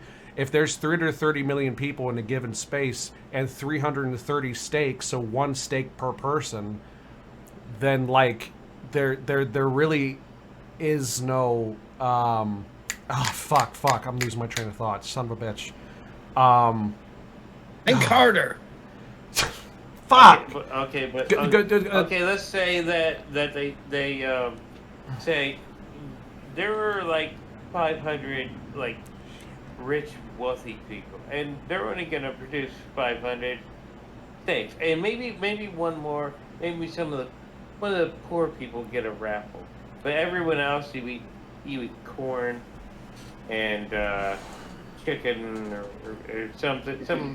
something like that. But you know, the steaks, that's for the rich people. It's always like it's always about status with these people.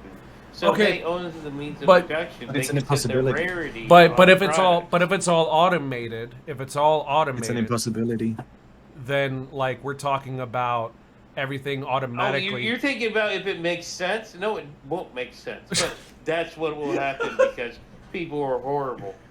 Okay, wait, Bob, can I still respond? Yeah, Yes. Bob, you've been waiting long enough. My apologies. Go ahead. Okay, and I need to say this without interruption, okay? Okay, no one interrupt. So, first of all, I don't think it's a likely scenario. I think people will always work, even if it's not efficient to. I think there will always be something about humans where they value something produced by humans. Whether it's even babysitting, you just don't want a robot to babysit, who knows. But then if it hypothetically does happen to engage with it, I think you could just maybe have some sort of universal basic income. You pay, demand, the money you pay to something decides what's being produced. It all goes into a big pot and gets distributed back to everyone. That would be maybe the solution to that hypothetical. The solution to the more realistic... Hold on, no interrupting. No interrupting. And the solution to the more realistic thing, I think, where basically mostly everything is done by machines, but humans will probably still do some human stuff like art maybe. I think humans will just naturally value human art over robot art, but that might be wrong, who knows. I think in that system, this is something Daniel Susskind, he wrote a book, A World Without Work, he talked about this. That money gets allocated by things people contribute to society, but not in a monetary sense. So you get a bit more money if you do babysitting in a month, or if you maybe look after someone's cat. That's what gives you basically money for a month. Or if we're really very, very far advanced and everything is fully automated, I wouldn't even say it's impossible to have brain implants that just give the demand through to the computer so they always know what needs to be produced. Maybe then capitalism wouldn't be necessary anymore. Well, from my point of view, I believe all of this is an impossibility, right? Well, I believe that we can reach that point of society, but I don't believe capitalism could survive to that point of society. Because the impossibility is that the forces of production are so far advanced that they're not longer capitalist productive forces. They're socialist productive forces. I don't think that like capitalism is just gonna evolve itself out. I don't think that's how it works. No, that's not what we're saying or what I'm saying. I'm saying that the capitalist productive forces have a point where it reaches a critical mass, and either it totally explodes and devolves and we go into barbarism, or we fight. The proletariat actually rises up and they fight and reach socialism. Well, like I think it's gonna be like what I said. The rich are gonna hold on to their power. They're still gonna own, like, they're be in buddies with like the politicians and whatnot, or the ruling class of whatever country. Falling rates of profit would make it an impossibility. Well, it may be a possibility, but it's going to be a hard possibility because you're going to have to have the government tell. Hello? Catalina, you cut out. Yeah. What did you say? You're going to have to. You're going to have to how these people have held on to power for centuries, basically, that they're no longer going to be a power. Yeah, they're gonna hire every mercenary, every fool, Yeah, every barbarism. dirty trick that they know to get to maybe like blackmail you, to shame you, or whatnot. I mean, you're going to literally have an army of resources and people against you, and anyone else that's with you. Isn't that a counter-revolution? It's the description of a revolution, actually, that you stand up and fight because shit happens. And I'm not saying socialism is the only possibility to exist in the future. I'm just saying it's either socialism or barbarism, because Well, like if you want to move towards a future of a money society, you have to get, you have to slowly get the the the the politicians to make laws to slowly move towards that. You're not all just all of a sudden, oh, capitalism is gone, we don't need it anymore. No, it's not going to work like that. I never said it will. I said a revolution will in fact have to happen. At some Because point. because socialism is just a sublation of capitalism. It's not the removal of all capitalist history and everything that happened. It's a wider lens of the current world as it exists. If we look at Marx for the Marxist dialectical method, and we look at history, right, we see that at points in history, economic systems reach a critical mass where they can't expand anymore. So they're the capitalist mode of production will reach a point where it can't expand, no more imperialism, etc. You know, there's no one else to enslave, basically, and falling rates of profit causes a critical mass to happen, where either a proletarian revolution happens and we go into socialist modes of production, or we go into barbarism, because it basically an ecological collapse would happen, or a huge war would happen, etc. Because there is no one left to exploit. Everyone will fight about the resources. Well, social attitudes would have to change, just like we see in America. Like fighting the rich is an uphill battle, and or it's an uphill paddle, and you don't have a paddle. So it's a slow crawl. Real quick, Yes, yeah. I think Harundo wanted to say something earlier. Oh yeah, sorry, Herman. Yeah. Oh, hey. No, I'm gonna head to sleep soon. So, fuck me, I don't even know where I want to begin with this. Look, I don't see the revolution happening anytime in my lifetime. No, it's just not to. Yeah, but I don't think it's happening, at least while I'm alive. However, you know,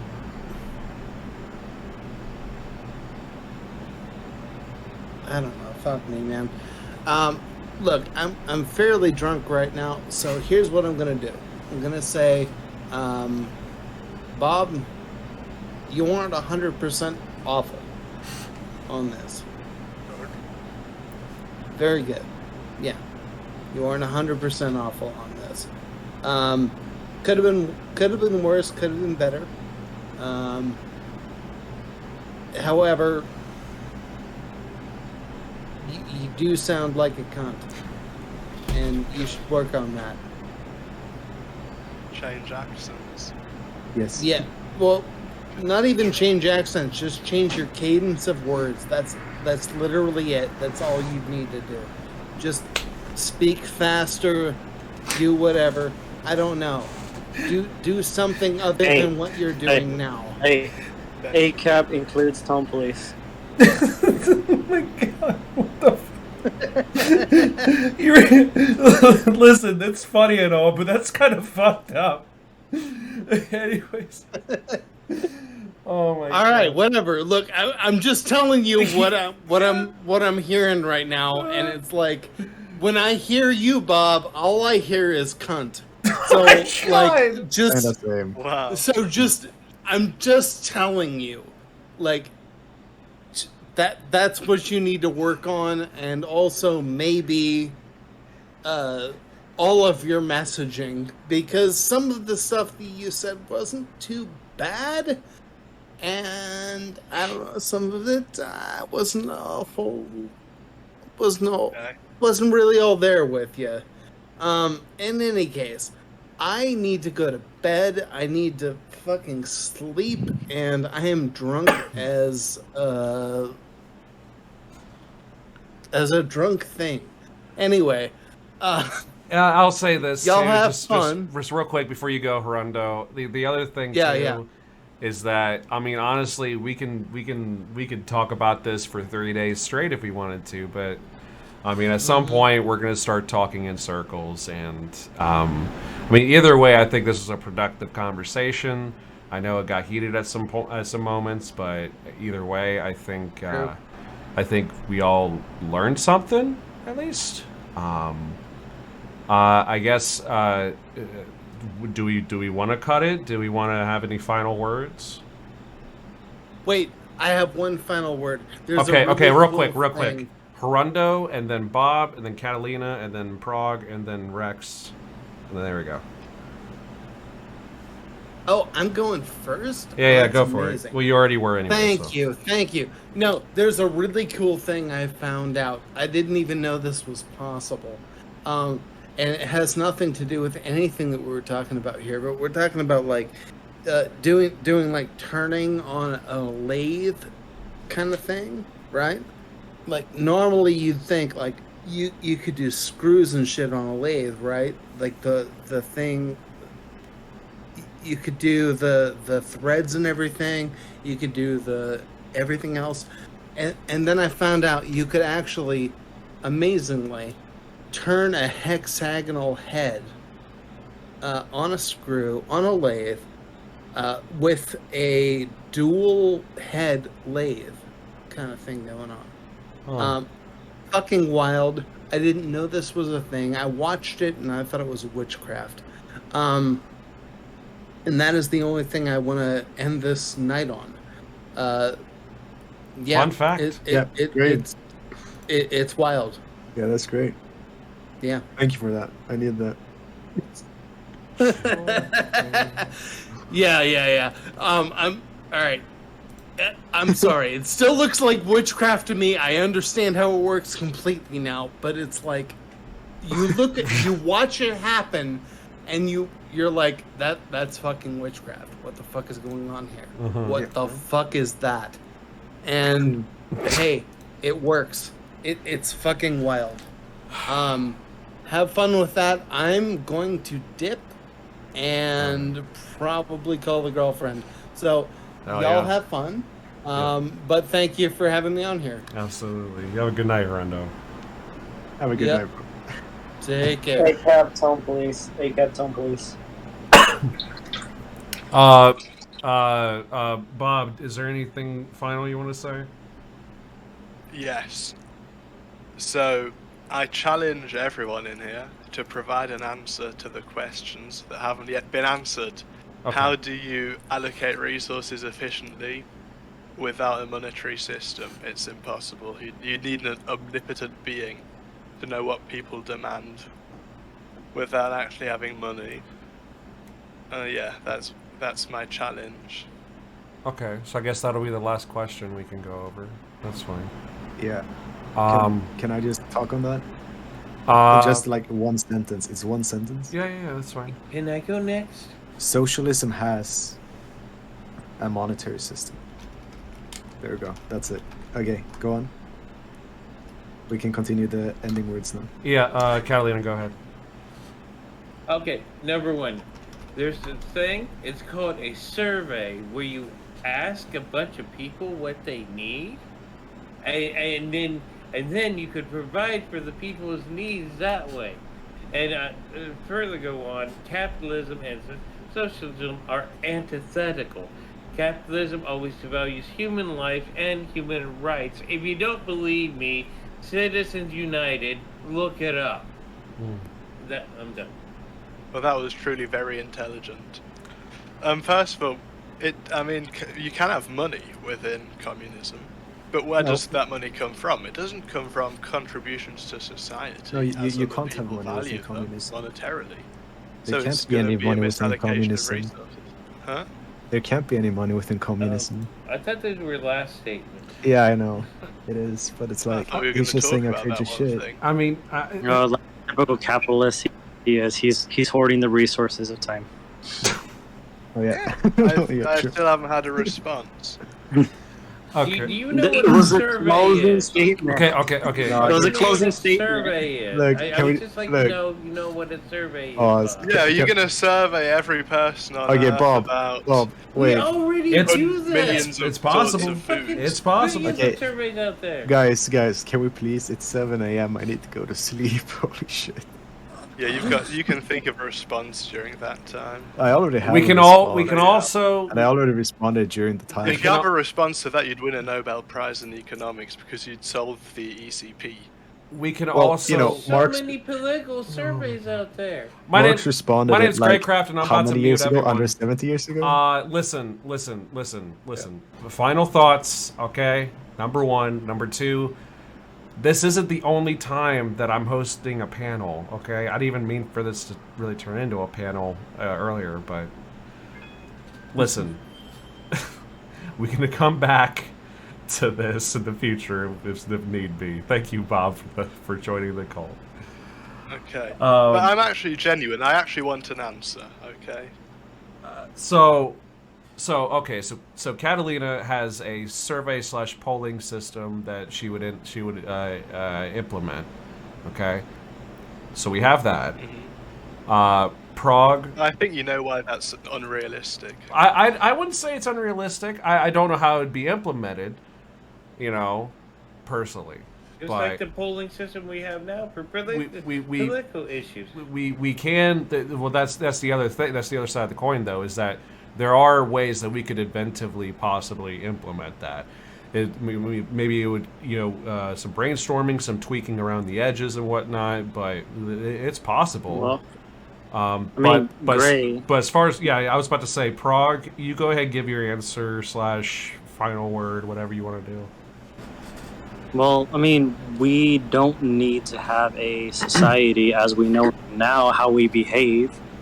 If we all actually normalized not living in a society full of debt as we do now, that's heavily related to the thought of capital, we could just work towards labor vouchers of goods. Gray discussed this like last week, 2 weeks ago? Something like that. It wasn't too long ago. Yeah, it was basically all your needs are guaranteed as your right of existing in a society.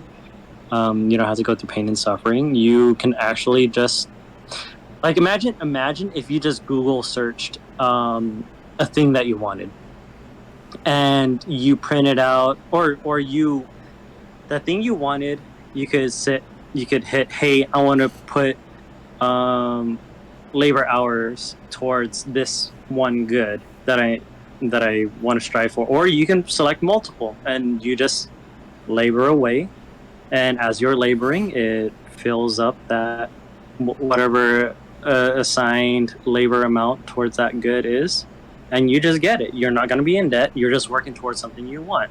Mm-hmm. Or you can have something like a survey thing. If we had a society that was well trained or well adjusted to taking surveys, if it was normalized of like things that we want, things that we need, ideas. We already do. That already exists. Have you ever heard of Gallup? The Gallup polls. Right. Well, you're going to look at a Gallup poll and determine how much chicken to produce. Or there's other ways of surveying just what we produce. Well, hold on. Just let Prague go. Let Prague go. Keeps track of the shit they produce. Let Prague go. Well, like I said, why do we have to imagine society as we know it now, how we behave?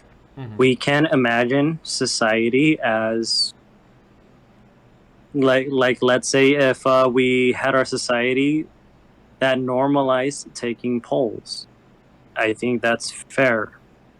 It's why do we have to work within the same like mind frame, like like mind frame as we do now, when instead of thinking about debt or stressing over, paying this or paying that, we could just go on our phones, select what we want. Hey, produce this, and we can get it. Or we can select something we want, and we could just log it at our wherever we're assigned or employed, and we could just work towards a good. I think that's pretty indicative. If you're good at recording who's ordering what good, that can also act as a purchase. Pretty much how Amazon works right now. So What? We don't need to imagine society as it is today. Society can change. Our mind frame, or like the framing of our mindset, can be totally different than what we know it now. I think you're just being a little myopic about what a communist or socialist society can look like. And the survey doesn't even have to be every day or week. It could be like every 6 months. Right. Okay. Now, Rex, if Prague, were you done? I'm done. Okay. Thank you. Rex, if you want to go next, you can. Okay. Well, I obviously think that socialism has worked. It can work, and it will work inevitably. Especially with the current conditions we have in the modern world, we can make economic analytical assumptions that socialism will take place, and it will happen. I also believe that the problem of how much we should produce is easily fixed in that, well, we just see what people want more of in an economy. If people buy chicken and there isn't enough chicken, then we produce more chicken. It isn't harder than that, is it? That's what I think, at least. That's what the USSR did, and that is how it works in command economies. Like, people can still want things in command economies, and they still do, and they get those things. And it worked great in the USSR, it worked great in Mao's China, it works great in North Korea and Cuba. And I also do believe that this radical subjectivism that we've been having to pain through today has been excruciating for my nutsack. Like, my balls physically hurt from having to process all of that. But it's fine, I will survive, and I look forward to talking to you again, Bob. It was quite fun, actually. I had a very good night. I will have to take my zinc pills to produce more sperm, because all of the estrogen radiating went into my ball sack and it shrunk. But it's fine. It's fine. I will survive. And I think that communism will have yet another great day, and yet another great, we will teach people about these beautiful works I have next to me here. Let me actually turn on my cam for a second so I can just show you these beautiful works by these very, very, very great writers of our time. Let's see if my camera works. You see me now? Hello, this is me. Oh, hello. We have stopped the foundations of Leninism, right? We have Anti-Juring by Engels. It's a great philosophical work, and I think everyone should read it. We have Origins of the Family, another great book on how history develops. We have the Paris Commune. We have all of these great books, but capitalists just refuse to read theory. And I think we can learn a lot from today. Because we like data, not mind self-jerking Well, off. if you actually read Engels if you actually read Engels, I would also like to point out that census exists, so we could learn from our census what people need. You can't be serious about the polling thing. No, but I mean, you pissed me off. You're like, yeah, but you have no sense of logistics. That's for next time. Look, this is a great book. This is called Political Economy. And not only this book, The Origins of the Family, Capital, you see that they actually use actual data sets and go through how it works. It's scientific, it's based in science. That's what Marxism is. Sure it is. That's why I see so many communists in journals, in academic journals, in universities. They're everywhere. Well, communism is obviously anti-US. We won't be propped up in the universities because they hate us. That's just how it is. That's how it works, is it? The government chooses who's a professor. No, the oligarchs. No. Yeah, the ones owning the actual universities. If you saw... So rich people don't employ Richard Wolff, and say no. They can't do that. They Of don't course. employ their political. How many That's people just how have it heard of works. Richard Wolff, though? That's the thing. Like, how like... More people than have heard of the recent Nobel Prize winner in economics. If we go around and ask, have you heard of David Card? People will say no. Richard Wolff, a bunch of people would know it. Yeah, okay, but what's to learn from this is that I don't believe that capitalists have any sense of actual reality. Yeah, well, actual reality Thank you very is a much. thing you And can't that's- demonstrate. And that's Well, how many my exit capitalists, speech for this beautiful economists? panel, and I hope to return next time to once again drain my balls of testosterone and grow titties. Thank you so And think much. of an I love answer. you guys. Thank you, Rex. Thank you very much.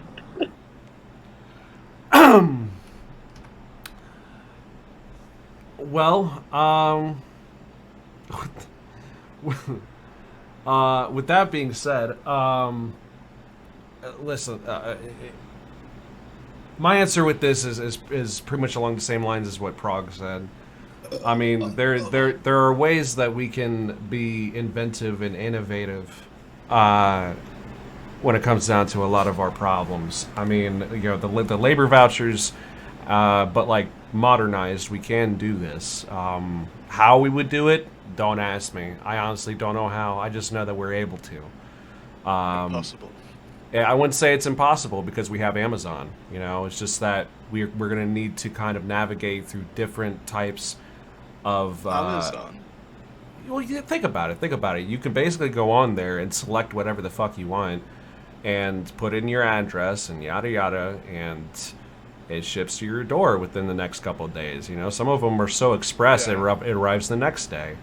But we can invent systems and put them in place to where, you know, oh, you worked 40 hours this week. Wow, half of that just earned you an Xbox Series X or a PS5 or something like that, or it afforded you this much credit, you know, if you're wanting to use that for extra food, or if you're wanting to use that on such and such. You know, there are ways that we can rethink the way that economics works. There are ways that we can rethink. Go ahead. Why do you think Amazon is so much better than things like, say, the USPS? Why did it innovate so much faster? Well, first of all, that $300,000 bump at the beginning of Bezos' career might have helped jumpstart that pretty well. Yeah, sure. Him not being as self-made as people make him out to be, or Elon Musk either. I'm just saying, like those things are factors. But it's about incentives, right? I mean, cave people had an incentive to go out and hunt and gather and protect their caves, but it wasn't for monetary, it was for survival. I mean, there are different reasons why humans do the things that they do. And I agree. The USPS people work because they earn money, but Amazon does more than USPS because they can make more money. The USPS is capped. They have no incentive to innovate. What are they going to gain? They're not operating on profit. They don't have anything to win. But that's They don't where have no reason to but that's where kind of we come in this conversation. Like, we're wanting to invent and innovate not based on monetary gain, but based on what is in the best interest of the most people possible. You think so? That's what we're aiming for at the very least. And I don't think people are going to do that. All I know is that that's what we are aiming for, and I can't really say that when it comes down to the oligarch class. They don't really care about people. I mean, come on, let's not be delusional here. No, we all know I'll give that you it one comes down to nice self-betterment and self-benefit and self-empowerment, Yes. especially over. But have you? Yeah. Well, especially over the people that they employ, if not the Okay. entirety of the population. Like, I mean, this is where I'm coming from with this. Okay, I'm not going to sit here and make any sort of claim like as if I know all the answers, because I'm a dumb fuck a lot of the time. But I know this: there are people who are currently in positions of economic and social and even political power who damn well are abusing it to a point of, if it keeps going, whether you're pro-capitalist or anti-capitalist, the current system as is will be destroyed. And it's not, it could be by revolution, it could be by their own hands looking for short-term gain over long-term preservation. Like that's the nature of the beast here. I think the invention and innovation that we're looking for here is a way for everyone to be able to have that long-term preservation and as well as comfort. And you are not going to find that in capitalism, at least as far as the form that it's taken now. Maybe when it first started, maybe, I don't know that. But all I know is that as it exists right now, it is a fucking abomination. It objectively exploits people. It objectively abuses and neglects. It does not meet everyone's needs. And so, again, going back to my answer to your question, right, is that I think labor vouchers need to be a thing. And that kind of like with direct democracy, you know, and how I think the Electoral College should be taken out of here, and ranked choice voting over the first past the post. You know, just the popular vote is all that matters when it comes down to a true democracy.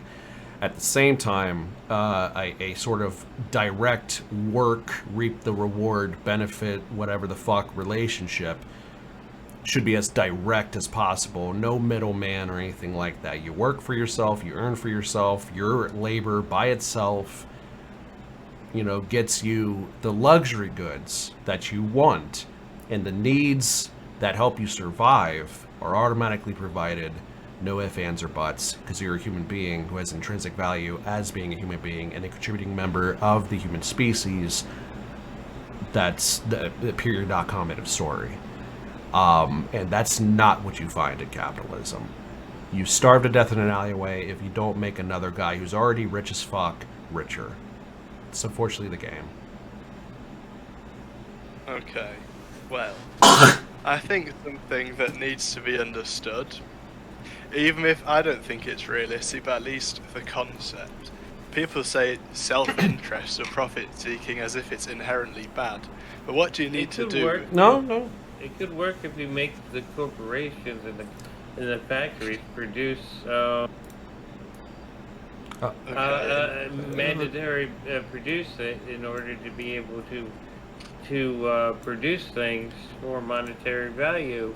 So they're always giving back to the system. Okay. Yeah, that was a great insight. So, but what people need to do if okay, they hold on. want to make money is... Hold on, real quick. Okay, this is kind of what Harundo was saying earlier. You don't need to be a cunt, okay? Like, I understand that there's a disagreement. But I was interrupted. You were interrupted, Catalina. Don't do that, okay? He was talking.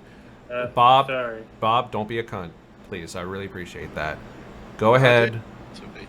Go ahead. So self-interest means that means you need to, probably in terms of money, you want to seek money. What do you need to do to make money in capitalism? You need to provide something of value to other people. You actually, if you want to be rich, you need to do stuff people want. Right. So in that sense, being selfish can, in theory, lead to outcomes for society that are beneficial. It's not necessarily just their profiting. If you buy an iPhone, you profit too. You have this technology, you value it. So Jeff Bezos or Apple's worth is a representation of the value they contributed to society. I don't know. I mean, I don't know. I'm not saying they should keep it. Or the money. I would say it's more so reflective of the those who actually made the iPhones. Because to be quite frank, I don't think I don't think they make the blueprints. Yeah, I mean, maybe they have the idea, or maybe they're among a board of executives who have an idea, you know, collectively. But either way, they're not the ones making it and actually doing the labor, which is where, you know, which circles us back to what we were talking about earlier. Either way, I just, the way that we're going right now, and I feel like it's really,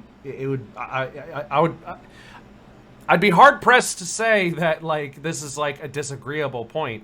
The way that we're going as is right now with the current systems in place, it is not feasible. It is not. It's not going to last very long. It's going to end up killing the planet. It's going to end up killing people. It's going to end up, at the very least, like at best, abusing and neglecting people who have no control over the circumstances that oligarchs totally have control over and still do the thing anyways. So just on that basis alone, I mean, we can argue economics till we're blue in the face, but that I don't. Basically, if you disagree with that and you think that that's not the reality of capitalism, or at least a huge chink of the mechanism being fucked up, then there's really no use in this conversation. Because that's kind of like if a guy is holding a gun to another person and you look at the situation and say, oh, this isn't coercive, this is an exchange or what. Well, no, this is a stick up. This is what we're looking at right here, but you've convinced yourself of a different reality. Like, if we can't agree that capitalism is exploitative to one degree or another for one person or another, I mean, let's not even bring race into this, because that is going to be a whole nother thing. I mean, fuck. But, like, do you know what I mean? Like,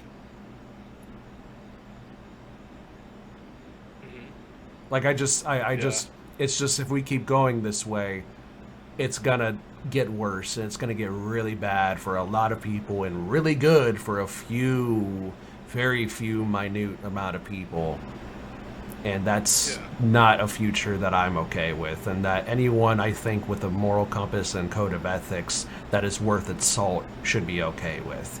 So again, we can argue economics if you want, but at the end of the day, like, the main point is that this shit's fucked up, and it's either got to get fixed or got to go. Remember, morality doesn't matter to this guy? It doesn't exist, but I act as if it does. But I think we can end on a middle ground here. I think that Jeff Bezos shouldn't exist. He shouldn't have 200 billion. He should maybe have a couple of billion. But if markets were more competitive, Jeff Bezos would definitely pay his workers more. We should have higher minimum wages, more unions, support unions. And that's the middle ground. We don't have to abolish capitalism, I think. I see the problem, but I think we can handle them within the system. Well, it's definitely better than some of the crazy schizoids that come through my chat at times, who are like, yeah, no, fascism is good. Yeah, that's definitely a W in comparison. So at least that's a middle ground for sure. Make it